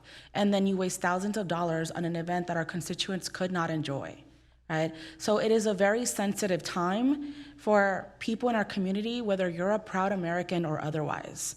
And this is my understanding, correct me if I'm mistaken, but this is not about the logistics of the program. This is about giving you the authorization to find the dollars to begin to build out the program. Do I not understand this correctly? You're talking about the substitute This motion item, made by yes. your by This your colleague. item in front of No. me. So the item in front of you, as I understood it and written and did discuss the procedure with the city manager because it's important. Because of the way it was framed, if the money had stayed within the Parks Department and the funds were administered through Parks, we would not be subject to the charter requirement on appropriation. But if you start to now challenge your city staff to start to move money from different departments for different reasons, now you're going to put yourself in that supermajority vote position. So yes, you could give direction to the city manager to go do it, and when he comes back, if he's moving money among departments, that's going to require 5 votes to get you your support to fund immigration assistance. Understood. Thank you so much, City Attorney. I appreciate that clarification. One recommendation that I have heard up here is to take the travel budget of the council, which the council did vote to increase earlier this year. And so I think that's a great starting point. Take the travel budget of the council, and I'm very to hear that electeds up here are not going to be using taxpayer dollars to travel to Mexico again. I think that's great. I think there's a lot happening in our community. And so I think that, again, thank you for the recommendation. I think that's a good starting point. I don't know if people will support it or not, but I just want to be very clear too, right, that this item is talking about establishing a $1 million relief fund. And so I'm hearing about creating a $100,000 one. And so I want to make sure that we're not lowering the dollar amount that we have already discussed. So this is up to $1 million. That's one point. And you can discuss the amount as the city council as a majority seems fit. Number 2, if it stays within the Parks and Recreation component, right? This is the discretionary expenditure we would use. I think more to Councilmember Fan's point, if we were to say let's start with 10%, then it stays still within the discretionary aspect within Parks and Recreation. So I don't think we have, as far as maybe the city attorney can correct me, a big jump then to make on the Brown Act violations as far as the reapportionment component. But that's the key, right? We, or the mayor recommended that all these programs, what up to $1 million for considerations and discussion. So if I may, we can discuss, 2026 options and come back in 90 days. That's a potential, kind of like to the point that the council member said, but that's the key on this component, right? That's what we said, up to $1 million, and that's why we put the program so it can be discussed and evaluated. And so for us, is we just approved the budget literally, 2 weeks ago, the second reading, right? And so, and we approved a very tight budget. When we talk about the vacancies in the police department, what the chief omitted to say is that most of those vacancies are used for overtime to account for those, vacant positions that we have, right? So we are very, very finite in the way we're approaching this. We're very specific in the way we approach this. This way we're very clear, and we will discuss the budget component, right? It was probably one of the the best year as we program for the, sunset of our sales tax component. So in the end, this is at the discretion of the city council. And the amount, this is why we put up to $1 million. If it's 100,000, we'll do the best thing we can with 100,000. If you give us more, then we'll do the best thing we can. And as far as the institutional component within the organization, right? So using our infrastructure to collaborate and work with those nonprofits that are going to help, whether it be, if we have to come back and say, hey, the Immigration Defense Fund requires more money, we'll bring it back. If we work to rate control component with Mike's team, then we can work with those folks. We have our relationships with Meals on Wheels, with the Parks and Recreation. We can continue to work with those folks, right? Any component working with the nonprofits, we're working with that. If it gets removed and no money is allocated, we'll look to what we have as far as our relationship and see if we can enhance that, kind of like Councilmember Fan said. How do we expand those relations? How we notify our constituents? And then because she does raise a good point. We can validate, we can vet the ones that were arrested, hopefully, right? Which is the key component. We met with the Mexican consulate on June 18th, right? As far as our knowledge and awareness, the federal detention component here in Santa Ana is more of a processing center, which means they're here for temporary point, and then they're moved to different locations, whether in Adelanto, El Centro, or in Los Angeles. And again, this is a discussion with the Mexican consulate. So, because as far as the diplomatic standing and their international agreement, anytime a quote-unquote a Mexican national gets arrested, right, they notify the Mexican consulate so they can make the customary help and assistance. At that point, right, we're asking if we can't get it from ICE, the information, which is I think Mayor Portemex is asking, right, how many times, how many people have been arrested since June 9, how many people are residents. So when we met on June 18 with the Mexican consulate, we said, if you can find out and you can share the information. And she relayed to us that we go on a daily basis, right, when we get notified, including Saturdays and Sundays. So to this date, right, Chief, we haven't received any information as far as how many arrests here, whether in Santa Ana or Orange County. Actually, can I finish my questions regarding this item before we get into that conversation? Okay, great, thank you. Again, I just want to make myself clear, I'm not opposed to these recommendations. I don't think that we should look to 2026. I think we should look at this year because we don't know what's going to happen in 2026. And that's why I don't think it's such a far-fetched idea to say we have a massive event coming up this weekend. Other jurisdictions, like the County of LA, other cities have canceled this type of celebration for the same reason. And again, you can use those dollars to start creating this relief fund meant to support our families. And I think it's more than appropriate, given the location of the event that we're talking about and what happened at that park. And it is my understanding that for Fiestas Patrias, community members are not attending the organizational meetings.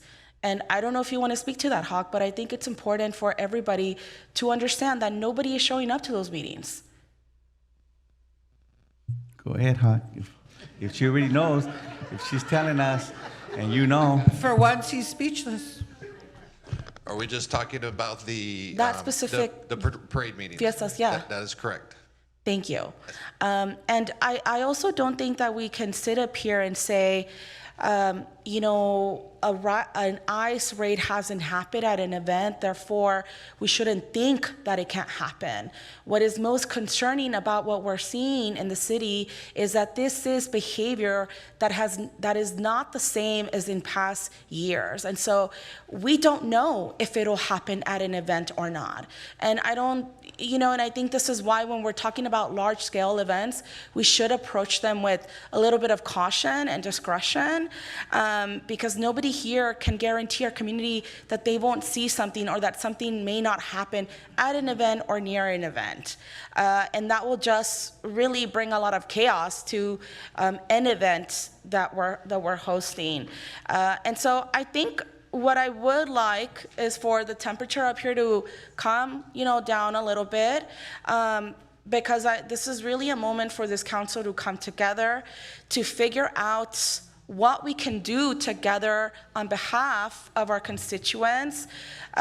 You know, this is a really, really delicate moment for us to be pointing fingers at each other, be throwing these accusations, be saying that people, you know, wanted to fund the police, because we're trying to find any fund out there to help our constituents. When you just said that we have a very tight budget, it should not be met with this much hostility up here. At the end of the day, this conversation is about supporting residents who are hurting, residents who have bills, who have had the opportunity to make a living taken away from them. And so, again, I just want to put that on the table. We don't need to meet each other with this hostility right now. We need to find a solution to give our constituents. Councilman Penalosa?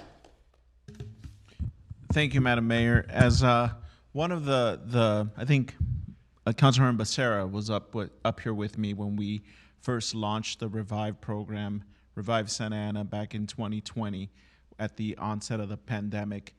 I think what was I'm trying to go through what I could remember of the time, and you know, it was very universal, and it was affecting everybody in the city the same way. And what did the federal government do? Gave us $150-some million for us to be able to provide these resources to our community. And Councilmember Fan mentioned it earlier, how we were, you know, it was only certain census tracts that we were allowed to provide resources to. And I know we were going door to door and offering, whether it was gift cards or groceries or whatever, what COVID tests. So we were just, whichever resident wanted any resource or help, we would give it to them. Now with this one, I'm trying to understand how we would be able to manage it. I heard some conversations up here of lowering it starting to $100,000, but guess what? We're gonna need a $150,000 analyst to figure out how to provide the programming, how to program it, and how do we do it fairly, right? I personally don't want to remove any of these events. I enjoy all of them. They're all beautiful cultural events that make our city what it is today. But to Councilmember Lopez's point, I agree with her. We don't know what kind of enforcement is going to happen at these events, if any. We can't. I wish we had a crystal ball to say, hey, ICE agents are going to be at this event on Saturday, so we should cancel it, but we don't know. But do we want to put our community at risk to that level, to that magnitude, to have 50,000 people congregate on 4th Street to celebrate Fiestas Patrias? It's like, what kind of danger are we putting our own community in? I look at this funding, and if we were to, let's say, start with a smaller amount to not cancel all these amounts. So I'm just kind of thinking out loud here, Mr. City Manager, and maybe your executive, or I was going to say finance director, maybe your assistant city manager, Catherine, or your finance director, right next to her, how much money I'm willing to forfeit any of the discretionary fundings that I have, which is $10,000. I know it's not much, but when you start adding all these little things, it's going to make a huge difference, and it could help us fill in these gaps if the council majority does not want to remove these events. But the idea is to be able to provide this funding to our residents who need it 3 weeks ago. So with that question is council discretionary funds. It's $70,000 total, correct? And I know my colleagues are going to hate me, and I'm sorry, but council aides, what is that total funding? And I'm not. This isn't a joke. I'm being serious because this is an unprecedented situation that we're dealing with. $420,000. $420,000 a year. $70,000 for discretionary funds. How much money is budgeted in our travel budget? And not just for the council members, for across the board, citywide, for city staff, for elected officials. What is that budgeted travel sponsorship criteria? Each agency has their own budget that they allow for travel. I will have to look for each agency.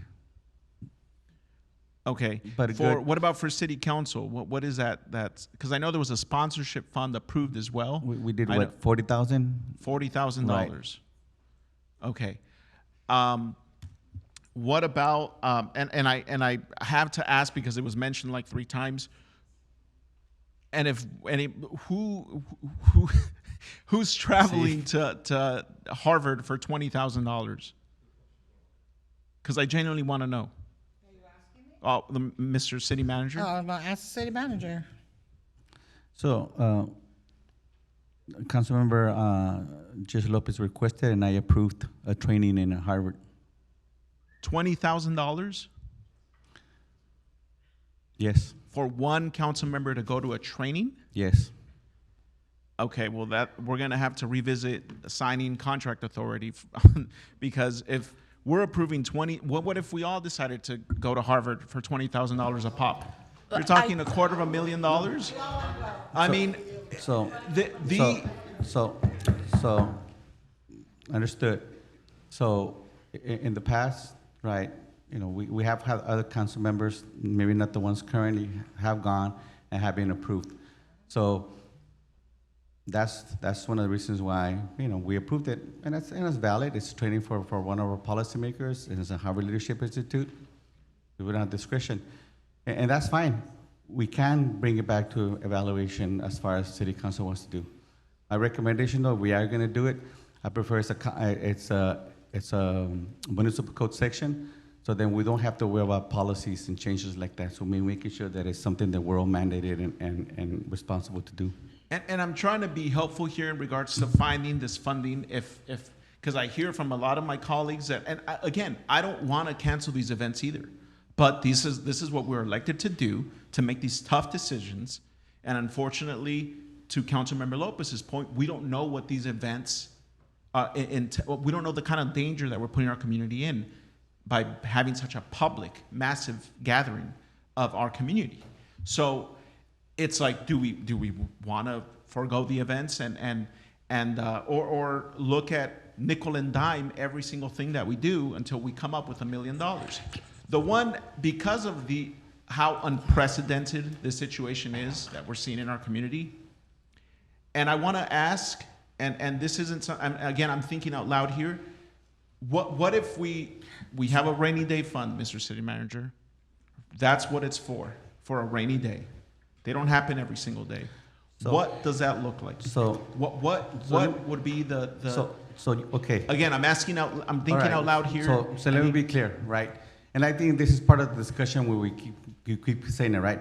So this is our response as far as community asking. We need it now, right? We need to be able to be supportive. We need to be responsive. The mayor made a recommendation. This is why we put it in the business calendar. Right, we could easily have made a determination to put it a city council recommendation, have the discussion, and come back in 2 weeks.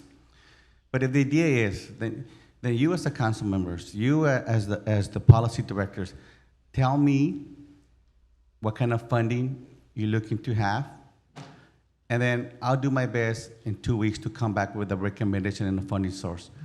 And you can vote it as an appropriation component, right? If you want to look at the management, at the council aids as an option, we'll present it as an option. If you want your discretionary resource as far as your funded discretionary fund, we can put that as a function. If you want to look at canceling all travel for all city staff and training, that you can make that as a recommendation. We'll bring it. And if I could just make a point of order, we Way have come off. far afield of, I think, the original question the mayor asked. He asked 2 questions on the Brown Act and on a procedural question. So I think your options at this point are to either make a substitute motion, perhaps to support the recommendation that was in the staff report, or to take an action on the first motion that's on the floor. I really think those are your options. If those don't work, you raised this issue the first time, staff can come back, exactly looking at some of those alternatives, have a discussion.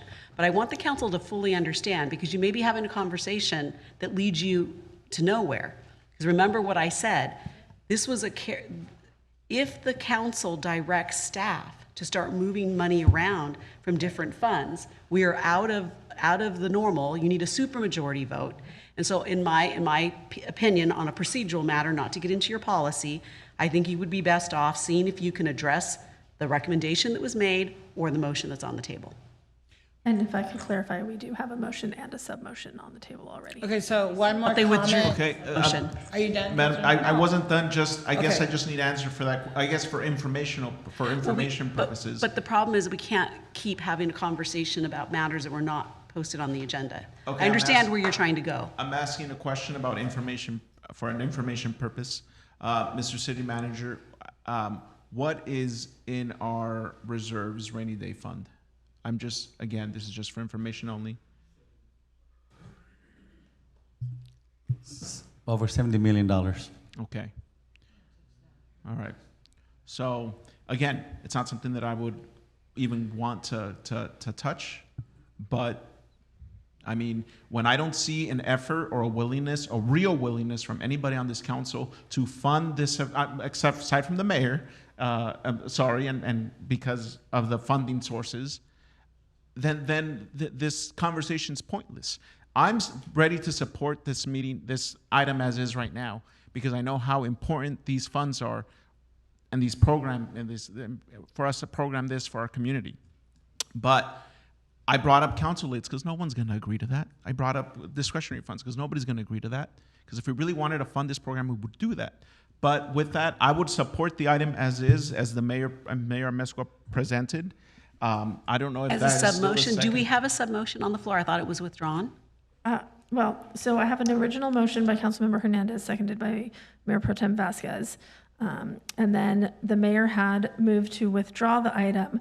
She withdrew that sub-motion, but then I thought there was a secondary sub-motion by Councilmember Fan, seconded by Mayor Amezcua, related to the 10%. No, I didn't, no. So there was only one motion on the floor, and so are you making a substitute motion? I made a motion to withdraw, and Councilman Becerra seconded. But then I thought that sub-motion was taken off the table as well, withdrawn. So that would have left us with just the original motion. Right, so on the floor right now is just the original motion? And Penalosa, if you'd like to make a substitute motion, you could do that. I'll make a substitute motion to approve tonight's item as is. I'll second. Would then take a vote on the substitute motion first. Let's prepare to vote on the substitute motion. And it's as presented in the staff Correct. report. Okay. Can you do a roll call, Madam Clerk? Yes. Motion by Councilmember Peñalosa, seconded by Mayor Amezcua, to approve the recommended action for item 28 as presented. Councilmember Becerra? Yes. Councilmember Hernandez? No. Councilmember Lopez? No. Councilmember Peñalosa? Yes. Councilmember Fan? No. Mayor Pro Tem Vasquez? No. Mayor Amezcua? Yes. Vote is 3 ayes, 4 nays. Ayes by Mayor Amezcua, Councilmember Becerra, and Peñalosa. Motion fails. Then we would revert to the original motion on the floor, which it was by Councilmember Hernandez, seconded by Mayor Pro Tem Vasquez. I believe that there was a friendly amendment to this motion to look at utilizing the funds currently allocated for Fiestas Patrias to start the fund for financial assistance, and then to look at other additional funding options. And Madam Clerk, you left off the part where Councilman Hernandez wanted the money taken from the police department. Yes, I We're not wanted going to leave that out. for the city manager's office to identify potential monies and for the potential to, for us to look at those vacancies we have in PD. And that vote would require 5 votes because it's requiring That's right. appropriation, which will come back to you. And just clarification, are you saying to look at strictly the funds from the unfulfilled positions? Yes. So direction of the city manager, I'm happy if you take a look at any fund of money that we have and you say, hey, here's what we're able to get. It doesn't have to be exclusive to vacancies.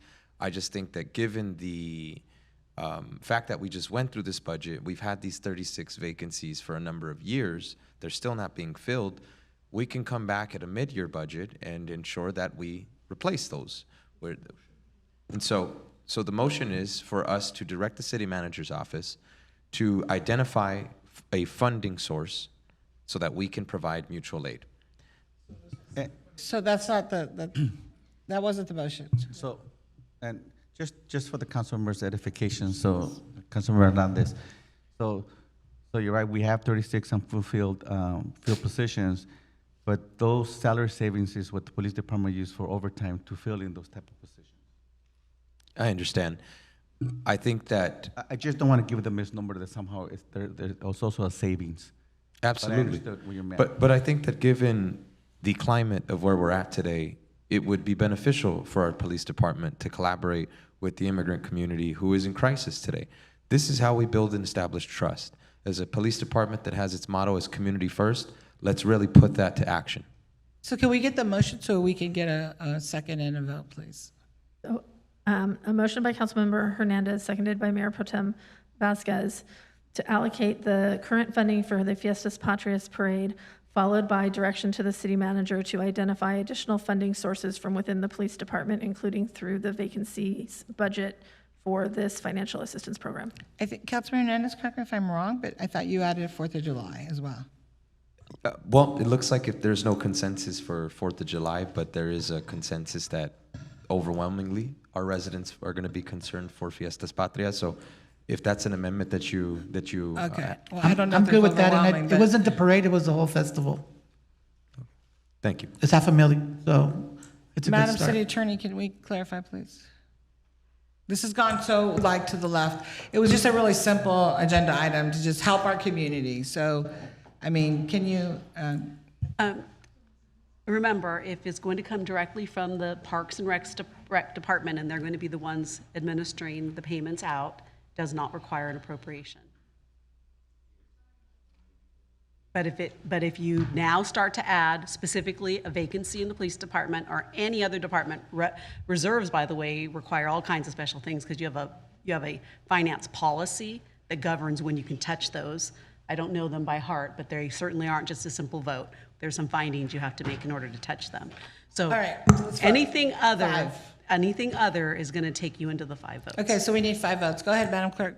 Let's do a roll Just call. For clarity, this is the motion, the funding for the police vacancies? Yes. The original motion, Councilmember Hernandez, seconded by Mayor Pro Tem Vasquez, to utilize the current funding for Fiestas Patrias for the financial assistance program, followed by direction to the city manager to identify funding sources from within the police department, including the vacancies for additional funding into the program.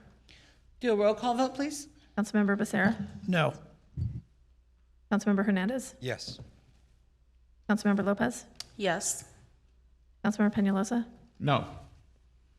Councilmember Fan? No. Mayor Pro Tem Vasquez? Yes. Mayor Mesqua? No. Vote is 3 ayes, 4 nays. Ayes by Mayor Pro Tem Vasquez and Councilmembers Hernandez and Lopez. Motion fails. So may I make my motion now? My actual motion that the It's city done. We're actually manager done. stopped me? No, Madam City Attorney is just letting me know. We're done at this point. Why is it done? Because action was taken and there's no action. Well, no, but I'm saying I have a motion. We're done. Oh, well. How is that's that, up to how chair. is it done? Because We can- my Well, motion. She can make another motion. Go ahead, Yeah. Councilmember Fan. My I want to clarify motion. with the city attorney, so The that's chair, what. the chair can accept that. The chair can accept the motion if she does, if you don't want, but there was no action. It's up to the chair if you want to take a Well, new no motion. action yet, right? Right. But there could still be a motion, and my motion is to allocate 10% of each of Are these. you asking me as the chair, can you make your motion? May I make my motion, Mayor? Yes, you can. Thank you.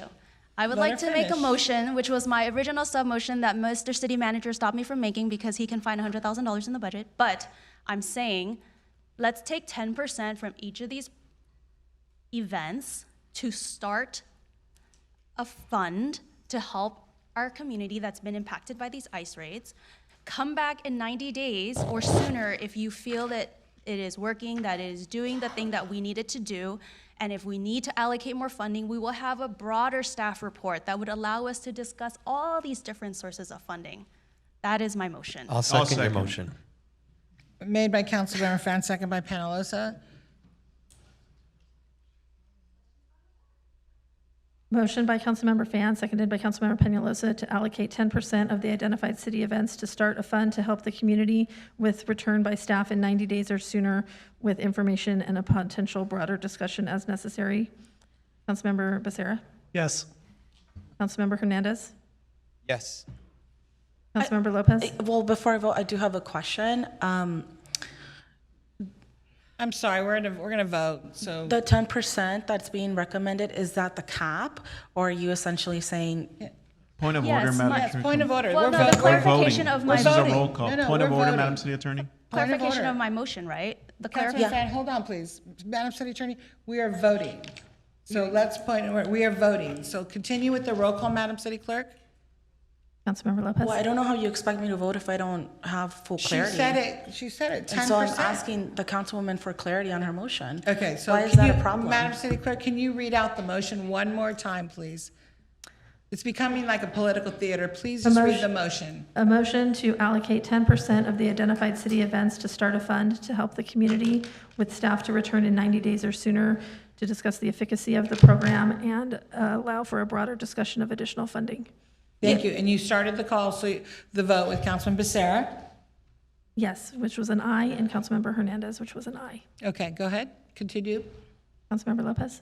I still have a question for the councilwoman that made the motion. Go ahead.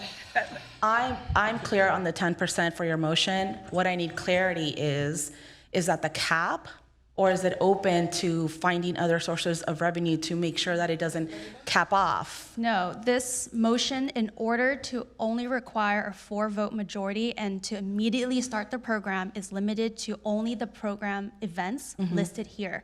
That's why I'm asking staff to come back in 90 days or sooner if we need more money because they're seeing how important, how effective this is. And then they can talk about police funding, the, council aid budget, travel, whatever it is, and put it in there, and we can have the really broad discussion, and then the city attorney won't yell at us. Thank you. Thank you for the clarity. Of course. And thank you for your professionalism too. Anytime. Councilmember Madam Lopez? Clerk, go ahead. Councilmember Lopez? Yes. Councilmember Peñalosa? Yes. Councilmember Fan? Yes. Mayor Pro Tem Vasquez? Yes. Mayor Mescua? Yes. Vote is 7 ayes, no nays, motion carries. Thank goodness. Here we go. Let's go to item 29. Mr. City Manager, you're good, right? You got that one? And before you start that item, I'm just going to jump in because it's 8 minutes to 11. You're going to need to make a motion if you're going to want to go past midnight. I'll I make a imagine motion that this to go past next midnight. item is going to take some time. It might, maybe it doesn't, but you need to make the motion if you want to go past midnight. So you're making a motion to go past midnight? Yeah. And I'm going to make a sub-motion that we continue the item to the next meeting. I'll second that.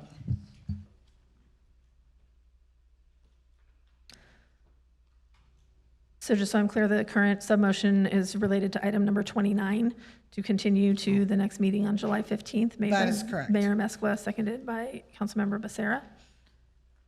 So point of clarification, so you want to get through the rest of the agenda, just move 29? This item is so important, and it's going to take us time to go through so many items on here. I don't want to be rushed, and I don't want us making decisions at 2, 3 o'clock in the morning.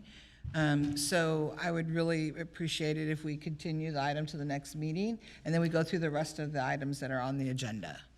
And just noting for the record, you do have a public hearing, 2 council member requested items, and the Housing Authority agenda to still address. So the only thing that we're continuing would be item 29. That's correct, because it's going to take at least a minimum, I Okay. can bet you 2 hours a minimum. I'll maintain my second.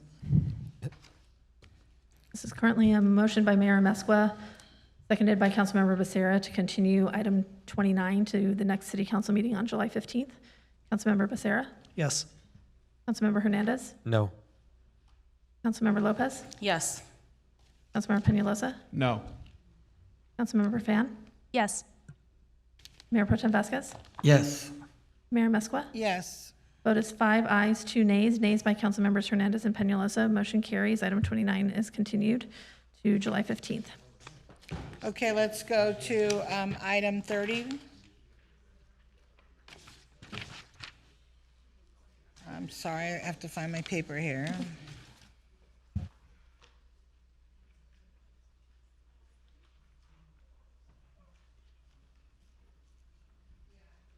Let's go to item 30, Madam Clerk, please. I'm trying to find my paper if you can. Sure. So before public hearing item number 30, I'll make an announcement. Members of the public joining us by way of Zoom or conference call who would like to make a comment for public hearing item number 30 only, please dial *9 from your phone or select raise hand from Zoom now in order to be called once the public hearing is open. And Mayor Amezcua, if you would like, item number 30 is a public hearing for a resolution declaring results of majority protest proceedings to renew the Santa Ana Tourism Marketing District, the SATMD, and staff has a presentation available if council desires.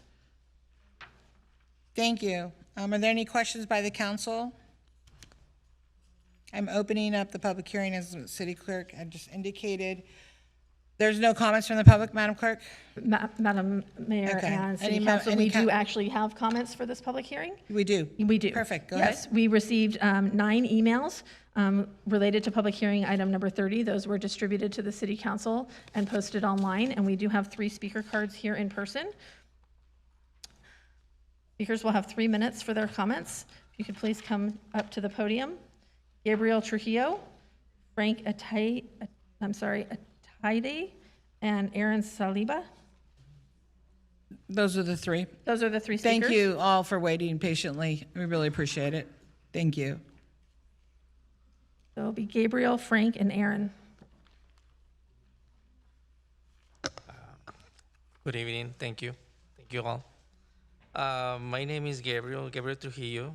I am the food and beverage manager at the Holiday Inn, Orange County Airport.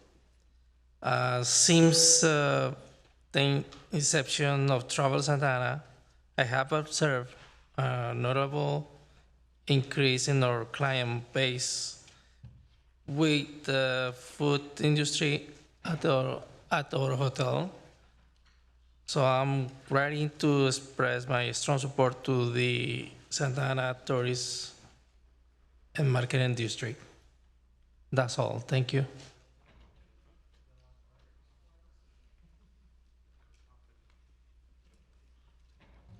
Good evening, Hold on everyone. 1 second. We don't have the city sorry. attorney present.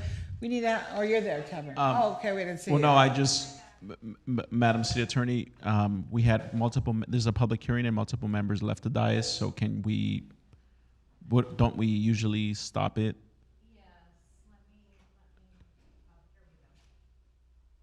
Yeah, that's why I'm looking at city attorney. I didn't see you sitting there, so it's been a little interesting this evening. Madam I'm so Mayor, sorry.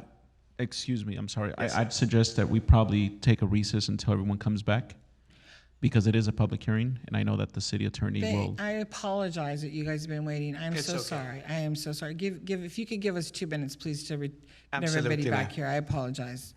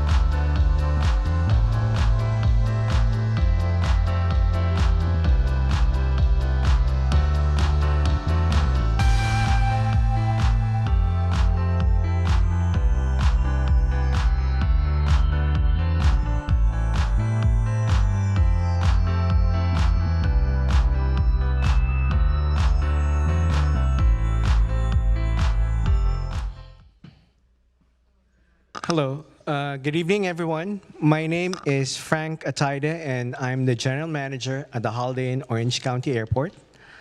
I'm speaking to express my strong support for the renewal of the Travel Santa Ana Tourism and Marketing District. As the Latin phrase res ipsa loquitur suggests, the thing speaks for itself. Number one, Travel Santa Ana has made a measurable and positive impact on the city's tourism and visibility over the past 4 years. Strategic sales, number two, strategic sales and marketing efforts are driving increased visitation to Santa Ana hotels, restaurants, attractions, retail businesses, and events. Number three, most destination marketing organizations operate under 10-year agreements. Aligning Travel Santa Ana with this industry standard ensures long-term stability and success. Number four, Travel Santa Ana plays a critical role in supporting local hoteliers and the broader tourism economy, making its continued operational essential. Number five, the proposed incremental funding increase offers flexibility to respond to tourism downturns and expands into new or underserved markets. Number six, renewing the Santa Ana Tourism Marketing District will empower Travel Santa Ana to build on its momentum, strengthen the local economy, and further alleviate the city's profile. Before concluding, I would like to thank the city councilors, the city manager and its team, and our beloved Mayor Amezcua for their support. Pro Deo et Patria. Thank you so much, ma'am.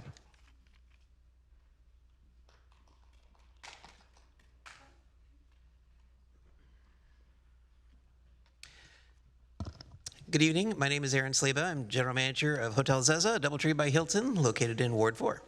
Honorable Mayor and City Council, thank you so much for taking the time to listen to us.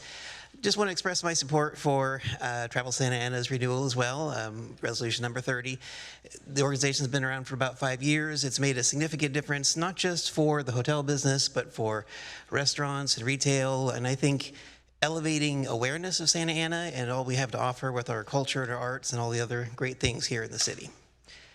I also think it's important to note that the increased business that Travel Santa Ana brings doesn't just help the owners of the hotel, but it makes a measurable difference for our team members. Our team members get more hours, we're able to give higher pay increases and better benefits to our team because we have the increased business that comes with it.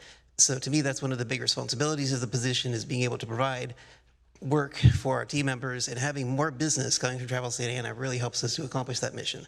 So I think it just benefits everyone in general. Of course, it's better for the transient occupancy tax and everything else that's coming in. So please, I ask for your support in increasing and renewing Travel Santa Ana for another term. Thank you. Mayor and City Council, that concludes the public speakers for this public hearing. All right, so no other speakers, no council member comments? Yes. Yes, Madam Mayor. Go ahead. Just very briefly, I just want to share, I have heard nothing but complimentary, words from business owners, community members alike, and I see tremendous value in what Travel Santa Ana has brought to our community. And so I'm very excited to continue to support it, and I'll put a motion on the floor to move the item. I'll second your motion. Sorry, go ahead.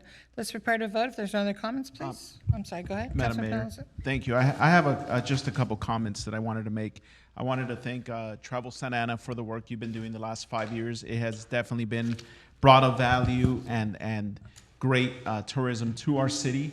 Love everything that you do, everything from the Michelada guide to the food guide to all your great website and videos that you've been producing to highlight and showcase our city on a national scale, worldwide scale. So I want to thank you for that. However, I do have, as I mentioned in our meeting to Travel Santa Ana, so I know there's no surprises, I do have personal concerns with us as a city council, and I guess I want to ask the open question to my colleagues is, do we want, knowing that we have Measure X sunsetting in a couple of years, we're facing a structural deficit where, as we just saw for the last hour and a half, we were fighting over $1,000 here, $10,000 here in funding for these events. Do we want, as a city council, to now relinquish our ability to tap into additional TOT tax. And I say that because currently our city's TOT tax is one of the lowest in the region compared to cities like Anaheim that are at 15% of TOT. Ours is at 10. 11, I'm sorry. That's a conversation that we've been having for 5 years, ever since the onset of the pandemic, or leading up to the pandemic. That was one of the areas that we were looking to tap into for additional revenue for our general fund. And because of the COVID pandemic, we realized that was the bad move at the time. But now that tourism is back, we're seeing an increase in tourism over the next 10 years. Do we want to give that ability to somebody else and take that from us as well? Well, I mean, by us doing this, it removes our ability to increase the TOT tax for our general fund. I know that in the graph that was presented in Exhibit 2 by Travel Santa Ana, I mean, in the year 2028, when it increases by 0.5% potentially, and then to 3% in 2030, we are talking $2.4 million that is now we're losing. Fast forward to 2035, a 4% increase is $3,200,000. I believe that Travel Santa Ana could continue to operate and do the work they're doing with the current 2%.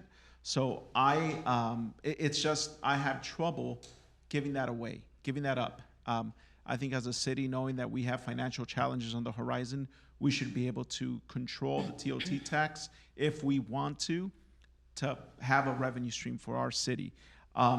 With that, I don't know if my colleagues have any comments or questions to that, but I would hope that I'm happy to make a sub-motion to support this for a 5-year plan and potentially 10-year, but keep it at the current 2% assessment rate without giving Travel Santa Ana the ability to increase it beyond 2% for their funding.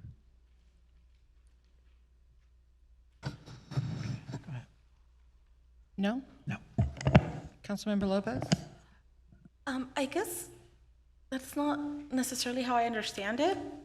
So can you address it? Because I don't see it as relinquishing.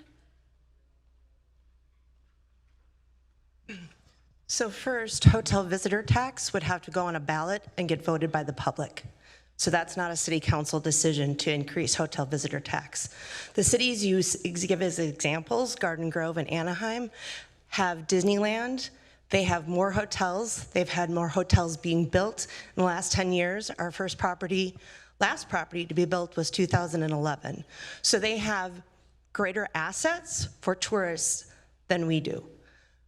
Increasing hotel visitor tax does not guarantee that visitors are going to come to the city because that money is going into the general fund versus if Travel Santa Ana increased the assessment, that money would be invested into attracting visitors, which would stay at the hotels, increase hotel visitor tax organically by staying in the hotels, but also go to our restaurants and our attractions. The proposed increase would be only if there was a situation, the examples you gave today about ICE and our community, if you did away with our events and next year visitors declined because of the federal environment and we needed to be competitive with the other Orange County destinations. It would be decided by the hoteliers and it would be 0.5% every 2 years only if necessary. I agree. We right now do not need to increase our tourism marketing, our assessment, because we've only been in existence for 4 years and our occupancy is at 70% on average. If we're doing our jobs and we're marketing and promoting and we have our great assets here in the community, our hotel visitor tax and our occupancy at our hotels is organically going to grow because of those efforts. So I agree, we don't need to do that, but in 2 years, we could potentially need to do that because of circumstances that we have no control over. But the hotel visitor tax is not a decision by the city council. That goes on a ballot and needs to be voted on. So there's no guarantee that you would get that money. I think I'm aware of that, but the whole point is that we would have that ability to present that to the voters. But if you now have that ability to raise it to 4%, that puts us at 15%. So how can we then go in 2028 and tell the voters, hey, our TOT tax is already, you're paying already a 15% TOT tax, but we want to increase it to 17. That puts us way beyond the cities of Anaheim and Garden Grove, which is the whole point. The whole point is to us to be able to tell the residents of Santa Ana, hey, this is a tax that we think we could increase because it's not a tax on you, it's a tax on visitors. But now we're giving you that ability to do it, and it keeps us out of the equation.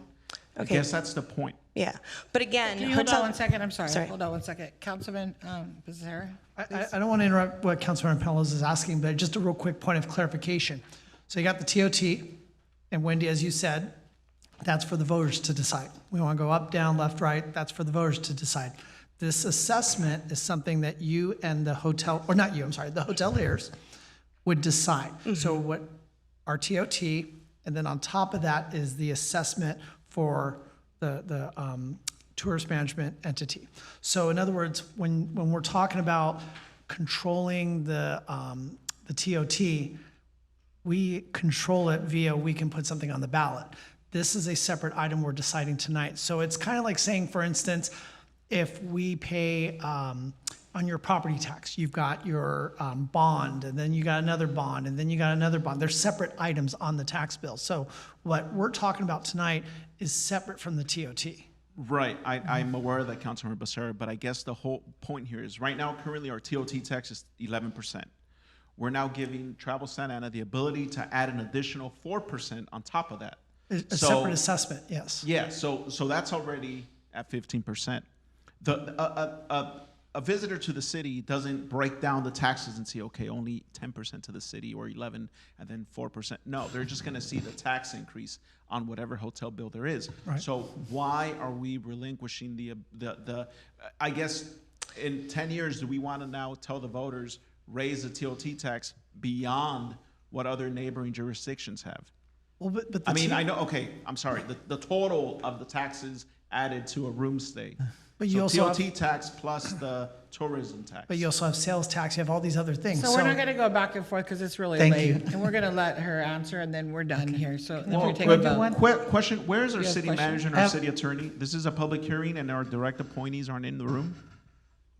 Can someone please get them? Because I have questions and they're not here. And I'm available to answer any questions for the city manager. I am the designee. So Thank you. You can ask me questions. Thank And the you, city Madam attorney? Deputy City Attorney. Thank you. Go ahead. Mayor Pro Tem, did you have a question? Just for Councilmember Penalosa, if they raise their own taxes and we raise the TOT, they most likely lower to be competitive. This is like an HOA, either you're raising on your own and you're paying it. But they can't move it up or down because they want to be competitive. If we decide we're gonna tax them, they're like, well, the taxes are up. Let us decide to lower it, and at that time to be competitive, right? So they can move it. Second, he gave a great example, but these taxes are like an HOA, and they decide what they want to put into it. Hold on. That's great. Are you done? Well, I guess I would like to know of an HOA that has lowered their HOA fees in the last 10 years. I mean, let's be realistic here. Go ahead, Wendy. Councilmember Vasquez, that's a great comment. Exactly. The hoteliers want to be competitive. If Santa Ana has all of a sudden a 15% tax for the visitor, that's not making us competitive. Raising hotel visitor tax doesn't necessarily bring in more visitors. It would all depend. We'd work together. If the city was looking to, again, this isn't a guarantee, it's to give us some flexibility within the 10-year term so that if there's we've gone through COVID, I've been in my career now for 27 years. I've seen the economic downturn of 9/11. I've been a part of the economic crises of 2007 and 8, COVID, and now we're uncertain. So this ladder allows us some flexibility. I believe it's 80% of tourism marketing districts. What is it? Yeah. About 40% have the tourism, have the flexibility. And when you say we have a $1.6 million budget, we are the lowest out of the 9 destination marketing organizations in Orange County. So our budget's the lowest. We have a small but mighty team of 3. When you're looking at Anaheim, they have, I believe, 40-some team members on their staff, and they have a budget of, I believe, almost $6 million. So we're trying to compete and draw visitors to our destination, and there's a lot more room for us to give that opportunity to increase that occupancy from 70% up to 78%, which would then ultimately bring in more hotel visitor tax and more revenue for us. So before we even think about doing the latter by 0.5% every 2 years, we would look at what we were doing from a marketing and sales perspective at the $1.6 billion budget we currently have. Thank you for that explanation, Wendy. Is this something where you guys could potentially consider capping it at 3% instead of the 4%? Yes. Over the 10 years? Because I'm looking at the total, and that's $24 million over 10 years. That, I mean, it's a lot. But you could see yourself moving forward with this, with a 3% cap. Well, again, when Councilmember Vasquez said that if the council looked at raising the hotel visitor tax to 12% and we were at 4%, of course we would come back down because we'd want to be competitive. Okay, so I guess with that, I will make a sub-motion to approve the item with a 10-year agreement, but limit your ability to 3%. Versus the 4. You know, in 5 years, if that's not working, then you come back and you ask the council again at the time for an increase to 4.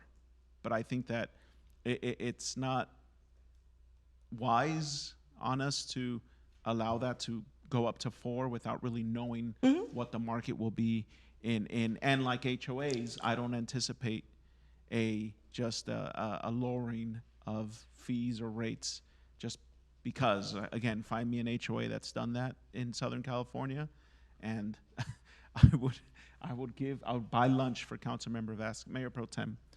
But that would be a sub-motion to approve the item. Yeah, 10-year agreement, but with a 3% cap. So there's a motion on the floor. Thank you, Wendy.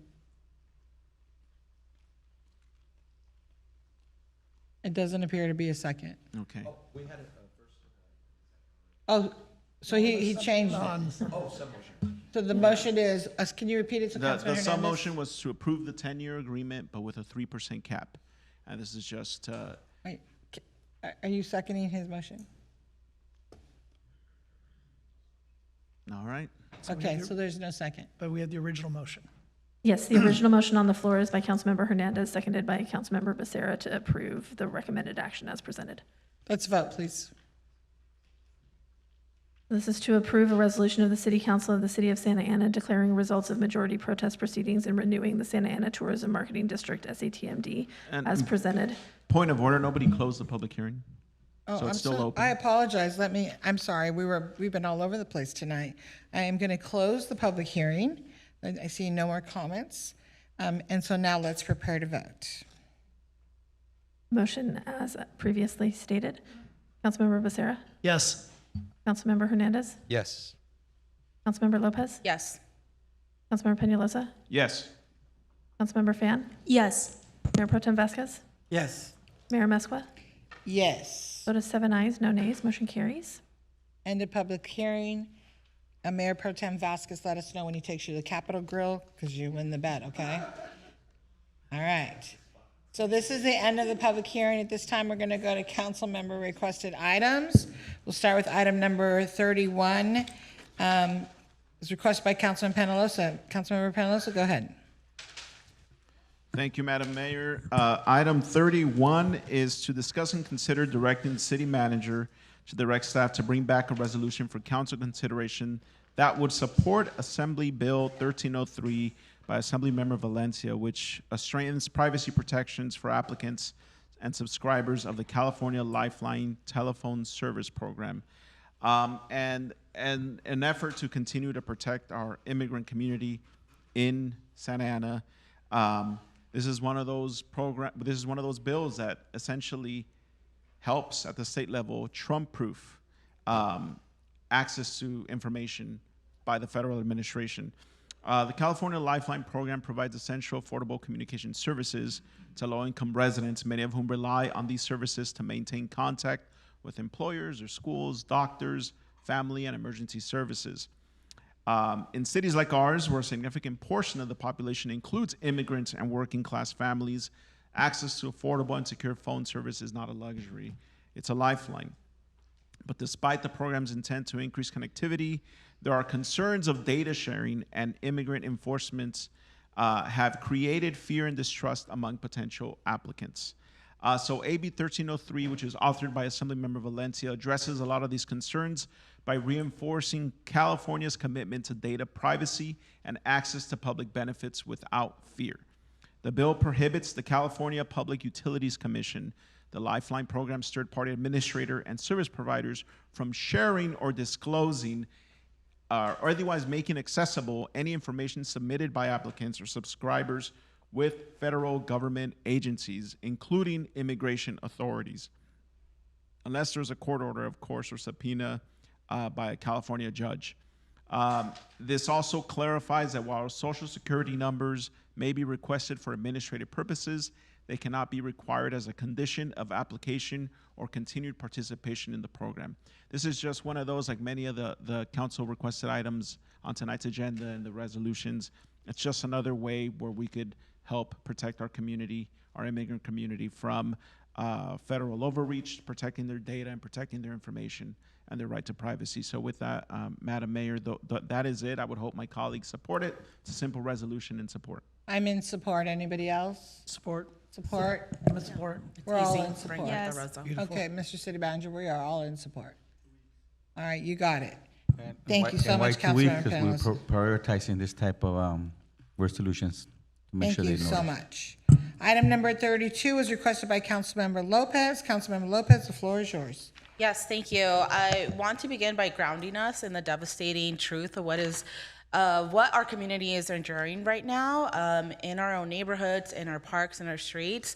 As we all know, residents are being taken from their workplaces in the early morning, middle of the day, at night. Now we're seeing children are being separated from their families. Community leaders, journalists, legal observers are being threatened, and some detained without warning, without charges, without answers. Our residents are being subjected to unimaginable brutality. Too many of these videos have gone viral, and people doing this are masked, heavily armed, and often unmarked. And so these federal agents operating without transparency or accountability really are just causing a lot of fear and distrust in our community. They're stopping in the middle of the road, endangering other drivers, pointing their rifles and their AK-47s to constituents who are simply trying to film their actions. And just today, we saw a young girl be taken. These agents are now pretending to be construction workers, utility workers, and they're going as far as also pretending to be cops in our city. They're clearly targeting street vendors based off the color of their skin, attacking people in public spaces, grabbing people, not providing any warrants or explanations. And I hope that we can all agree that this is not public safety. It is not in the best interests of public safety. This is really just terror happening in our communities. And it's unfortunately happening right here in the city of Santa Ana. And so what we're witnessing is not just a bureaucratic failure or isolated misconduct. It's a deliberate strategy to intimidate our community, to disappear local folks that are speaking up, and really to silence dissent. So this is not, of course, only exclusive to our city. We're seeing this happen in all parts of the state of California. Federal officers who have appeared in tactical gear covering their faces and refuse to identify themselves.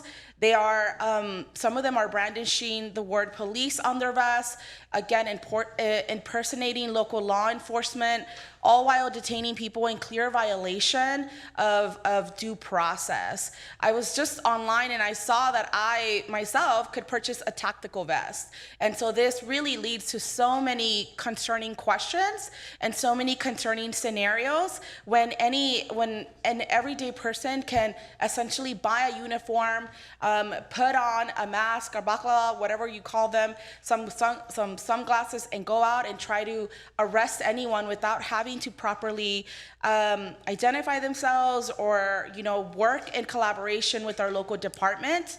And so I'm sure that everybody here has heard about the 2 lawmakers that were killed at their home because somebody who was pretending to be a police officer knocked. They saw somebody in police gear. Obviously, they're elected. They opened the door and they were shot to death.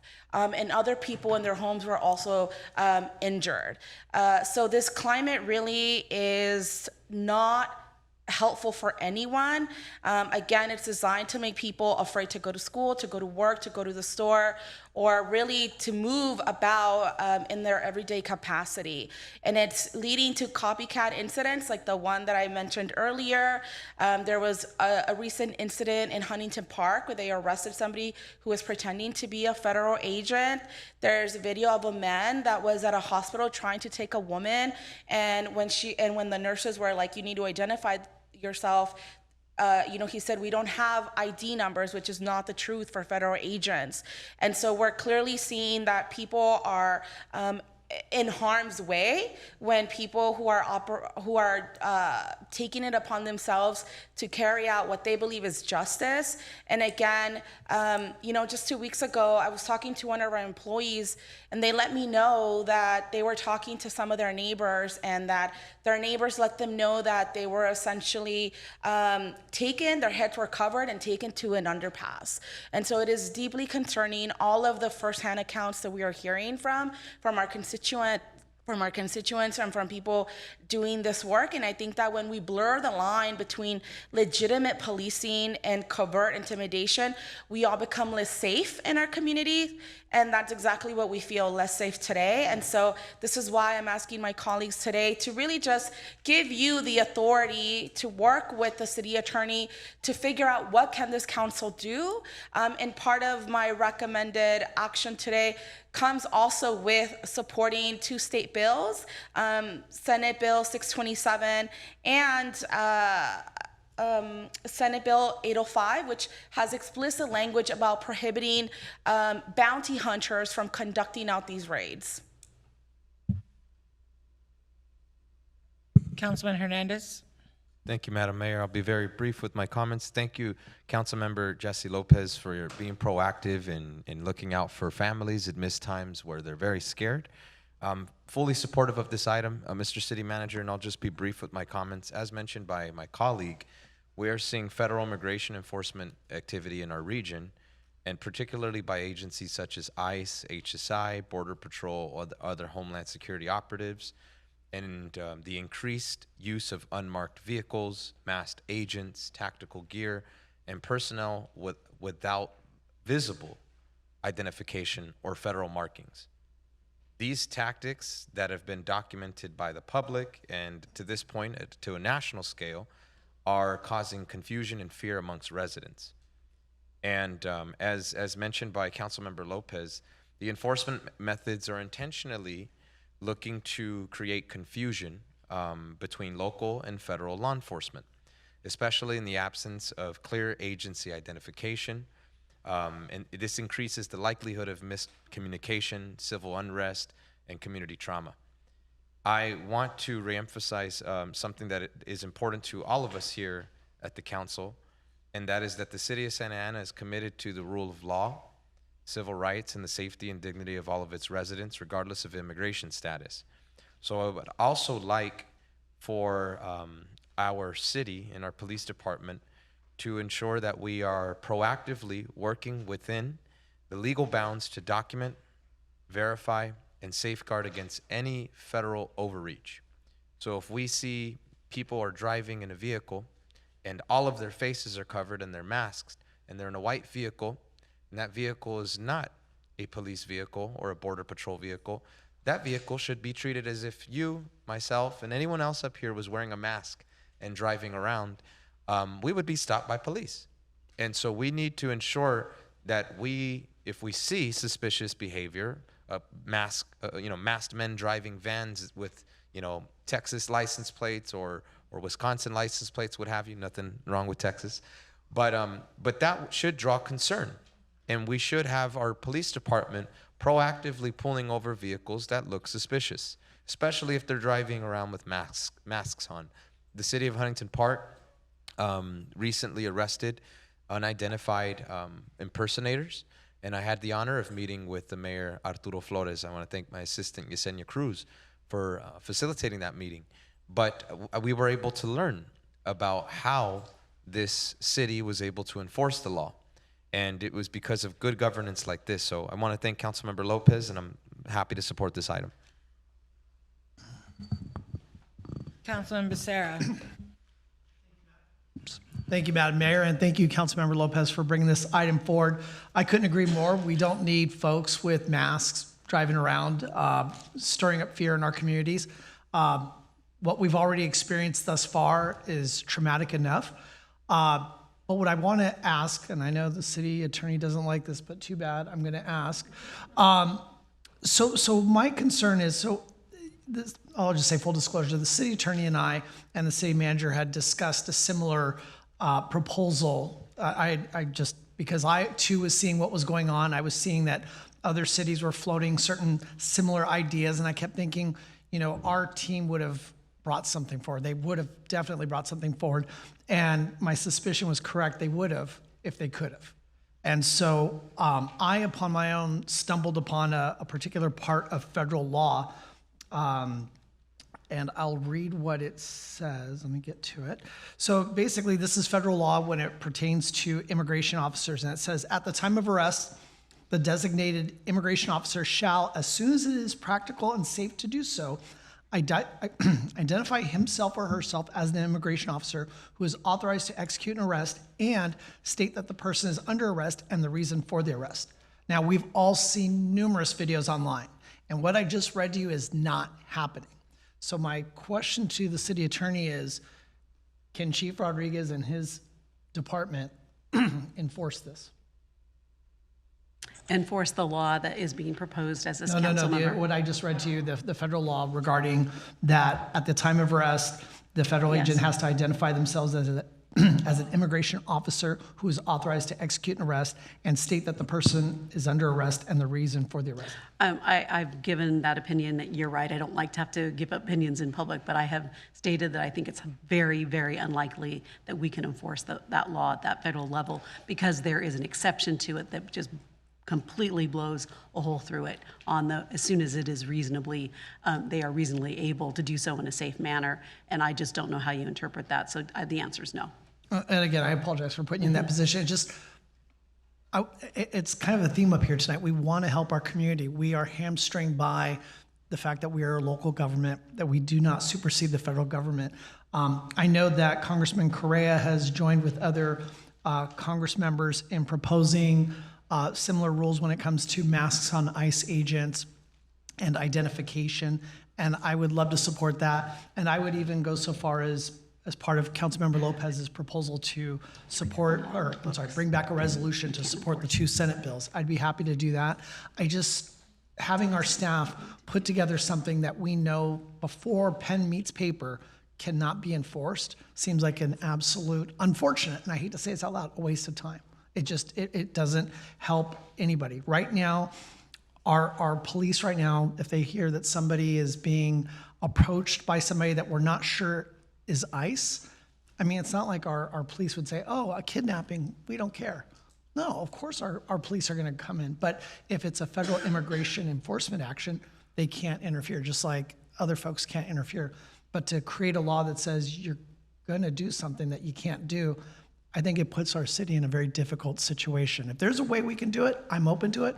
But unless there is, I don't know that we should be going down that path. I think supporting the federal efforts, even the state efforts may be a little wobbly, but I'd be willing to support them if they're already putting pen to paper on a bill to have this apply statewide, which then would mean we don't have to worry about doing it because then it would apply statewide, just like sanctuary laws, et cetera.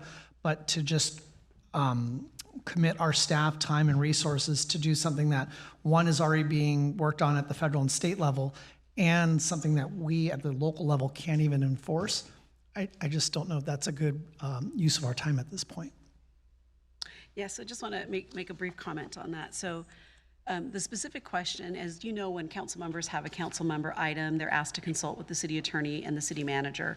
And so when we consulted on a proposal that used the language that you quoted, I was very clear about the no. And then when we consulted with Councilmember Lopez on this item, some of the questions that were raised is that at least her proposal, as I understand it, is to model after the state proposal that is out there. Now, the state proposal that is out there, I don't know whether it's enforceable because I haven't researched it because I didn't know whether you guys, where this item's going to go. But the state proposal, for some reason, leaves open the opportunity for like a charter city to come in and do more regulation than they've done. I've, in full disclosure to the council member, said it's very, very likely, in my opinion, that that is still preempted. But if that's something that you want us to research and talk with legislative council, we can do that. But I want it to be clear, in my opinion, your local police department does not have authority over telling federal officers how to dress, what uniform to wear, and how to conduct their work. If there was any room, if there was any possibility that through some research, you were able to come back with something that we could move forward with and adopt, I would 100% support it. But based on what you just said right now, I don't think you've given us much hope that there is something that could be found. So I would say at this point, from what Councilmember Lopez brought forward, I would support a resolution in support of the 2 Senate bills, but not asking staff to go forward with anything right now. Thank you. So thank you, Madam City Attorney, for your input. So let me be clear what I heard you say is that there's no way, or our police department cannot enforce it. I would not recommend that our police department enforce it, but I want to be really clear as to why. And I think it's based on Can you that speak letter. louder 'cause you're Okay, loud. I'm so sorry. Okay, well, they fixed it. Okay, so I just want to be clear as to why so people understand. We personally, the city of Santa Ana, has received a letter from the U.S. Attorney's Office for the Central District that didn't just threaten, but said, this is what we would do. This is what we would do.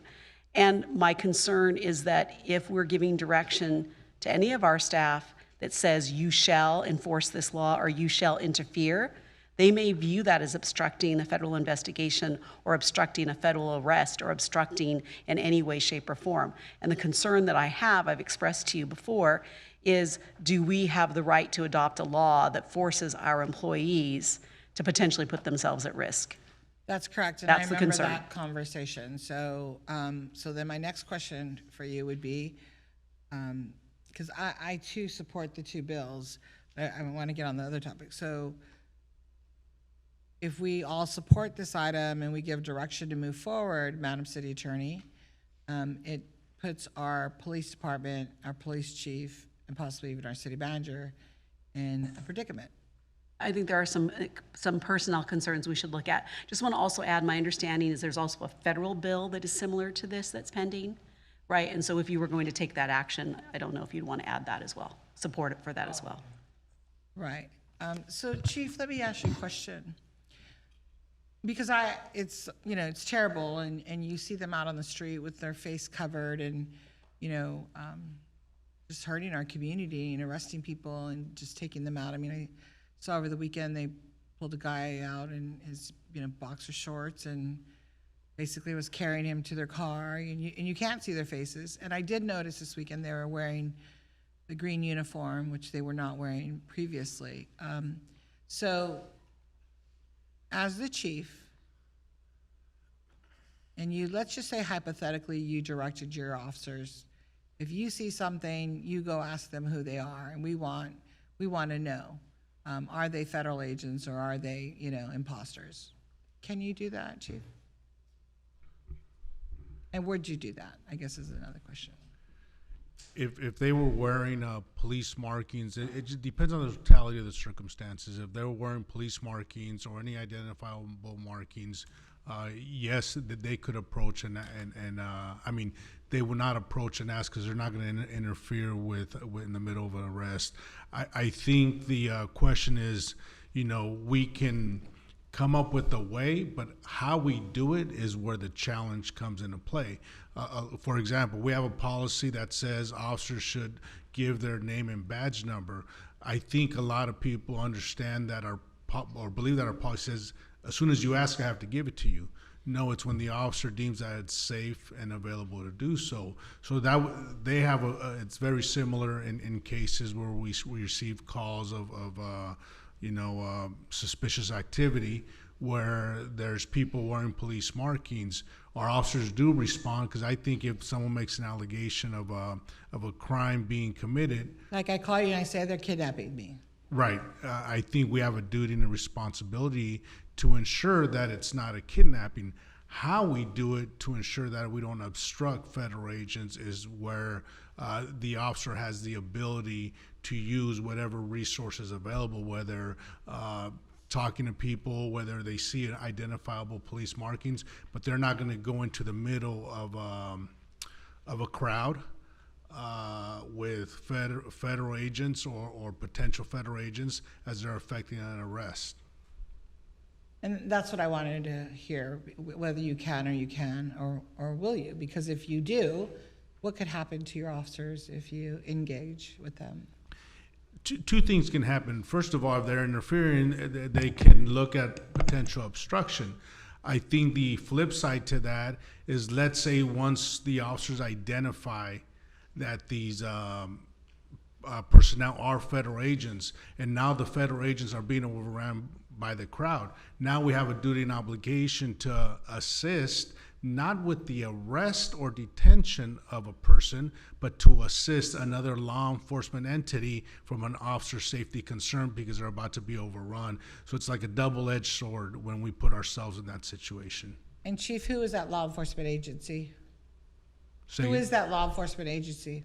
In regards to federal agencies? Right, I want to know, who is a law enforcement agency that you would be assisting? Whether it be, It would be ICE, federal, whether correct. or Border Patrol. You mentioned the green uniforms. Usually, Border Patrol's wearing the green uniforms. So if it was a large crowd and it just got ugly, you would have to assist that law enforcement agency. From an officer safety perspective, yes. Okay, and so I do, I support it. It's been a really interesting night. I support the bill, the SB 627, SB 805. People are wearing, coverings. We can't see their faces. We don't know who they are. I would really encourage the community to call the police department, call 911 if they feel they are being kidnapped, because I know that people may not be calling. How many calls, Chief, have we received in the city of Santa Ana that you're aware of possible kidnappings? So I did look prior to this council meeting. I looked from January 9th when we first became aware of these raids to present day or yesterday, and we had received 6 total. The calls but usually come in as either suspicious vehicle or unknown trouble, but we have no confirmations of any actual kidnappings as far as the Penal Code 207. But within that time frame, you've received 6 calls. Yes.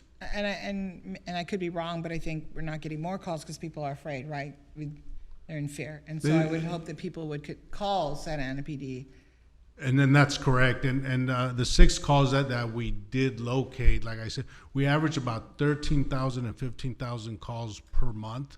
So finding those calls is very difficult because we have to go through a lot of the comments of the calls because whoever receives a call may actually enter it as a kidnapping, but obviously it's not a kidnapping, so then it morphs into suspicious activity or to a known trouble. We refer to as a known trouble, which someone's calling because something is happening, but they're not exactly sure what's happening. Out of those 6 calls, 2 of the callers, I believe, they heard it from someone else. They weren't actually there present, but we still send a unit to respond. Okay, so, I mean, I'm supportive of that. I'm just kind of stuck, Madam City Attorney, so, and I know the city manager earlier used the term symbolic. So supporting the SB 627 and SB 805, I definitely will support it. And I just want to find a way so that,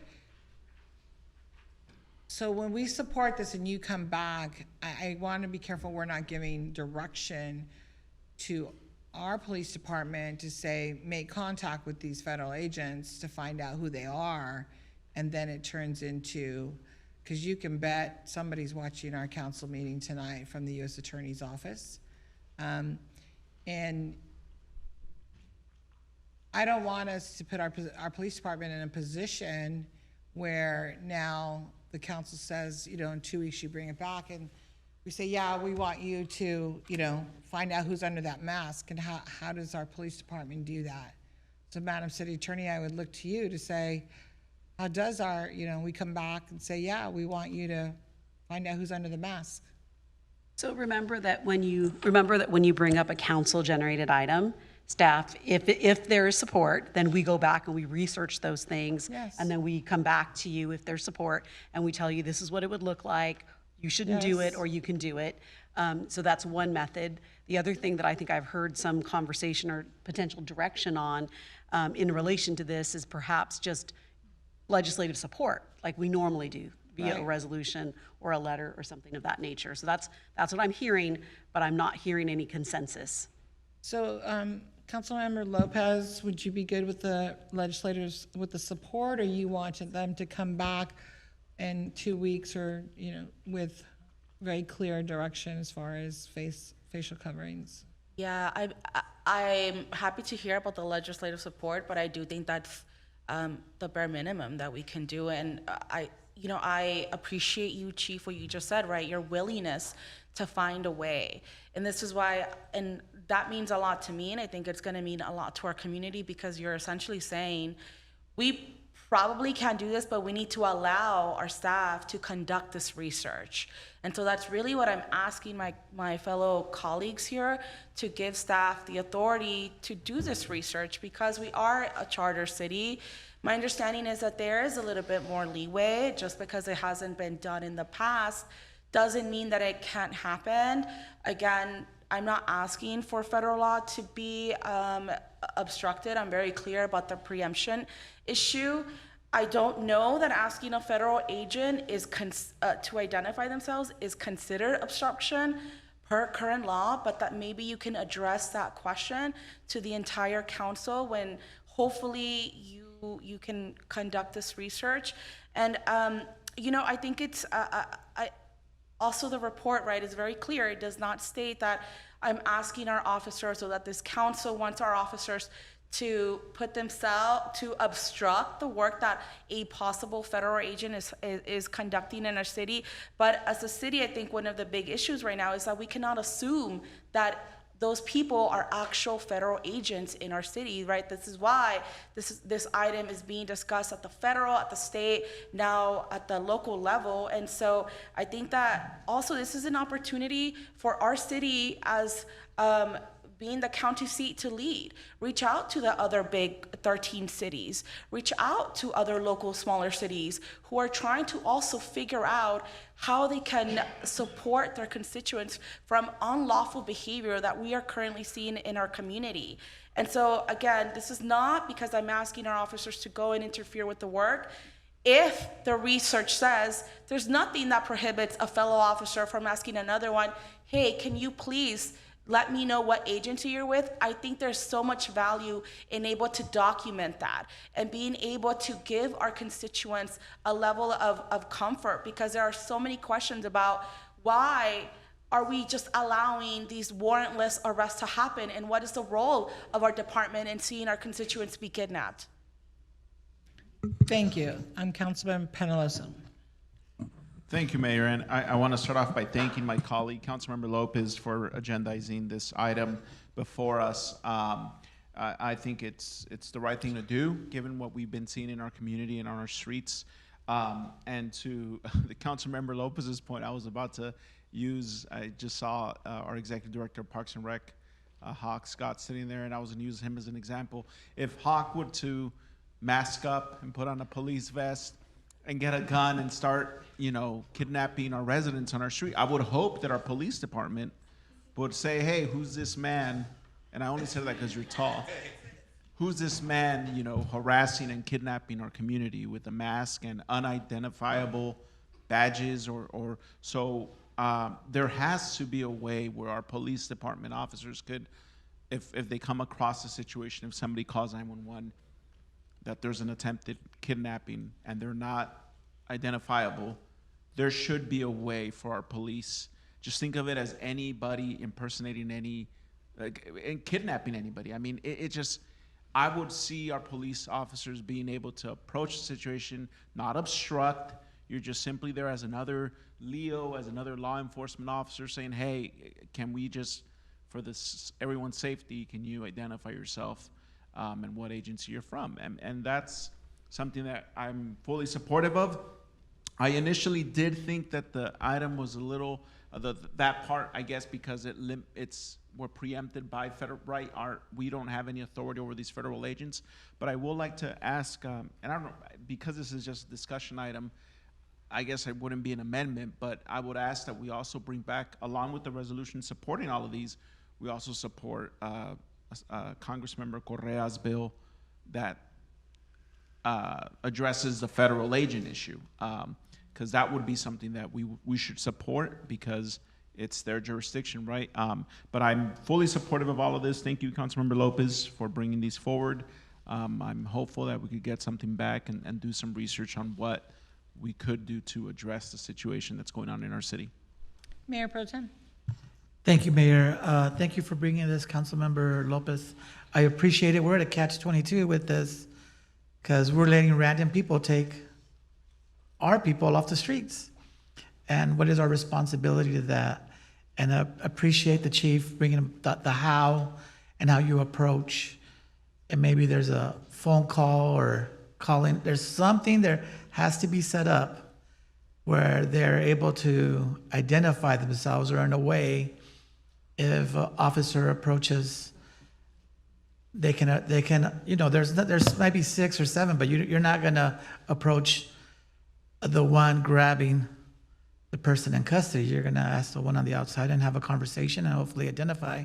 So thank you for bringing up the how, and I'm not a police officer in that situation, but I hope we could come up with something that that's feasible with the federal government, says you're not impeding, and we stay safe. That's my, what I wanna keep is make sure that we keep our employees safe, that we keep our police safe, as well as our residents safe.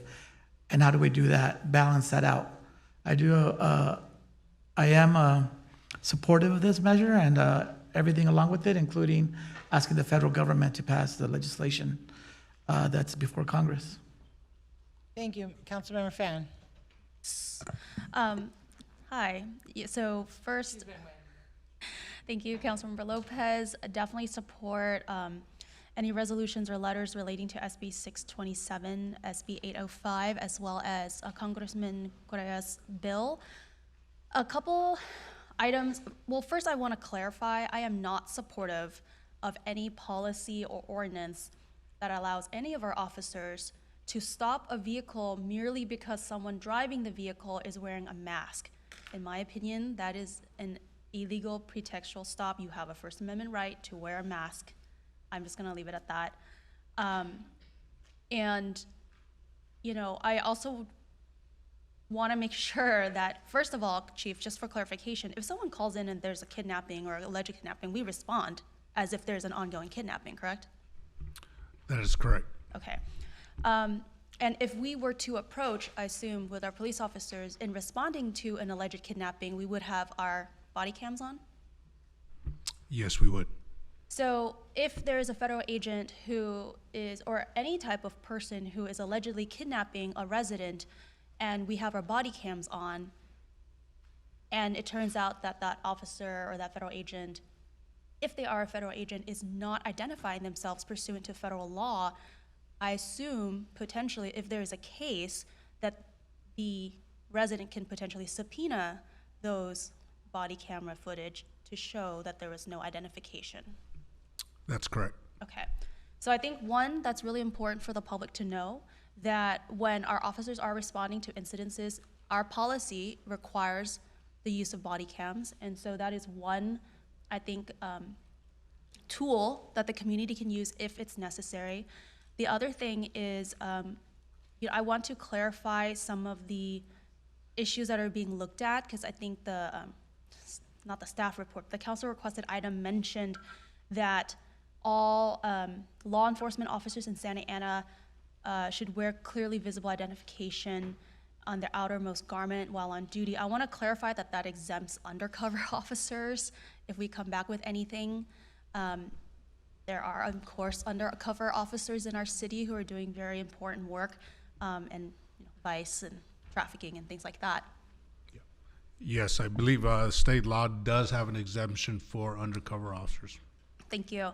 And when we look into bringing something back, I actually think it would be prime time for us to utilize the services of our police oversight director as well as our police oversight commission to work with you regarding what is potentially possible and, practical for our officers to do, because number one, I don't want our officers to end up having to do crowd control for ICE or Border Patrol like they had to do, I think, in LA County. We don't want to do that. I don't want our officers to, then potentially be involved in an obstruction of justice claim, or obstruction claim by the, U.S. Attorney's Office. But I think the details of this can be vetted by our Police Oversight Commission in collaboration with your office as well as the Independent Oversight Director, especially as he has extremely deep knowledge on ensuring this type of transparency and whatnot.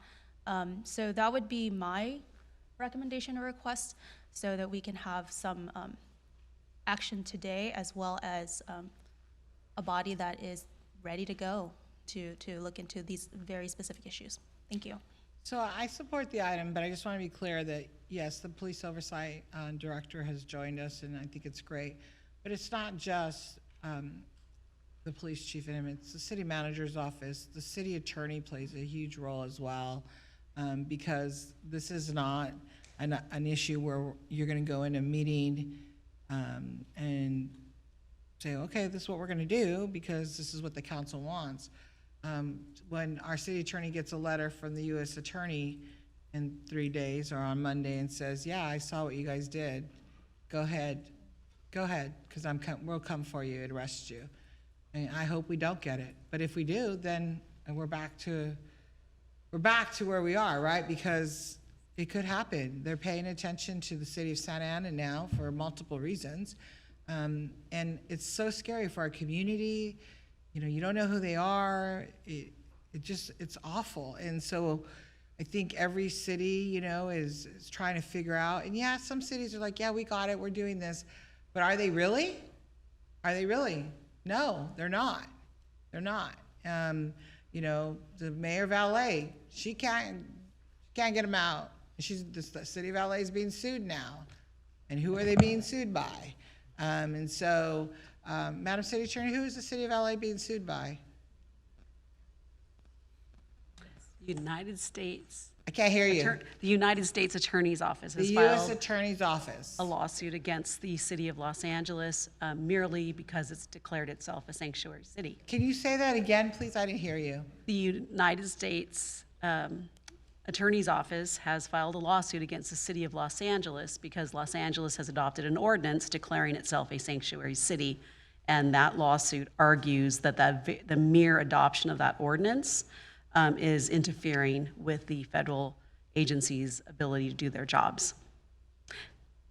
Right, and so, it weighs heavy on all of us up here. And so, Mr. City Manager, I think you heard from all of us, there's support. It's just we tread so lightly, and we need, the city attorney, and maybe, I don't know, Madam City Attorney, you need to bring in a specialist if this is what they do, working with our police chief, and, how do we protect him and his officers? Because the first person they're going to come and arrest is our police chief and the officers that were involved. Yes, and I think I mentioned to you before, it kind of goes to And you, getting Mr. late. City Manager. Councilmember Becerra's point, we do have a team working on this over at BBK because many of our clients, from all over the state of California in very similar situations with demographics very similar to yours, whether that's from Coachella all the way to Salinas, all the way, to Sacramento. So we do have a team, and we are researching these issues, and literally hot off the press, our client, City of West Hollywood, is doing work on this as well, and so we're all collaborating and sharing. And there are some things that we will come back to propose to the city manager in terms of protecting employees as that evolves. Thank you. And I'd also like to mention that we're 1 minute from midnight, and we Yeah. are either going to need a motion or we'll have to No, I adjourn. just want to say that, can you send the council any updates, please, on what you find? Yes, and I just want to mention, if the city council members, I know you get lots of emails, but I did send you a copy of that lawsuit from the city of LA within 10 minutes from the time I had a copy of it. So if you haven't received it, please let me know. That email went out early Monday, and I'm happy to answer any questions that you have about that. So we're 1 minute away. I want to just share, Santa Ana Police Department has a process in place. If you call 714-245-8665, they will assist with abandoned vehicles or property with families that have been detained or taken into custody by federal agents. They will come out and help the families return their vehicles to somebody that can be responsible for them instead of leaving them abandoned. Is that correct, Chief? That's correct. As a matter of fact, in one of these calls that we received this past week, we did make notification to the, I guess, the next of kin of the vehicle. And they made arrangements with the business to keep the vehicle there until they can pick it up. Thank you very much. This meeting is adjourned. Just noting then for the record that the Housing Authority agenda will be continued Yeah, to we're going July to continue 15th. because it's midnight and we need to close it out. Randall.